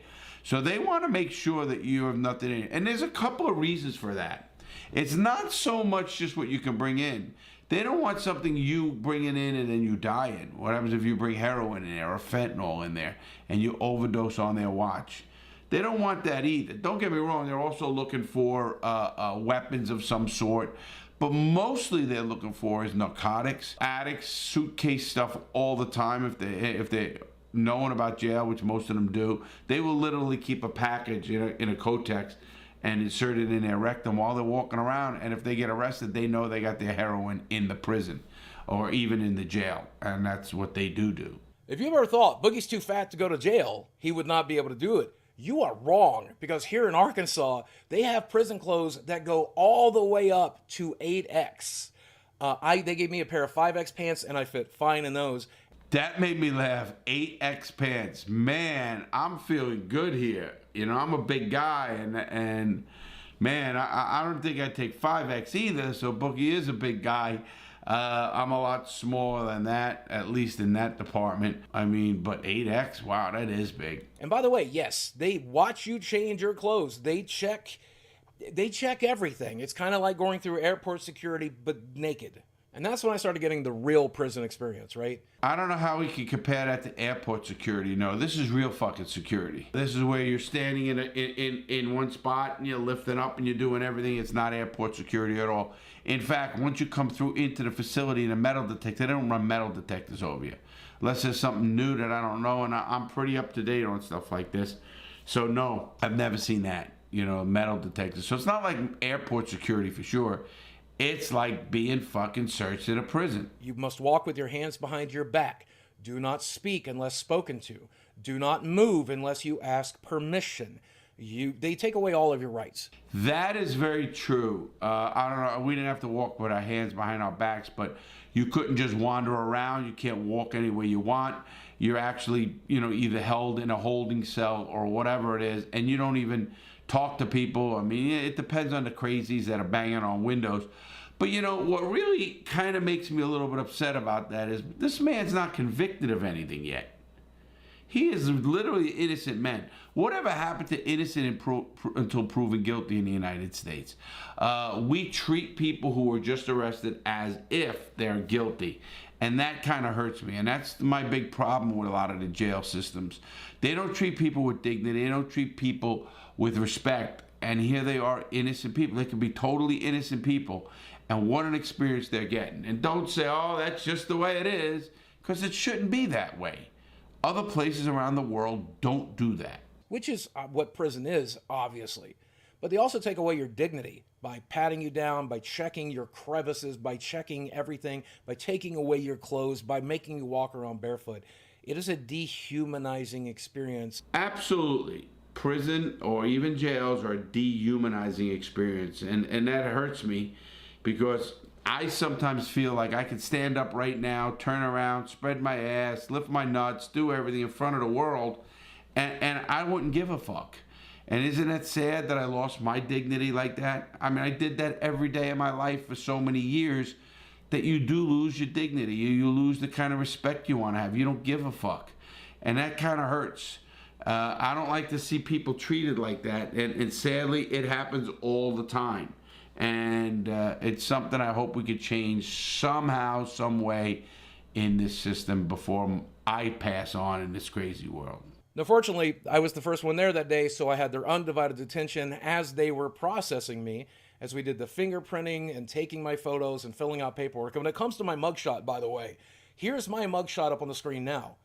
Compare it to this one. This is Josh Duggar from that television show, the reality show. Well, he's comparing... He was in the same jail as Duggar, the guy from the crazy show, and I think he was charged with some abuse, child abuse shit. Yes, you're going to be in there with the scum of the scum. I mean, jails are scummy. I mean, so are prisoners, obviously. And, you know, you don't have rights. It takes your time. They're going to do everything. They're going to fingerprint you. They're going to photograph you. Now they have electronic fingerprints. It's usually not with the roller and all that kind of shit. But they have like things you put your hand in and it just takes your fingerprints. Put your hand up against like a metal bar, and they'll do that. Or some of the places still have the old fucking fingerprints, and they need to check them. And once you're checked and once you're fingerprinted, now your shit's in the system. So don't ever think it is. Don't think you can get it out of that system either. Once it's in there, you can't get it out of there. Which, I mean, not that I give a fuck about that, but it's in there forever. So they do the process. They'll know everything about you, and then they'll go from one. You're supposed to, and he doesn't talk about this yet, you're supposed to see a medical person. Even once you're processed, you see a medical person. Whether you get out or not, you're processed. Unless they know you're leaving, and that's why I say they sometimes do this from jail, from police stations. But at the county jail, during inmate processing, intake they call it, you are seen by a psychologist and you're seen by a physical, just to ask you some physical questions and what medications you take. Do you have a mental issue? Do you have any heart conditions? What do you have? Do you have back conditions? Whatever they do, at least put that down. So I don't think they don't do that. We got processed at the exact same place. I was standing exactly where Josh Duggar was, and woo, he did some messed up stuff. So that was awkward. Messed up stuff? How about fucking sick bullshit crap against the kid? That's how I say it. Not messed up. Something that struck me as odd, by the way, is they never read my Miranda rights to me. But I did sign a bunch of paperwork. So statistically speaking, my Miranda rights was probably in there at some point. Okay, let me give him a little education on Miranda rights. Even the police don't have to give you your Miranda rights. And people go, what do you mean? If they don't ask you anything, they don't have to give you your Miranda rights. People say, well, he never read my rights. Well, he's not going to use anything. He didn't ask you any questions. He doesn't have to. Once they start questioning you, yes. And once you ask for an attorney, that has to stop to get as well. But they don't have to. A lot of people say, well, I was arrested. I was put in the back of the police car. He never read me my rights. He didn't even talk to you, did he? Nope, just put me in handcuffs, put me in the back of the car. Doesn't have to read you your rights. People get that wrong. If they get something out of you while they didn't give you your rights, they can't use that in court. Remember that. That's the big difference. But they don't have to read you your rights. That people get that wrong. So he obviously thought by him signing paperwork and stuff wouldn't mean anything. How would you know if he didn't read? What happens if he didn't read? You don't know that. You have to get a verbal commitment that you understand your rights. And if you don't understand them, they'll repeat them and they'll repeat them and they'll repeat it. And I'm talking about people who are interviewing you. Not just fucking processing in a jail. Never been read my rights ever processing in a jail. In any jail for that matter. But apparently that's a thing you won't always expect to hear when you're turning yourself in a situation like that. So that's something you should probably know as well. So eventually this bullpen area started getting really full, and that was nerve-wracking and terrifying for me. And eventually an officer walked up to me and said, we would like to put you in a cell temporarily. We're moving some dangerous people through here. We would like to keep you safe. Would you follow me to a cell, sir? And I'm like, of course, obviously. You know, they never ask you, oh, we'd like to do this. No. Let's go. You, over here, into this cell. They're all holding cells down there in a processing center. You're in the receiving and discharge. That's receiving. So when you come into a booking area, there's cells there, and they stick you in a cell. Now, as more people come in, they'll put more people in, and then they'll try to separate them or at least spread them out a little bit in that place, and they like to watch over them. Now, they're not going to ask you, oh, we'd like to keep you safe, you come here. I do get the drift in this case. They knew he was getting out. They knew he was going to post bond. They knew this was going to be a quickie, and let's just get him out. And for 4 hours or so, that's quick in the systems today. So don't think that's not. But they're not asking you to go to another cell to say, oh, we'd like to, would you like to be protected? We're going to put you in another cell. Now, yo, asshole, come here, get in that fucking cell. That's the way they talk to you. This was not a made-for-TV prison cell, by the way. No cute bars or anything like that.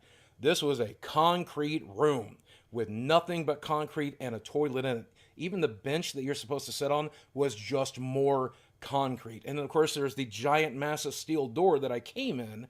But even that has a window, but that window is sealed off. Yes, he's in a holding cell. He's not in a prison cell.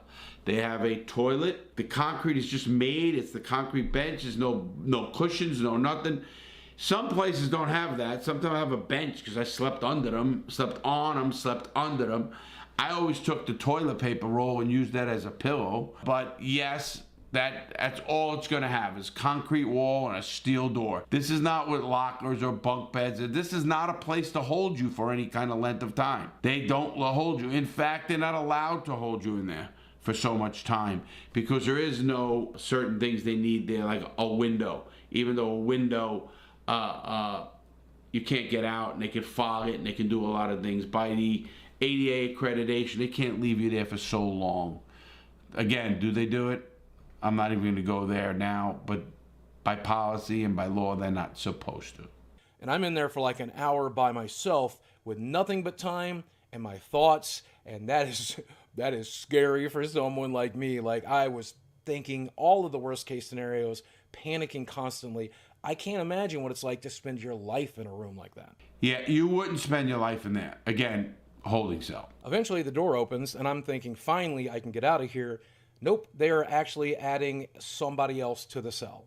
And it is a fellow prisoner, and that prisoner is irritated and agitated because he was supposed to be transferred that day for a court appearance, and it hasn't happened yet. So obviously I'm worried about the thing that's spreading everywhere at that point. I don't want to be in a small cell with somebody else. Obviously, he was worried about COVID or whatever it is, and obviously they don't give a shit again. They're going to put somebody in a cell because it's a matter of putting people in where they can put them. You know, they start getting crowded, these jails, these processing centers, depending on the areas and stuff.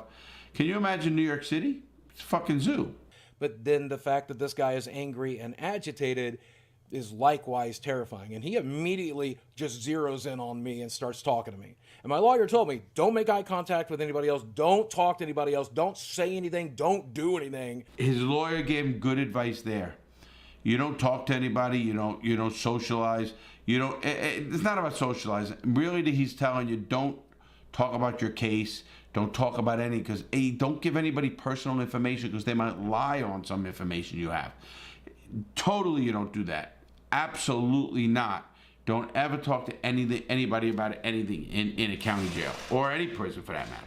But I don't know what I'm doing, so this guy starts asking me questions. I start answering them. The guy first tells me his story and gets more agitated as he tells it, and then he asks me, what are you in here for anyway? And I'm like, I don't know, man, nothing, I guess, right? Because I'm not supposed to say anything. I'm not supposed to talk about anything. And he goes, oh, I guess you're too good for this place then, huh? And I'm like, buddy, we're all too good for this place. This is dehumanizing. This is degrading. I can't believe we treat even our worst criminals like this. This is fucking awful. I guess that was the right answer. It was. He said the right thing. And it's true. But the guy fuck him, you know. I tell the guy, shut your fucking mouth. The fuck, you shut your fucking mouth. Don't talk to me. I'm a little bit more aggressive than most, being I know the system so well. Obviously he doesn't, and he's not built like I am for this. And I'm glad. I'm glad he's not. And I'm glad he got through this with his brains, and that's what helped him. Because he calmed down immediately, and he was really nice to me from then on out. And I listened to his problems, and in most situations, I'm a good listener, but in that situation, locked in a concrete room with a scary, dangerous criminal, I'm definitely a very, very good listener. And eventually, they came to the door to let me out and let me get my phone call. He really doesn't know if he was a dangerous criminal or not. Could have been a vagrant. Who knows what he was. But he did the smart thing. You know, just get the fuck up. Bide your time and get out of there. Good for you, Boogie. And eventually, they came to the door to let me out and let me get my phone call. And that was a frustrating experience too, because I guess the guy who was on phones that day was new. So no matter how many times I repeated them the number that I had written down on my piece of paper, he just couldn't get an outside line. We tried for like 45 minutes and I began to panic that I was never getting a hold of my bail bondsman. I was never getting a hold of my lawyer, even though I knew my lawyer's number was correct and the bail bondsman's numbers were correct. No matter how many times he tried to dial them, it wasn't happening. That is why your lawyer should have went with you. The lawyer could have handled all of this up at the front, bailed you out, did everything, spoke to the bail bondsman. Hey, my guy's here, get him out. I never had to do that myself. I used to call the lawyer and say, get me the fuck out of here. And he would, I've done that from as far away as New Jersey, which I'm going to go into arrest when I was arrested in New Jersey one time. And they fucking come from Florida to get me out. They made the phone calls, they talked to the right people, they paid the right people, and before you know it, you're out of jail. You shouldn't have to do that, and his lawyer should have done that. But finally I got a hold of the bondsman. They were there within an hour, and they finally packed me up and got me moving, took away my prison pants, gave me my street pants, and I was free back out into the world. Thank God. On my way out of the prison, my roommate came to pick me up because I wasn't supposed to drive there that day just in case. There was a couple of YouTubers out there, and they were holding up free boogie signs, which I thought was really nice of them. I wanted to do a soundbite. I wanted to do an interview. I wanted to talk to them because they had their camera ready to go. I even wanted to take a picture with them. I don't know how the YouTubers knew he was in jail. I often wonder if I got arrested, would other YouTubers or fans know I'm in jail? I would hope so, and I hope maybe they'd be there to support me some way. I'm not getting arrested, trust me. I will never get arrested, hopefully. Never say never in life, but I don't do anything to get arrested. You know, I'm not like that anymore. So here, Boogie gets out of jail. He had some people, he apologized for not going to YouTubers, and I give him a lot of credit. That's an experience from a regular guy in Arkansas County Jail. Now, if he would have did the things that I told him, he would have had a quicker, better experience, if there can be a better experience, and get the fuck out of there. We do need to change our jail systems totally. People are innocent. Most people in jails originally are arrested without convictions. Most people. Some are brought back on cases and trials and appeals and stuff like that. So there are people who get sentenced to under a year in jail. So if you get sentenced to under a year in jail, under 365 days, you stay in a county jail. If you get 365 days a year or more, 366 days, you go to a state prison. But a lot of the people are just getting arrested. And I don't care what it is. I don't care if it's a DUI or a fight in a bar or whatever. It doesn't mean you're guilty. Just because you get arrested does not mean you're guilty. Sadly, a lot of the corrections staff in jails, you know, they get hardened to the system and everybody's a scumbag coming through here. And it's just not true. So I hope we do change that. One, I want to give Boogie a little credit for going through this and telling his experience. I hope he gets a better lawyer there. Maybe it's just the Arkansas way. I hope not. And I want you guys to understand, please make good choices, man. Don't go to jail. Think before you act. Treat people with respect. Things will happen and it'll be always better for it. Please, hope you like what I explained today. Good luck with Boogie. Have a great day, everybody. Please stay safe, make good choices, and help somebody every day. See you next time.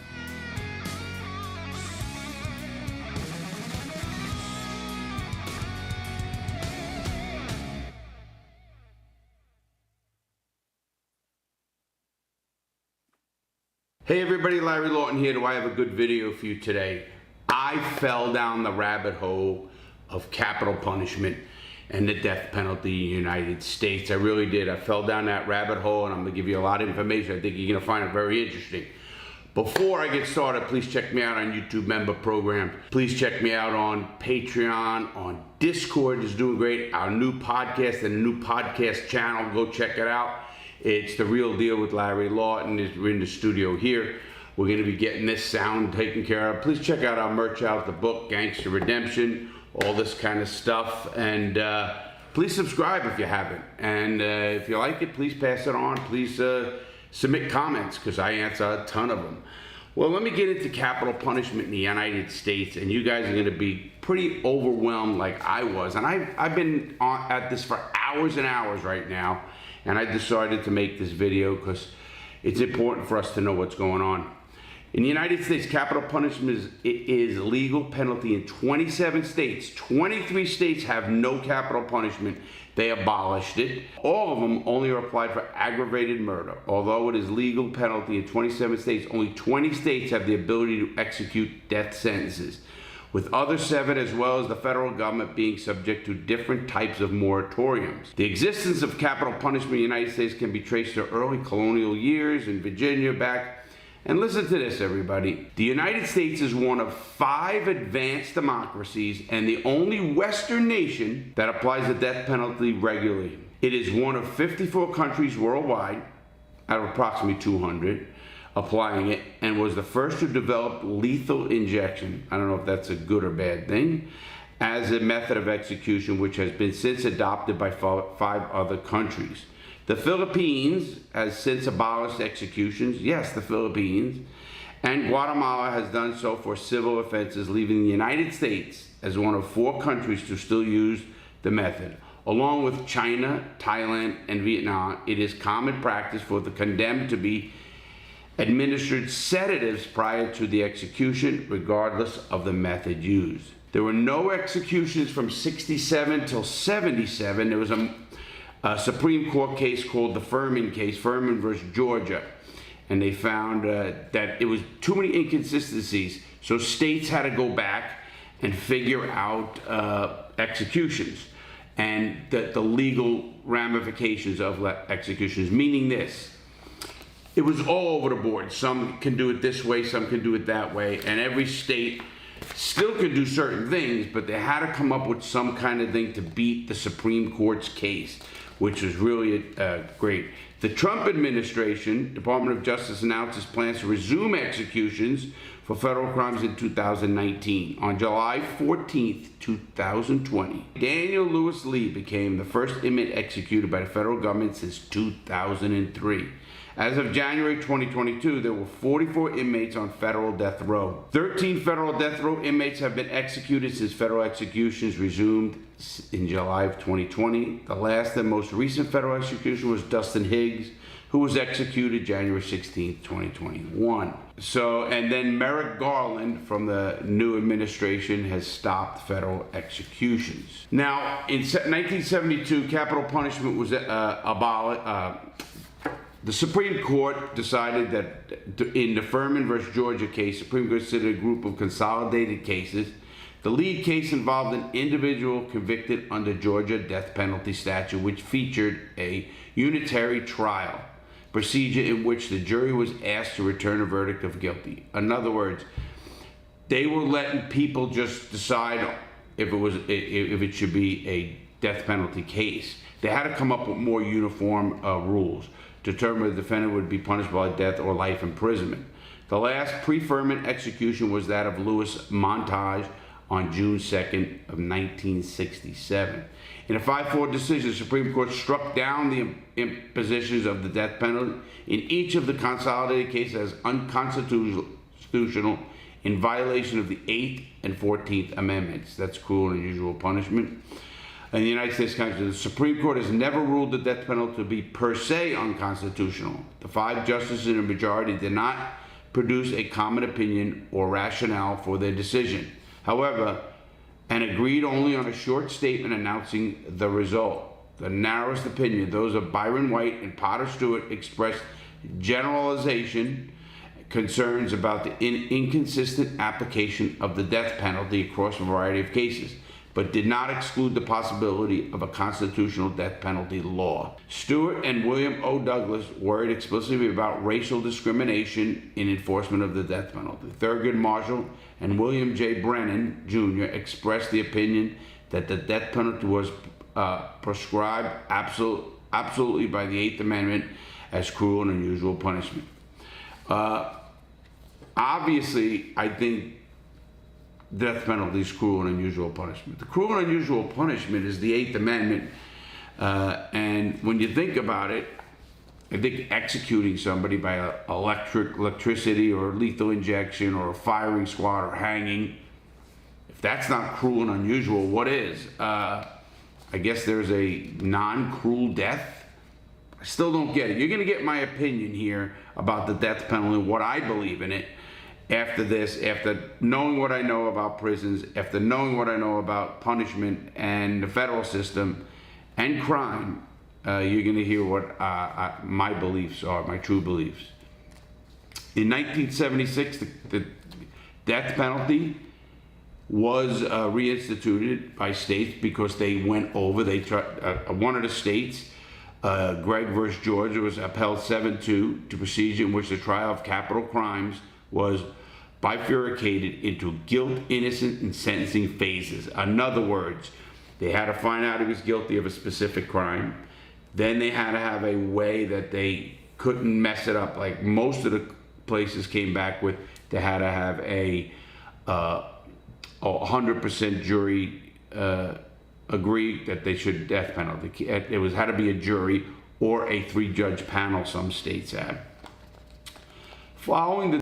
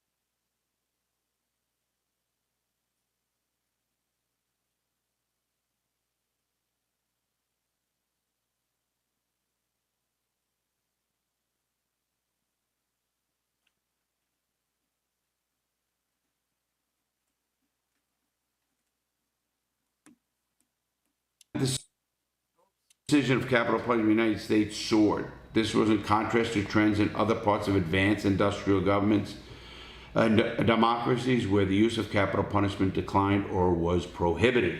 47 European states, including Russia, are members of the Council of Europe, and they all comply with the European Convention of Human Rights, which prohibits capital punishment. The last execution in the UK took place in 1964 and in 1977 in France.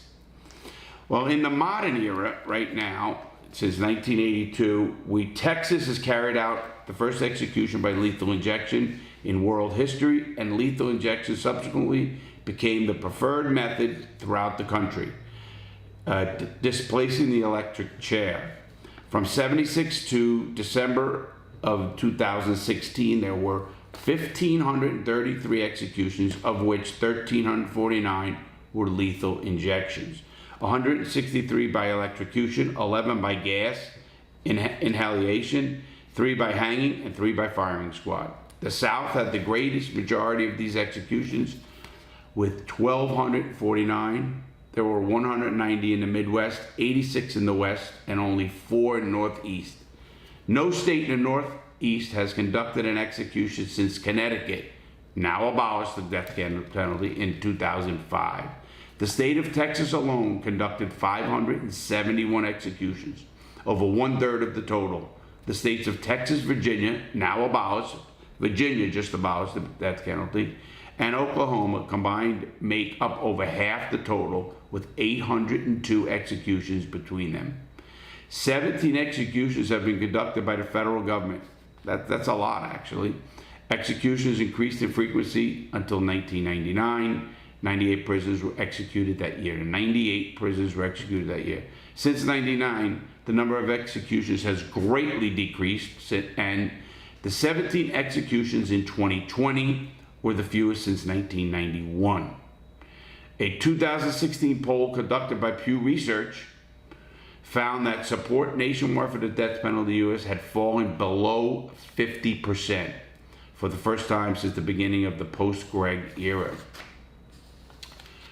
The death penalty, we all know, became an issue in 1988. Or you guys don't know. I remember the Dukakis-Bush debates, and they had Willie Horton, who was a convicted person. He was let out of prison, and he ended up killing somebody. In '96, my man Clinton, again, not my man. I'm saying that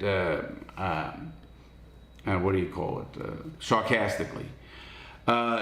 Whether it's a Democrat or a Republican has nothing to do with Clinton. Was really bad. He enacted the Anti-Terrorism and Effective Death Penalty Act in '96, and has passed and streamlined the appeal process in capital cases. In other words, not many appeals. The appeals had to be quicker. The bill was signed into law by President Clinton, who endorsed capital punishment during the '92 presidential campaign. How many people, I don't want to get into that.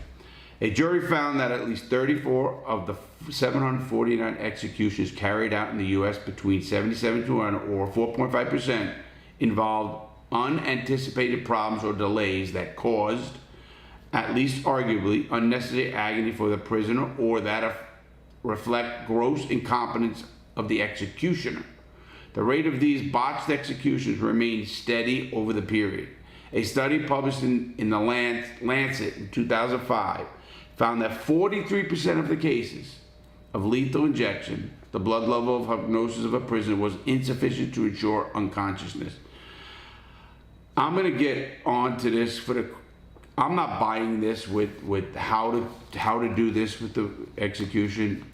If we're going to believe in if we believe in the death penalty, does it matter if he's really fucking lasting longer or how they kill him?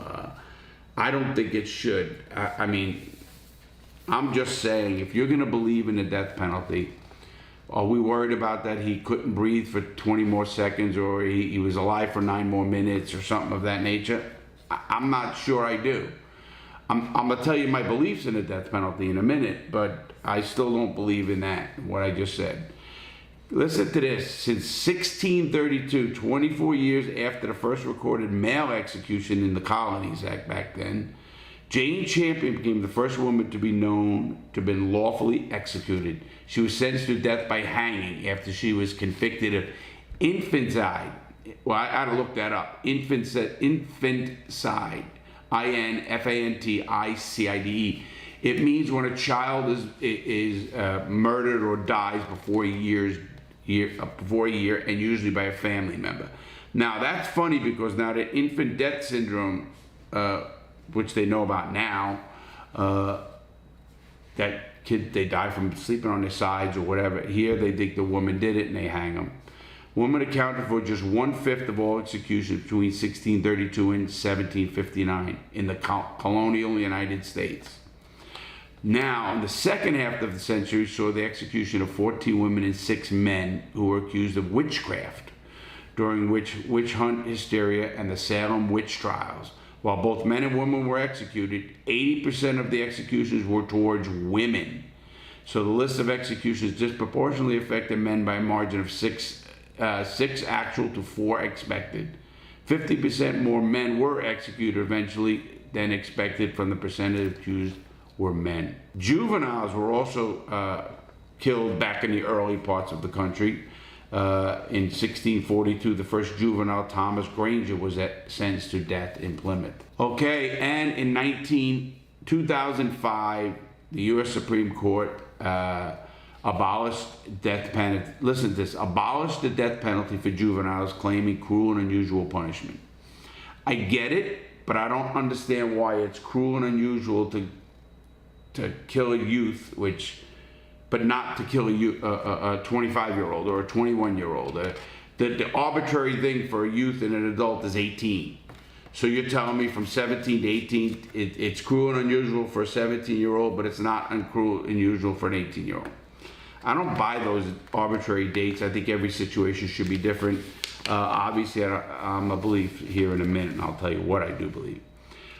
Most places, all of them have now, what they have to have is aggravated murder to be a death penalty case. But this is what really makes me funny with the federal government. There has to be one of 16 factors to institute the death penalty. Listen to this. Murder while committing another felony. That means if you're doing a robbery, you kill some. Offender was convicted of a separate felony involving a firearm prior to the aggravated murder. Being convicted of a separate felony where death or life imprisonment was authorized prior to aggravated murder. Being convicted of any separate violent felony prior to the aggravated murder. The offender put the lives of at least one or more other persons in danger of death during the commission of the crime. This is everything right now. Or offender committed the crime in especially cruel, heinous, or deprived manner. The offender committed the crime for financial gain. Okay, so you murder someone for money, big money. Listen, here's how they got the gangsters. Offender committed the crime for monetary gain. The murder was premeditated, involving planning in order to be carried out. The mafia bosses could order murders and then get the death penalty, is what they were saying. Offender was previously convicted of a federal drug offense. Offender was involved in a long-term business of selling drugs to minors. A high-ranking official was murdered, such as the President of the United States, the leader of another country, or a police officer. Offender was previously convicted of sexual assault or rape, and during the crime of commission, the offender killed or tried to kill multiple people. In other words, everything. Understand it, but don't get it. Crimes against the state, of course, espionage, treason, large-scale drug traffic. They consider that a capital crime under federal law. Treason is also punished by death by 6 states: Arkansas, California, Georgia, Louisiana, Mississippi, and South Carolina. Large-scale drug trafficking is punishable by death in 2 states, Florida and Missouri. An aircraft hijacking in 2 other states, Georgia and Mississippi. Vermont has an invalidated preferment statute allowing the electric chair for treason despite abolishing capital punishment in 1965. Obviously, the decision to seek capital punishment is usually on the prosecutor, but usually they have to have the victims or somebody, victim family, obviously, wanting the death penalty. But in 2017, since The Armas Ayala, who was the prosecutor in Orange County, I think it was, Central Florida, right here. I remember the case in 2007. The Governor Rick Scott at the time removed all capital cases from local prosecutor Arman Ayala because she decided to never seek the death penalty in a matter of gravity of the crime. In other words, she ran on that, she won an election, and then the governor took it away from her, and they instituted then, put a special prosecutor on. In the sentencing of the 27 states with death penalty, 25 require a sentence to be decided by the jury, 24 require unanimous decision by the jury. 2 states do not use juries in death penalty cases. In Nebraska, the sentence is decided by 3-judge panel, which must unanimously agree on death, and the defendant is sentenced to life imprisonment, and one of the judges is opposed. Montana is the only state where the trial judge decides the sentence alone. The only state which does not require unanimous jury decision is Alabama. At least 10 jurors must concur, so they can get 10-2 and still get the death penalty. The states have to have what they call a death qualified jury, which means they're asked various questions, and in one way or the other, they get qualified or not. They get a direct review. Everybody gets a direct review, which we all get as well. They also get a state collateral review and a federal habeas review, which is important because it goes from the state then to the feds, and then usually the Supreme Court doesn't hear them because if it's a cruel and unusual punishment, they already decided that and they don't want to hear it again. Under the Clinton Act, I call it the Clinton Act, the Effective Death Penalty Act of 1976 provides expedious habeas, meaning they're going to make sure they're done quickly. And I understand that. They execute an actual death warrant by a judge again, or the governor, several states, but mostly by a majority of judicial order. And the distribution of the sentences in recent years have been an average of 1 death sentence for every 200 murder convictions in the United States. Alabama has the highest per capita rate of death sentences. This is because Alabama is one of the few states that allow judges to override a jury recommendation in favor of life imprisonment, a possibility it removed in March of 1970.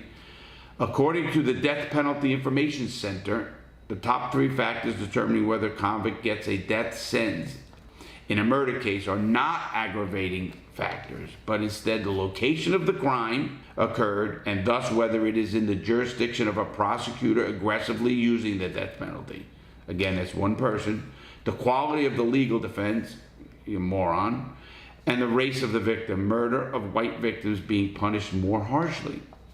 That is just crazy. Among the states, the distribution of death sentences is loosely proportional to their populations and murder rates. California, which is the most populous state, also has the largest death row, over 700 inmates. Wyoming, which is the least populous state, has only 1 condemned man. But the executions are more frequent and happen more quickly after sentencing in conservative states. Texas, which is the 2nd most populous state in the Union, carried out over 500 executions during the post-Freeman era, more than 1/3 of the national total. California has carried out only 13 executions during the same period. It shows me that California just got the death row wrong.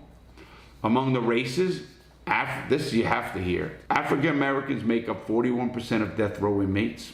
African Americans have made up 34% of those actually executed since 1976.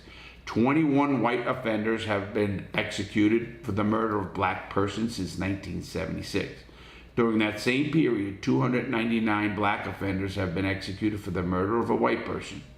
54% of people wrongly convicted and sentenced to death in the United States are black. Think of that number.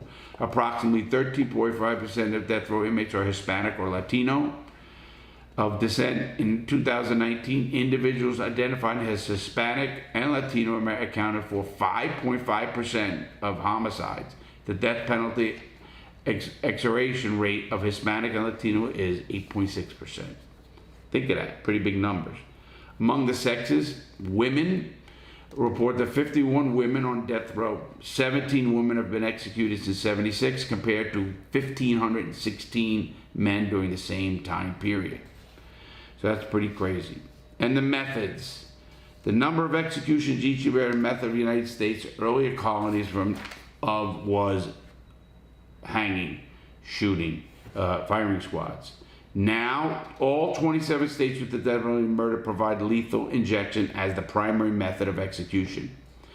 But some states let the inmate pick what it is. Lethal injection in South Carolina, unless the drug to use is not available. Electrocution is available in Alabama, Arkansas, Florida, Kentucky, and Mississippi, Oklahoma. Tennessee and South Carolina, primary method. Gas chamber in Arizona and California, and firing squad in Mississippi, Oklahoma, South Carolina, and Utah. Meaning, if you're the death guy and you want to die that way, you can die whichever way you want. I'm not so sure how great that is going to be, too.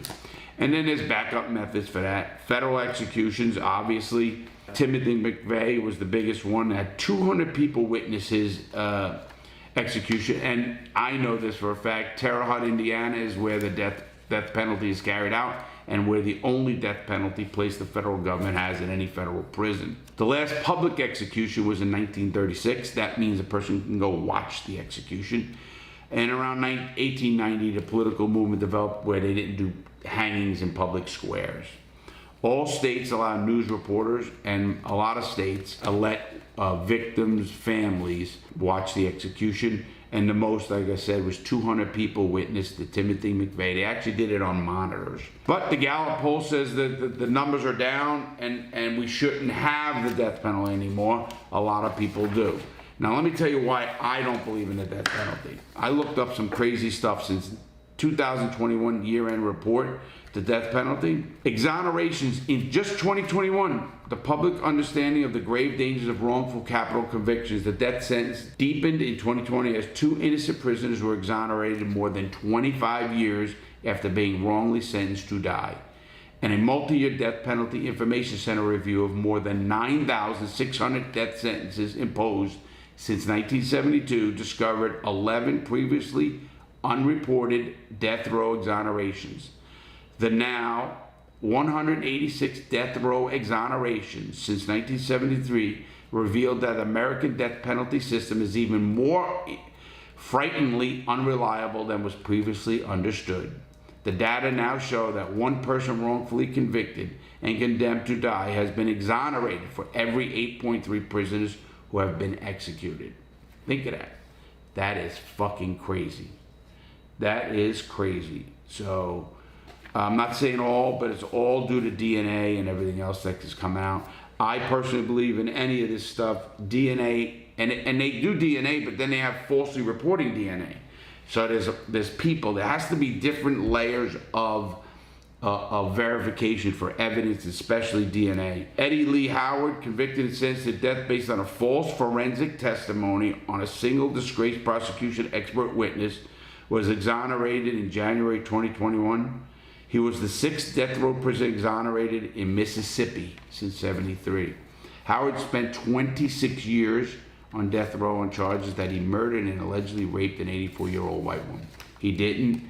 DNA proved it. A whole bunch of stuff. I'm not going to get into the case. Sherwood Brown, same thing, was exonerated of a triple murder that sent him to Mississippi's death row in '95.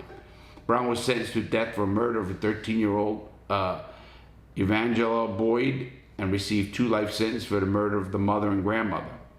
His conviction was death sentence rested a substantial part of false expert forensic testimony. In other words, they lied. And a jailhouse informant, which we all know is bullshit. The informant was facing serious charges for car theft when he claimed Brown had confessed to the murders. Prosecutors argued that blood found on the sole of Brown's shoes from the victim, but DNA proved that all wrong. Obviously bad lawyering, and he got out with the innocent project.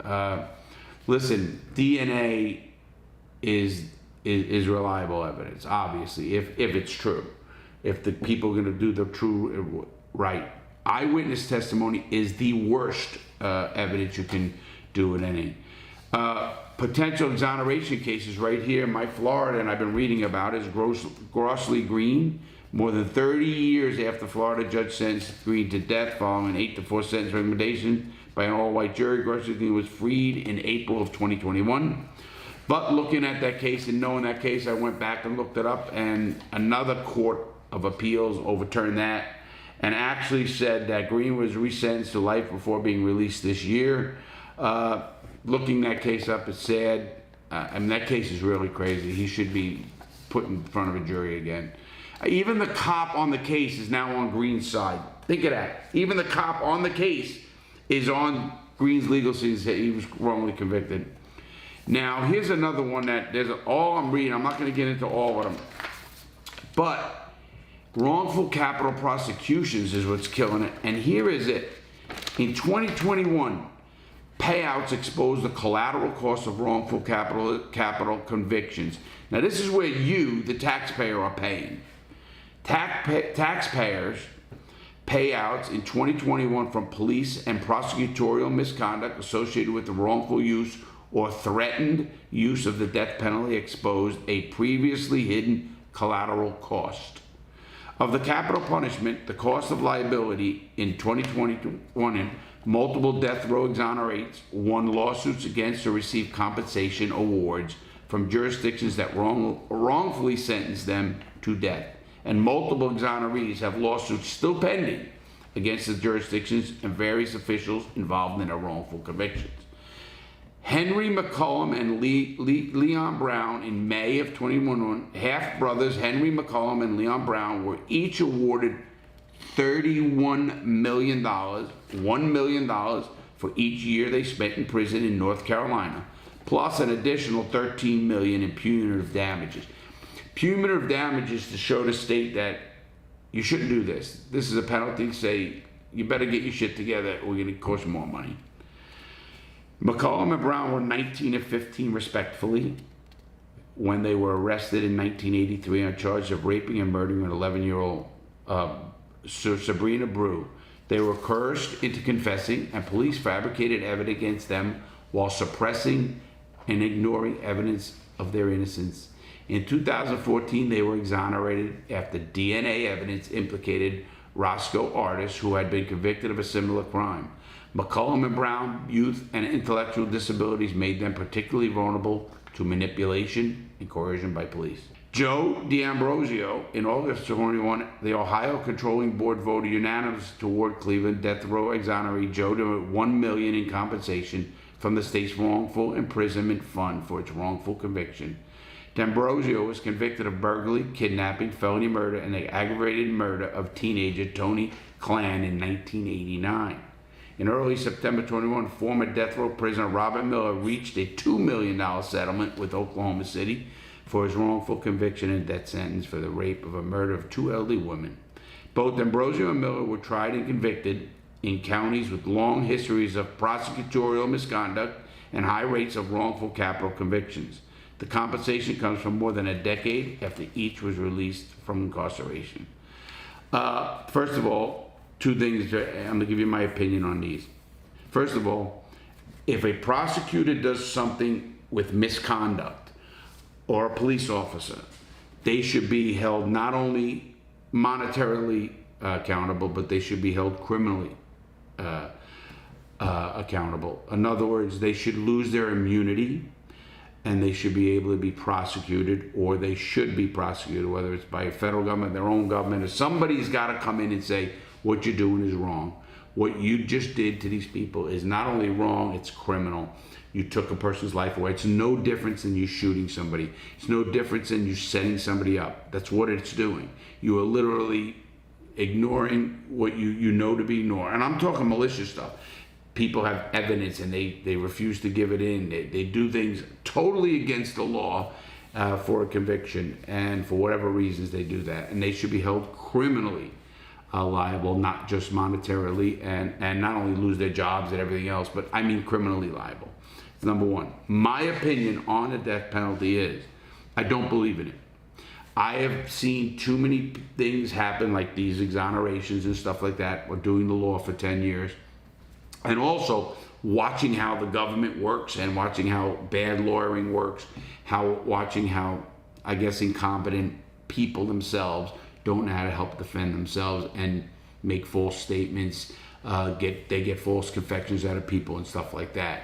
So there's no question in my mind that we should not have the death penalty. And here's another reason. And I know people say this, What happens if they raped your grandson or killed your grandson or daughter or whatever it is, and it was the most heinous crime? And I get it. But I think there's a way that, I think justice has a way of meting itself out. Meaning, these people are not going to a place that's fun and liked and stuff of that nature. They're going to a prison that they're going to be probably killed themselves. Look at Jeffrey Dahmer. Look at Whitey Bulger. These people were murdered in prison. I think Timothy McVeigh would have been murdered in prison, even though he was on death row and he was executed. I think the system itself is brutal enough that we don't have a nice system. This isn't Norway, this isn't Sweden, or one of these other countries like Germany. We're not rehabilitating that guy. And I don't get justification for a religious person saying, oh, let's kill him, but then, God wouldn't do that. I don't get it. If you want the sanctity of life, you should want the sanctity of all life, not just life that goes with your rights, if you want to call them that. So I don't buy that. I don't buy that for one bit. I believe in life in prison without parole, a whole other things you can do. I mean, they might even have certain hard labor things that can be done, but we don't belong killing a person. An eye for an eye is not what we're looking for. It doesn't bring back the victim. It doesn't give any closure either. In fact, I'd like to know that the guys in there living this most worst life in the world. Ask me what life is like in a penitentiary where there were murderers. They're not having a great time, I can tell you that. They're trying to get high, they're trying to escape, they're doing crazy shit, but they're not having a good time. So my opinion is, let's abolish the death penalty and be one of the normal countries around the world, and we don't need it. Let's join the civilized world. That's my opinion. I hope you like this. I know this is an educational. People have been asking me about my opinion on the death penalty. There it is. Let's abolish the death penalty. Have a great day, everybody. Please stay safe. Please stay safe. Make good choices. Don't get into the system. Remember this. I believe in bad choices, not bad people. I really do. Obviously, there are some bad people, but I think you get my drift. Have a great day, everybody. Please stay safe. See you soon.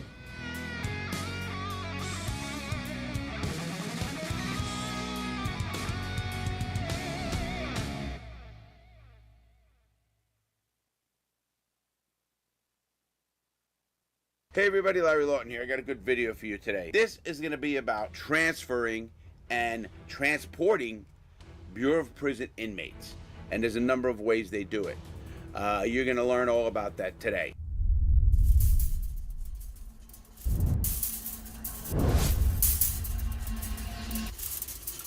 If you haven't subscribed, please subscribe.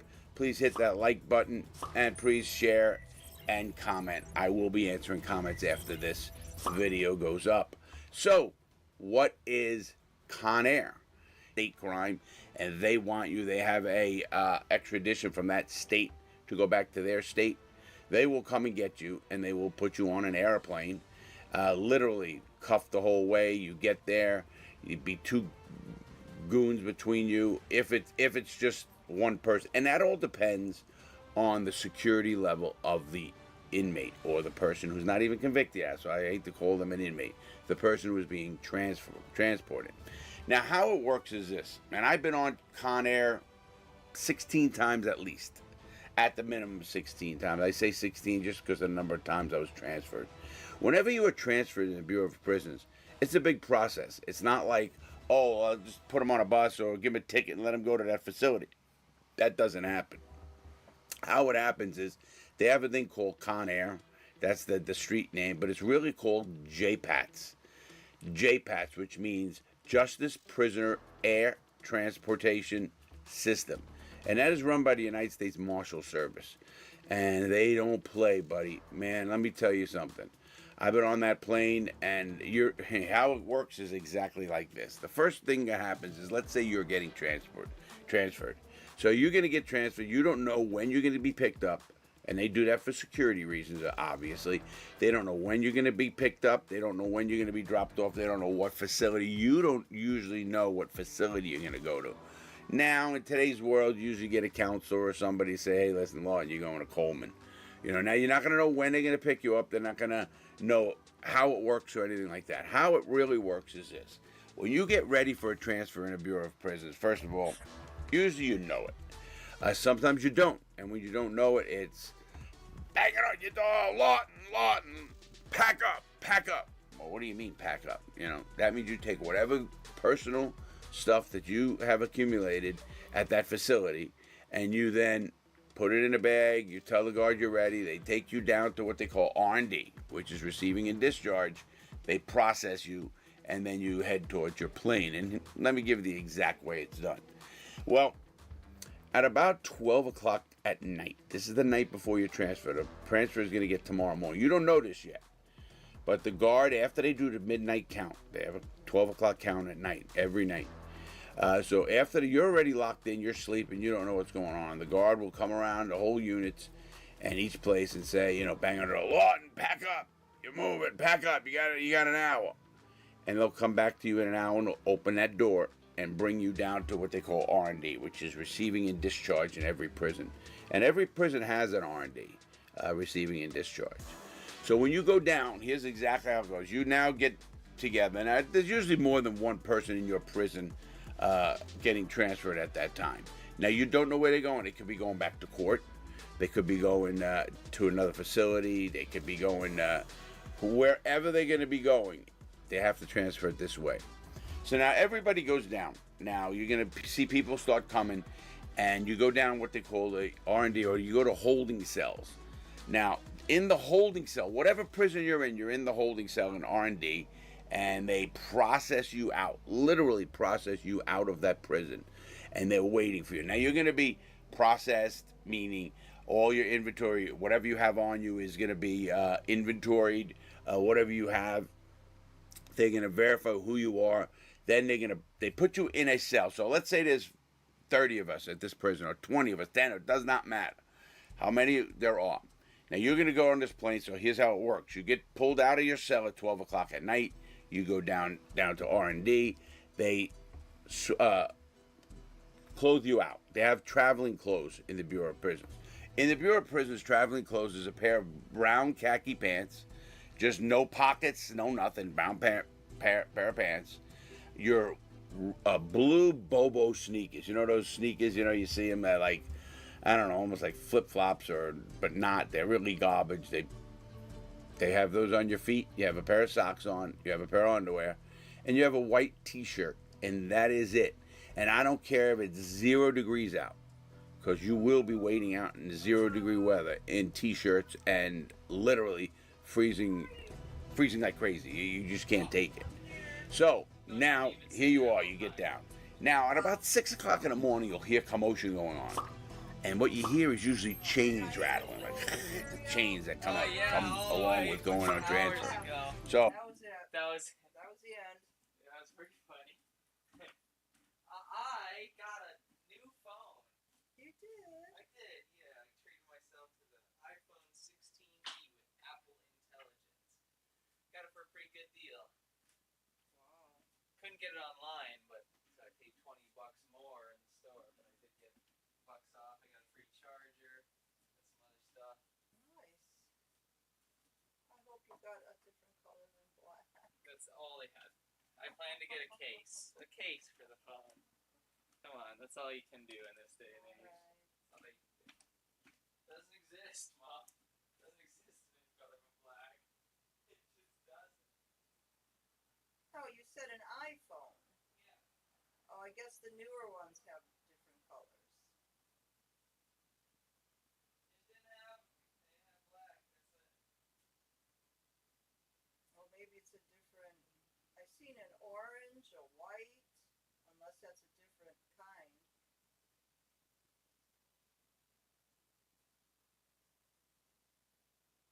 Hamtramck Festival's going. Are we gonna check it out? Check it out. Check it out. Hamtramck Festival is for Labor Day. Yeah, no, there's a festival going. I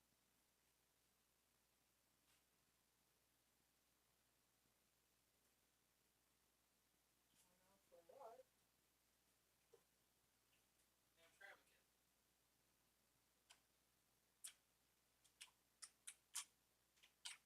All right, so let's see here. So, but this isn't the latest model that's out, correct? Pretty much.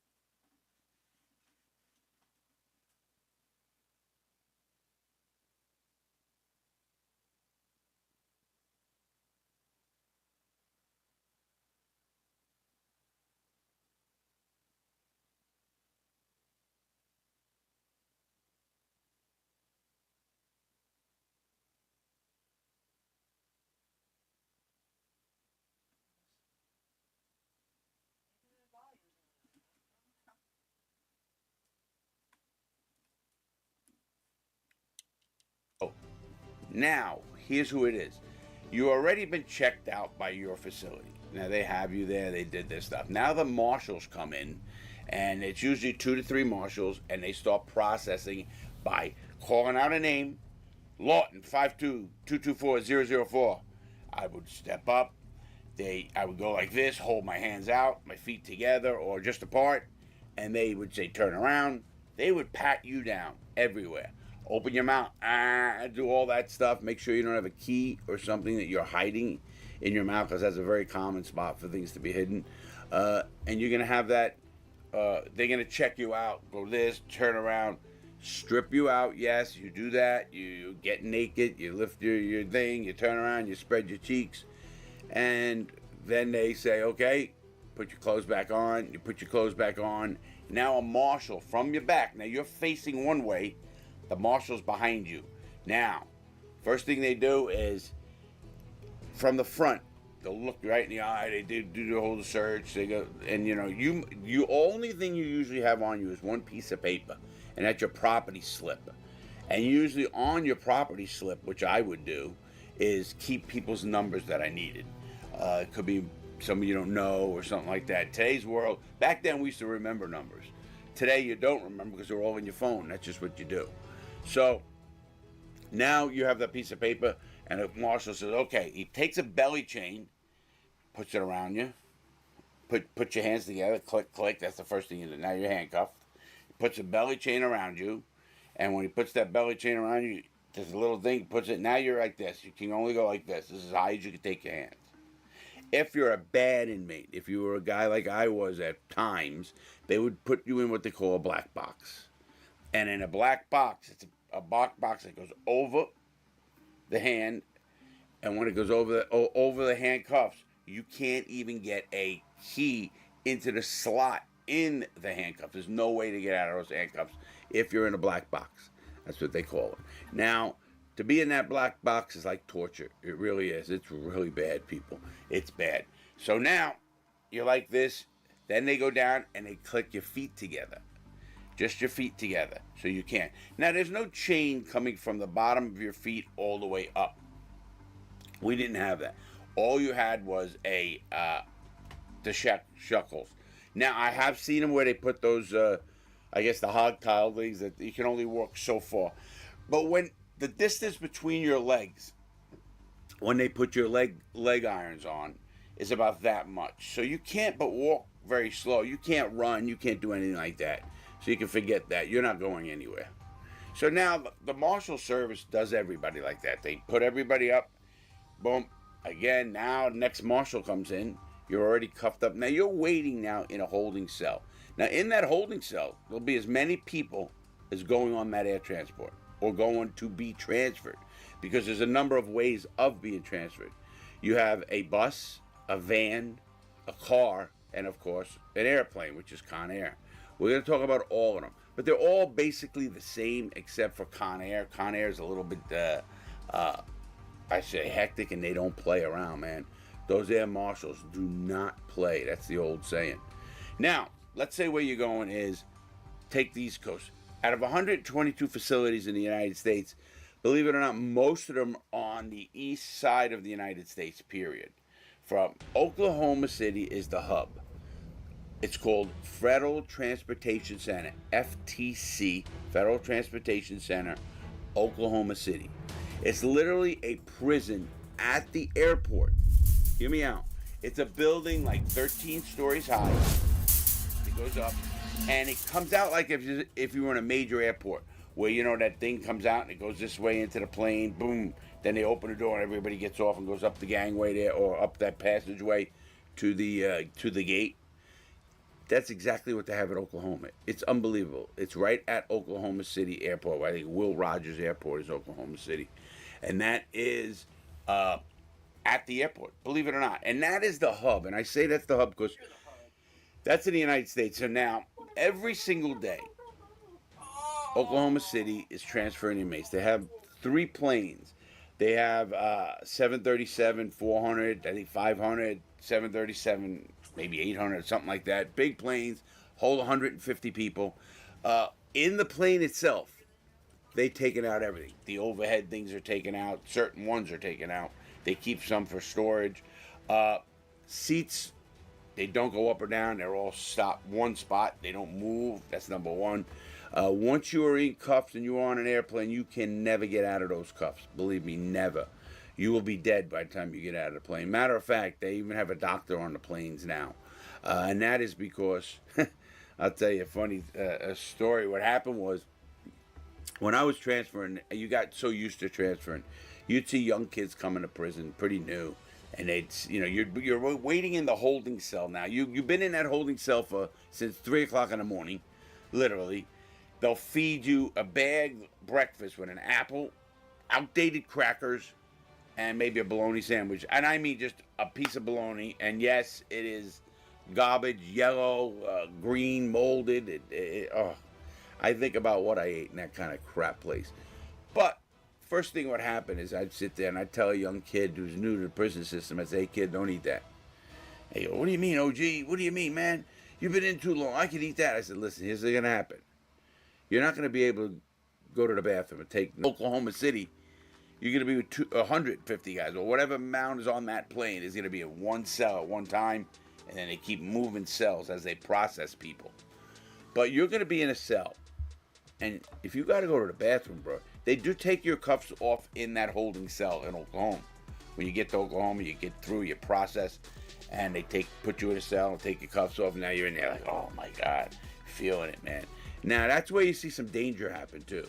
You'll see people mess up, like find out another guy's in a different gang or a different group, and they have a separatiste, they call it, meaning they're not supposed to be in the same room. And you'll see one guy start beating the hell out of another guy, trying to stab him if they have a makeshift knife, if they got one. And yes, they do bring them. You put things up your anal canal. It's called suitcasing something. I talked about that in previous videos. That's very, very common. And things are transferred all around the prison system like that. Now, they can't just take everybody and give them a, what do you call it, like an x-ray to see what's in them. They can't do that. How much time do you think they have? It's not practical. So, now here you are, you're getting ready, let's get back to Atlanta. You're in Atlanta, you're getting ready. They process you. Here it's about 6 in the morning. Now, they know, the Marshals people right here in Atlanta, I'm just going to go from Atlanta. The Marshals people in Atlanta, Georgia, are used to this. So they come here every day. They got to transport, because Atlanta's a very, very busy place, and it has a holdover facility. You know, certain prisons around the United States have extra space or stuff, and they call them holdover facilities. That's what they have. So now you're processed. Here it is 6 in the morning. Now everybody shuffles down. You go get on a big bus. Now it's the old school buses usually you see. And now there's nothing on, I'm saying, prisoner transport, something of that nature. There's no markings on that. It's usually a white bus, period. Just like the Conair plane. The Conair plane is not marked Bureau of Prisons plane, prisoners stand back, anything. Nope, they don't do that. You get on a plane. Everybody gets on that plane, on that bus. Now you are just processed out of the facility. They ask you who you are. They double checked your ID. They looked at it. They have a copy of your ID. Right there in paper, and that's all. Everybody gets going to get on that bus. Now, when they get on that bus, those buses aren't like you see in a lot of things. There's not a cage with a guard right in that back right there. There is 2 guards usually up front. And now it depends on who it is and how high security. I'm talking high security. Now, if you are a El Chapo Guzman, or John Gotti, or some very high-profile person, you're going to probably go by a van with just yourself in it, or even a vehicle with just yourself in it. And I've seen them take one inmate and put him on a plane, and they have a smaller plane for that too. Because if they have to get you somewhere on time, they will get you there. This is the Bureau of Prisons, and they don't wait for anybody, and they are the bosses. So now everybody gets down. Now you get to the airport. Now you're driving to the airport. Everybody's usually very quiet. I mean, I've been on this transport so many times, it's like it was normal to me. So now you get to the airport, and you always beat the airplane to the airport. So in Atlanta, you would pull off to the end. There's an end of a runway I don't know what it is or where it is at that place, but it is an Atlanta airport. And it's away from everybody. And when that plane lands, there's buses that come up somewhat close, but they'll ring. There'll be like usually 4 or 5 buses, and they're all filled with inmates that are being transferred. Now, they're not just coming from Atlanta. They might be coming from Tallahassee. Tallahassee has a holdover over there. Could be coming from anywhere. Could be coming even from a county jail that they have a van with 4 or 5 inmates that have to be transferred. It's all coordinated. Now, the plane lands. The back of the plane will open up and go down. And first of all, the guards come out, and they'll post guards all around that plane with M16 machine guns or shotguns. They're both. Some you'll see with M16s, and some you'll see with shotguns. And they circle the plane. There's 4 of them at minimum. The front of the plane, the back of the plane, each side of the plane. Right at the base of the stairs, going up the back of the plane. They're going to do the whole thing again. Open your mouth. Turn your head. Lift your thing. They're not going to strip search you right there, but they're going to pat you down all over and then read your name again. Lawton, 52224-004. Yes, and then up the plane. Now, you don't just get to sit where you want on an airplane. You get going, and they pick you by security. Like, on the airplanes, the first section of all the plane is usually the females. In fact, right up there is the females, and then it was usually the higher security inmates, which is the people in the black box, which I was usually in, especially after I had a little bit of a difficulty in a prison, and I had assaulted or attacked a unit manager. I'll do a video on that one as well.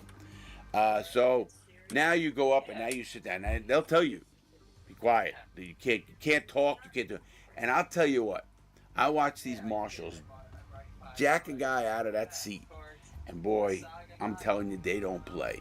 They will rough you up real quick. They have probably unlimited authority being in your airplane, and anything that goes wrong on that airplane, Jesus, Christmas trees, people die, literally, if something happens on that plane. So, and I was on that plane when it's not I don't think they're the best planes in the world, but they have marshals on them, and they have, officials on them, so I don't think for one second they're going to, not do an inspection or something like that. That's not like that. These are government agencies. They're going to do the right thing. Well, anyway, now you get on the plane, and the plane starts filling up, and this takes a long time. So you might be on that airport, way west Pennsylvania. There's prisons out there. It's called Lewisburg, Allentown, Allenwood, and they have a penitentiary, a medium, and a low. Lewisburg's a penitentiary. So they have those facilities. So the plane lands. All of a sudden, they start calling names. 52224-004. Everything's a number. Your number will be yelled and screamed as many times as you can imagine, because that's how they verify who you are. They don't just say, Lawton, you Lawton? Yeah, I'm Lawton. No. 52224-004. What's your number? 52224-004. You better say it right. I don't know. That's not an answer. That's never been an answer, and it will never be an answer. So, plane pulls into Pennsylvania. It lands. Certain names get called. Now, you're sitting on this plane. If you don't know where you're going, you'd be surprised. I'll tell you why. So, here you are getting on that plane, and they call your name, number and name. You get up, you go to the back of the plane. So now the next stop, I don't get off in Pennsylvania, and the next stop was New York, Otisville, New York. And they have what they call I call it a snitch camp or a cheese factory there. That's it's called WITSEC. Witness Protection Program is at Otisville. And that's a nice facility, the regular facility. A lot of New Yorkers, a lot of guys. It's a meeting facility. They've never been there myself, but they say it's really good. It's got a cheese factory right next to it, and that's a prison for witness protection. And you'll see, I call it cheese factory. A lot of guys will call it the cheese factory. That's where the rats, the cops, the people who can't go to a regular facility go. That's number one. So now, you're going to do your thing. You are a inmate. You getting off. So this happened to me exactly like this. So the next stop was Rhode Island. Yeah, Rhode Island. And what did they do? Lawton, 52224-004. What am I doing? Why am I getting off the plane in Rhode Island? What is going on? I have no clue what's going on. Get on the plane. Get off the plane. In fact, I went to a van, and in the van, I was the only person in that van. Only person. I'm thinking, what did I do? I never committed a crime in Rhode Island. I don't know why I'm in Rhode Island. I have no clue what's going on. So from there, the bus now it's a van, not a bus. A van took me, and it's got two marshals in the front. I'm still cuffed up, and they take me to a county jail. Yeah, county jail. A shitty county jail, and they check me in. Now, I don't know what's going on, man. I'm asking people. These people at the jail have not a clue. All they are is contracted with the Bureau of Prison to any federal person that comes in there. They charge the federal government X amount of dollars for what it is, and then they process him in. He's in a cell, the whole works. Now, remember what they're doing. I have no property with me. I am now in Rhode Island. I have no idea why I'm in Rhode Island. They keep me there for 2 nights. I have no idea. I'm asking guards for a phone call. No, you don't.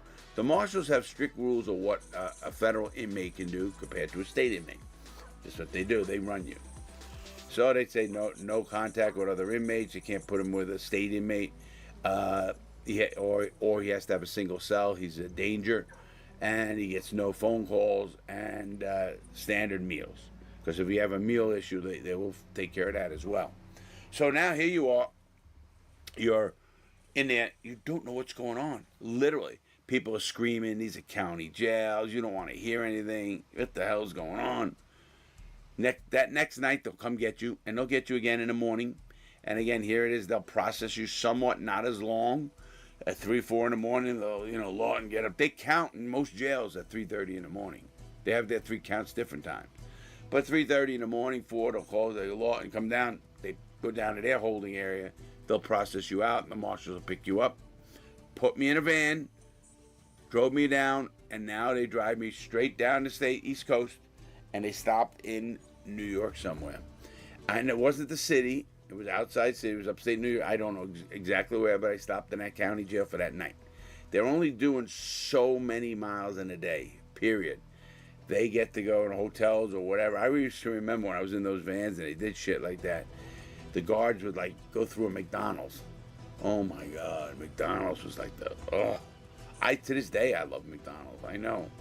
That's why I'm a fat fuck I am. But anyway, now you'd smell it. And you'd always say, you're in cuffs. You're shackled, waiting. Hey, yo, man, see it. You'd say, man, Marshall, man, come on, give me a burger, Marshall. Give me. Shut up, Lord, whatever. You start to, depending on who they are and how they are, you'd be surprised you can communicate with them some. Very little, if any. They'll tell you to shut up, and that's it. They'll go into a place, and you'll be sitting in that van, and one guard will be in there, and the other guy's going to get stuff and waiting, and they'll switch, go to the bathroom, do what they're going to do, and you're just sitting there. They don't say, hey, you got to go to the bathroom, Lawton. They don't do that.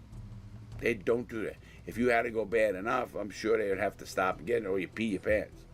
I mean, it's just the way it is. And don't think it doesn't happen. It happens a lot. So now, the next spot I went to, I was over at, then I was in New Jersey. I remember that one. It was Elizabeth County Jail. What a shitty ass jail. And here I am going to Pennsylvania.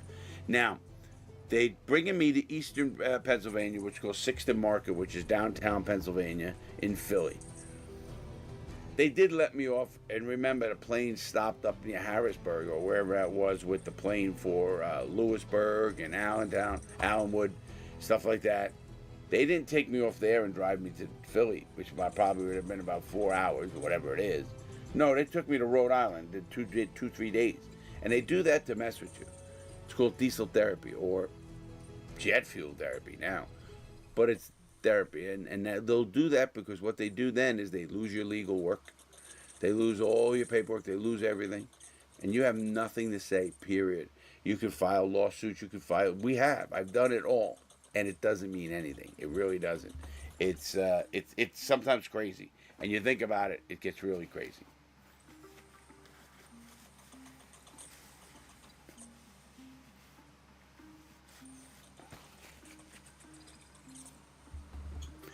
So let me get back to the Con Air. So Oklahoma City is the hub for the United States. Straight in the middle, the hub. Everybody who has to go to court, who has to get transferred to another prison, they pretty much come to the hub. It's called FTC. And then they go out. Like, you got to know the route. On a Monday, they might start out in the morning and they go to the West Coast route. So they'll go to Las Vegas. There's like a kind of big airport there. They call that a hub. Then they'll go to California and they'll go down to the coast of California, wherever the prison, Treasure Island has a prison there. And that's in the Frisco area. Then they have one south. And then you come up. But there's not as many prisons on the west side of the United States on the east side. There's more on the east side. Now, the east side route would be from Oklahoma. It goes to Miami. Then from Miami, it goes to Tallahassee. From Tallahassee, it goes to Atlanta. From Atlanta, it goes to usually Pennsylvania. Sometimes Maryland or D.C. area. But then Pennsylvania. And then from there, it'll go to Otisville, New York. And then from there, it goes to upstate, Rhode Island area. And then it goes back. It might go to Michigan, and then it goes back to Oklahoma. It's called that route. So they do this, the east route, and then they have the west route. Now, when you get on that plane, and I've been on that plane, here's how they'll mess with you on that plane. They'll say, Lawton, get ready, you're getting transferred. Okay, now you're in Oklahoma City now, right? Now, you've been there for a week, 2 weeks. They processed you in. You don't get to write. They were supposed to give you 2 stamps or 3 stamps at that time back in my day. They didn't do that. You had to ask for them, and then you never got them anyway. The counselor or whatever they had there, case manager, they didn't care because they know you're getting transferred. They could care less. That's talk about a smoke easy job. They don't care about anybody. So, anyway, I'm there for about a week. Call me down. I don't know. This is when they're messing with me pretty much. This is when I'm suing them. And I'm suing them for really bad things. They killed 3 of my friends. It's true. And what they do to people in prison is just how this country, don't get me on that one, how this country talks about other countries' human rights, and we do this stuff to our own citizens is just, it's just unfathomable to me. It's crazy is what it is to me. So they tell me there's a law, and okay, get ready. Now you go down to Oklahoma. Oklahoma is such a massive transportation center. They have holding cells, and you'll see 100, 150 guys in each cell. And I've seen some crazy fights in those places. Guys get out of the fucking cuffs, and man, one guy was beating this guy so bad near the toilet.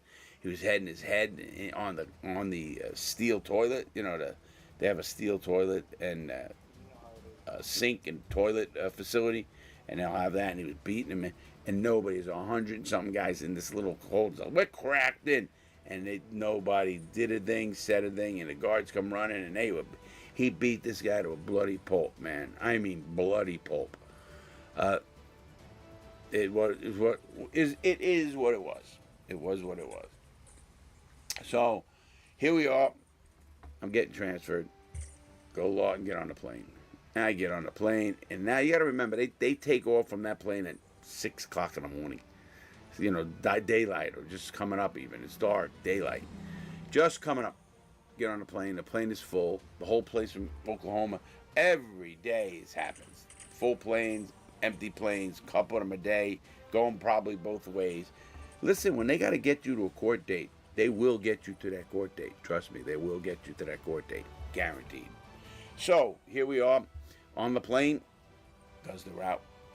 I'm waiting for my name to get called somewhere. It doesn't get called in Miami, Tallahassee, Atlanta, which I just came from. I'm in Oklahoma. Most people come from like Atlanta or wherever they're coming from, and they stop in Oklahoma. That's just the hub.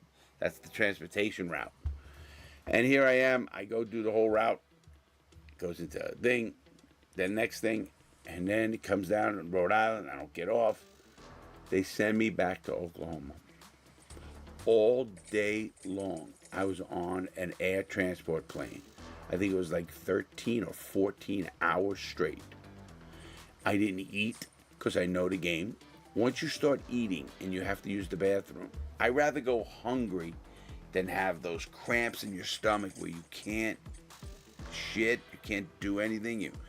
You can get up and pee. I mean, that's a process as it is. And they don't have bathrooms where you go in on an airplane. They've taken those walls out. There is just a curtain and a toilet, and they're watching you the whole way. I mean, from all sides, too. You get zero privacy. You can forget that.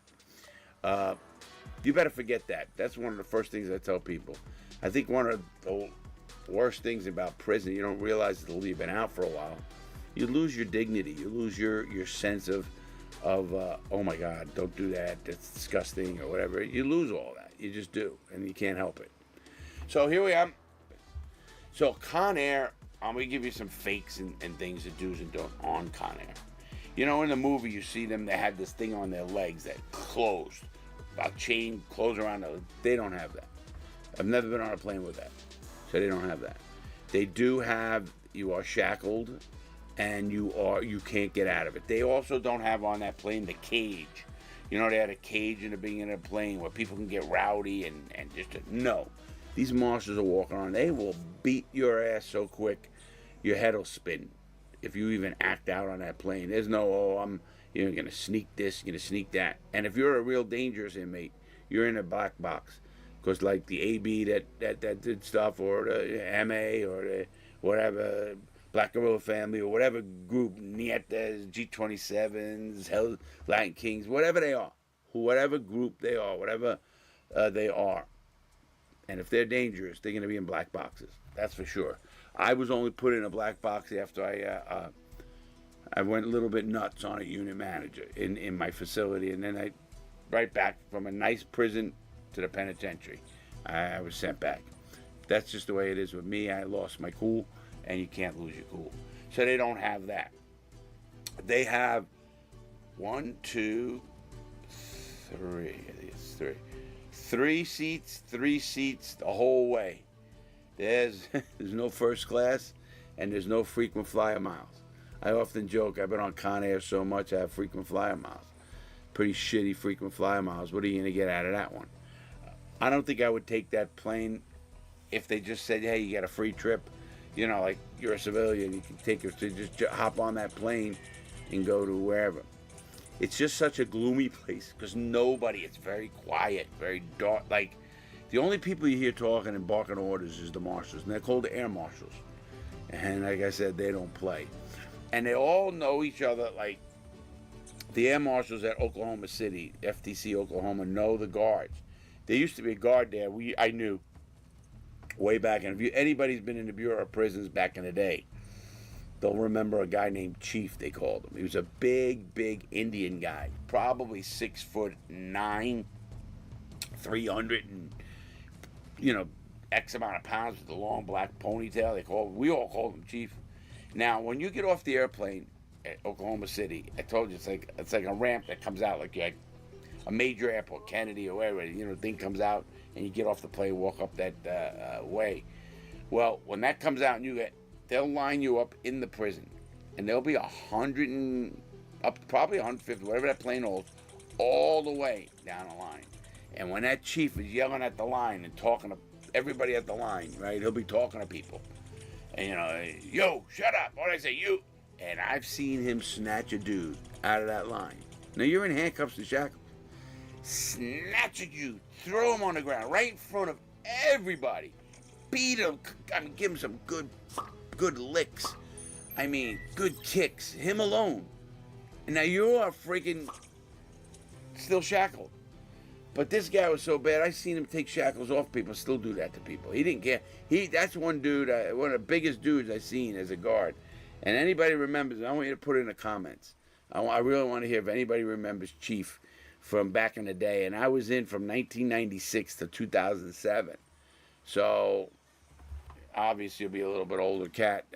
But I get a lot of them say, hey, I was there, I know that. Let me know if you remember Chief, if you've ever been to FTC Oklahoma. Now, and in the Bureau of Prisons, it's such a coordinated effort to get everybody to where they're going. Sure. That logistically, it's a big deal. Sure, you don't. Now, you got to remember, you have to worry about security. You got to worry about feeding. That's the best thing. People always ask, do they feed you? You're in the prison. I'd like to say no, but that would be inaccurate. I will say this. They feed you a bag. It will always have a apple, maybe, an orange, something. They'll have a pack of crackers, and trust me, the pack of crackers were always outdated. They must get them donated from grocery stores or wherever, that once they're outdated, they're not allowed to sell them. And oh my God, I can't take it. And when you gotta go to the bathroom, man, it is the worst feeling in the world, and you can't go. I mean, I've seen people explode just about, get into that holding cell, and oh my God, don't give a crap if there's 120 people right around. Jump, oh my God, it's just a disgusting place. And these kids, it's usually the young guys that want to eat. Oh man, OG, you don't want that? Kid, don't eat this. Trust me, don't eat this. Oh man, I want that, OG. You sure? Yeah, take it. You want to eat it? Go ahead. I'd watch them later. I'd look around, look and see him like this. You could see him hurting. Gets off that plane. You're online. You're in the holding tank. And, oh man, OG, I should have listened to you. I should have listened to you. Man, it's unbelievable what happens, and that's just what's gonna happen. So that is air transport. It's called JPAS, Justice Prisoner Air Transportation System. That is what happens with people who get transferred in the Bureau of Prison. The BOP and Con Air sucks. It's not somewhere you want to go. So make good choices. Don't mess up. And I will see you in the next video. Have a great day, everybody. Stay safe. Much love. Respect. Please like, subscribe, pass this on. Much appreciated. Have a good one, guys. See you in the comments.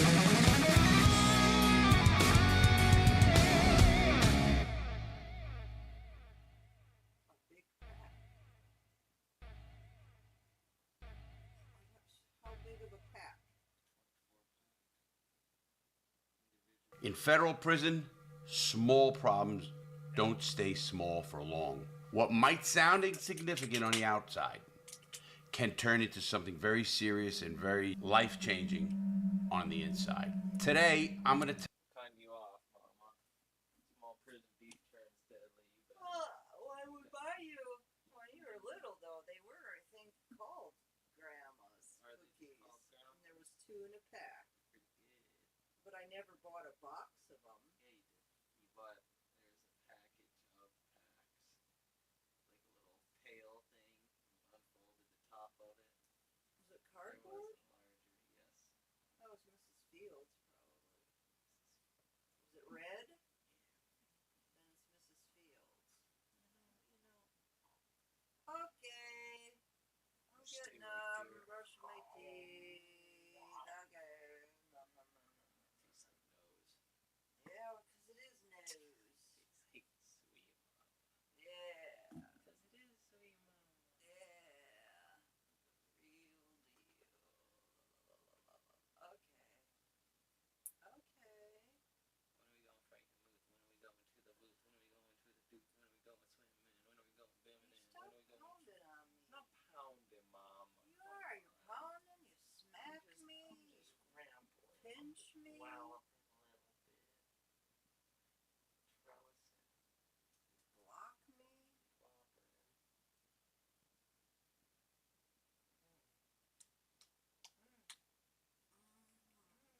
Man, I am shocked that you were able to use that gift certificate. Man. Why? I really thought she used it. It's like I almost can see her. Oh, I think I'm going to use my, she would have called it in. Okay.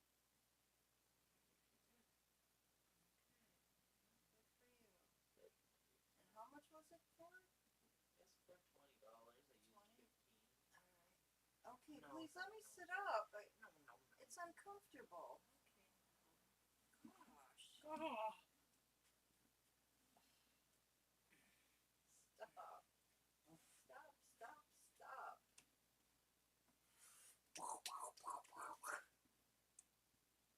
There was a Rizzoli and Isles episode that I just watched not long ago. Wow. They were going back regarding a killing of a young child. It was a girl, and they put this dress in some type of the latest machine where it gases with like gold dust and silver dust to get DNA prints, Mm-hmm. Sure enough, it took that. Once the silver went into this little vacuum thing, it was a little girl's dress, and it had like two handprints like right here, like somebody. Ooh. Just like what you just did to me. Yeah. It's no good. That's no good. Can you throw some waters in the fridge, Mom? I'm just so lazy. I'm so lazy. I'm so lazy. I'm so lazy. Yeah, would you? Really?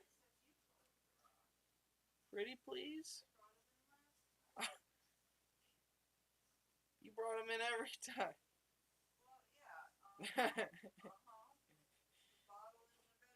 I love you so much. Thank you, Mama. You're so sweet. Drink them. Drink piss. Drink it. Drink some fucking piss, you asshole. You're just being so mean. Damn. Damn. Like, damn, I can't believe she's so mean. So mean. So mean. So dang mean.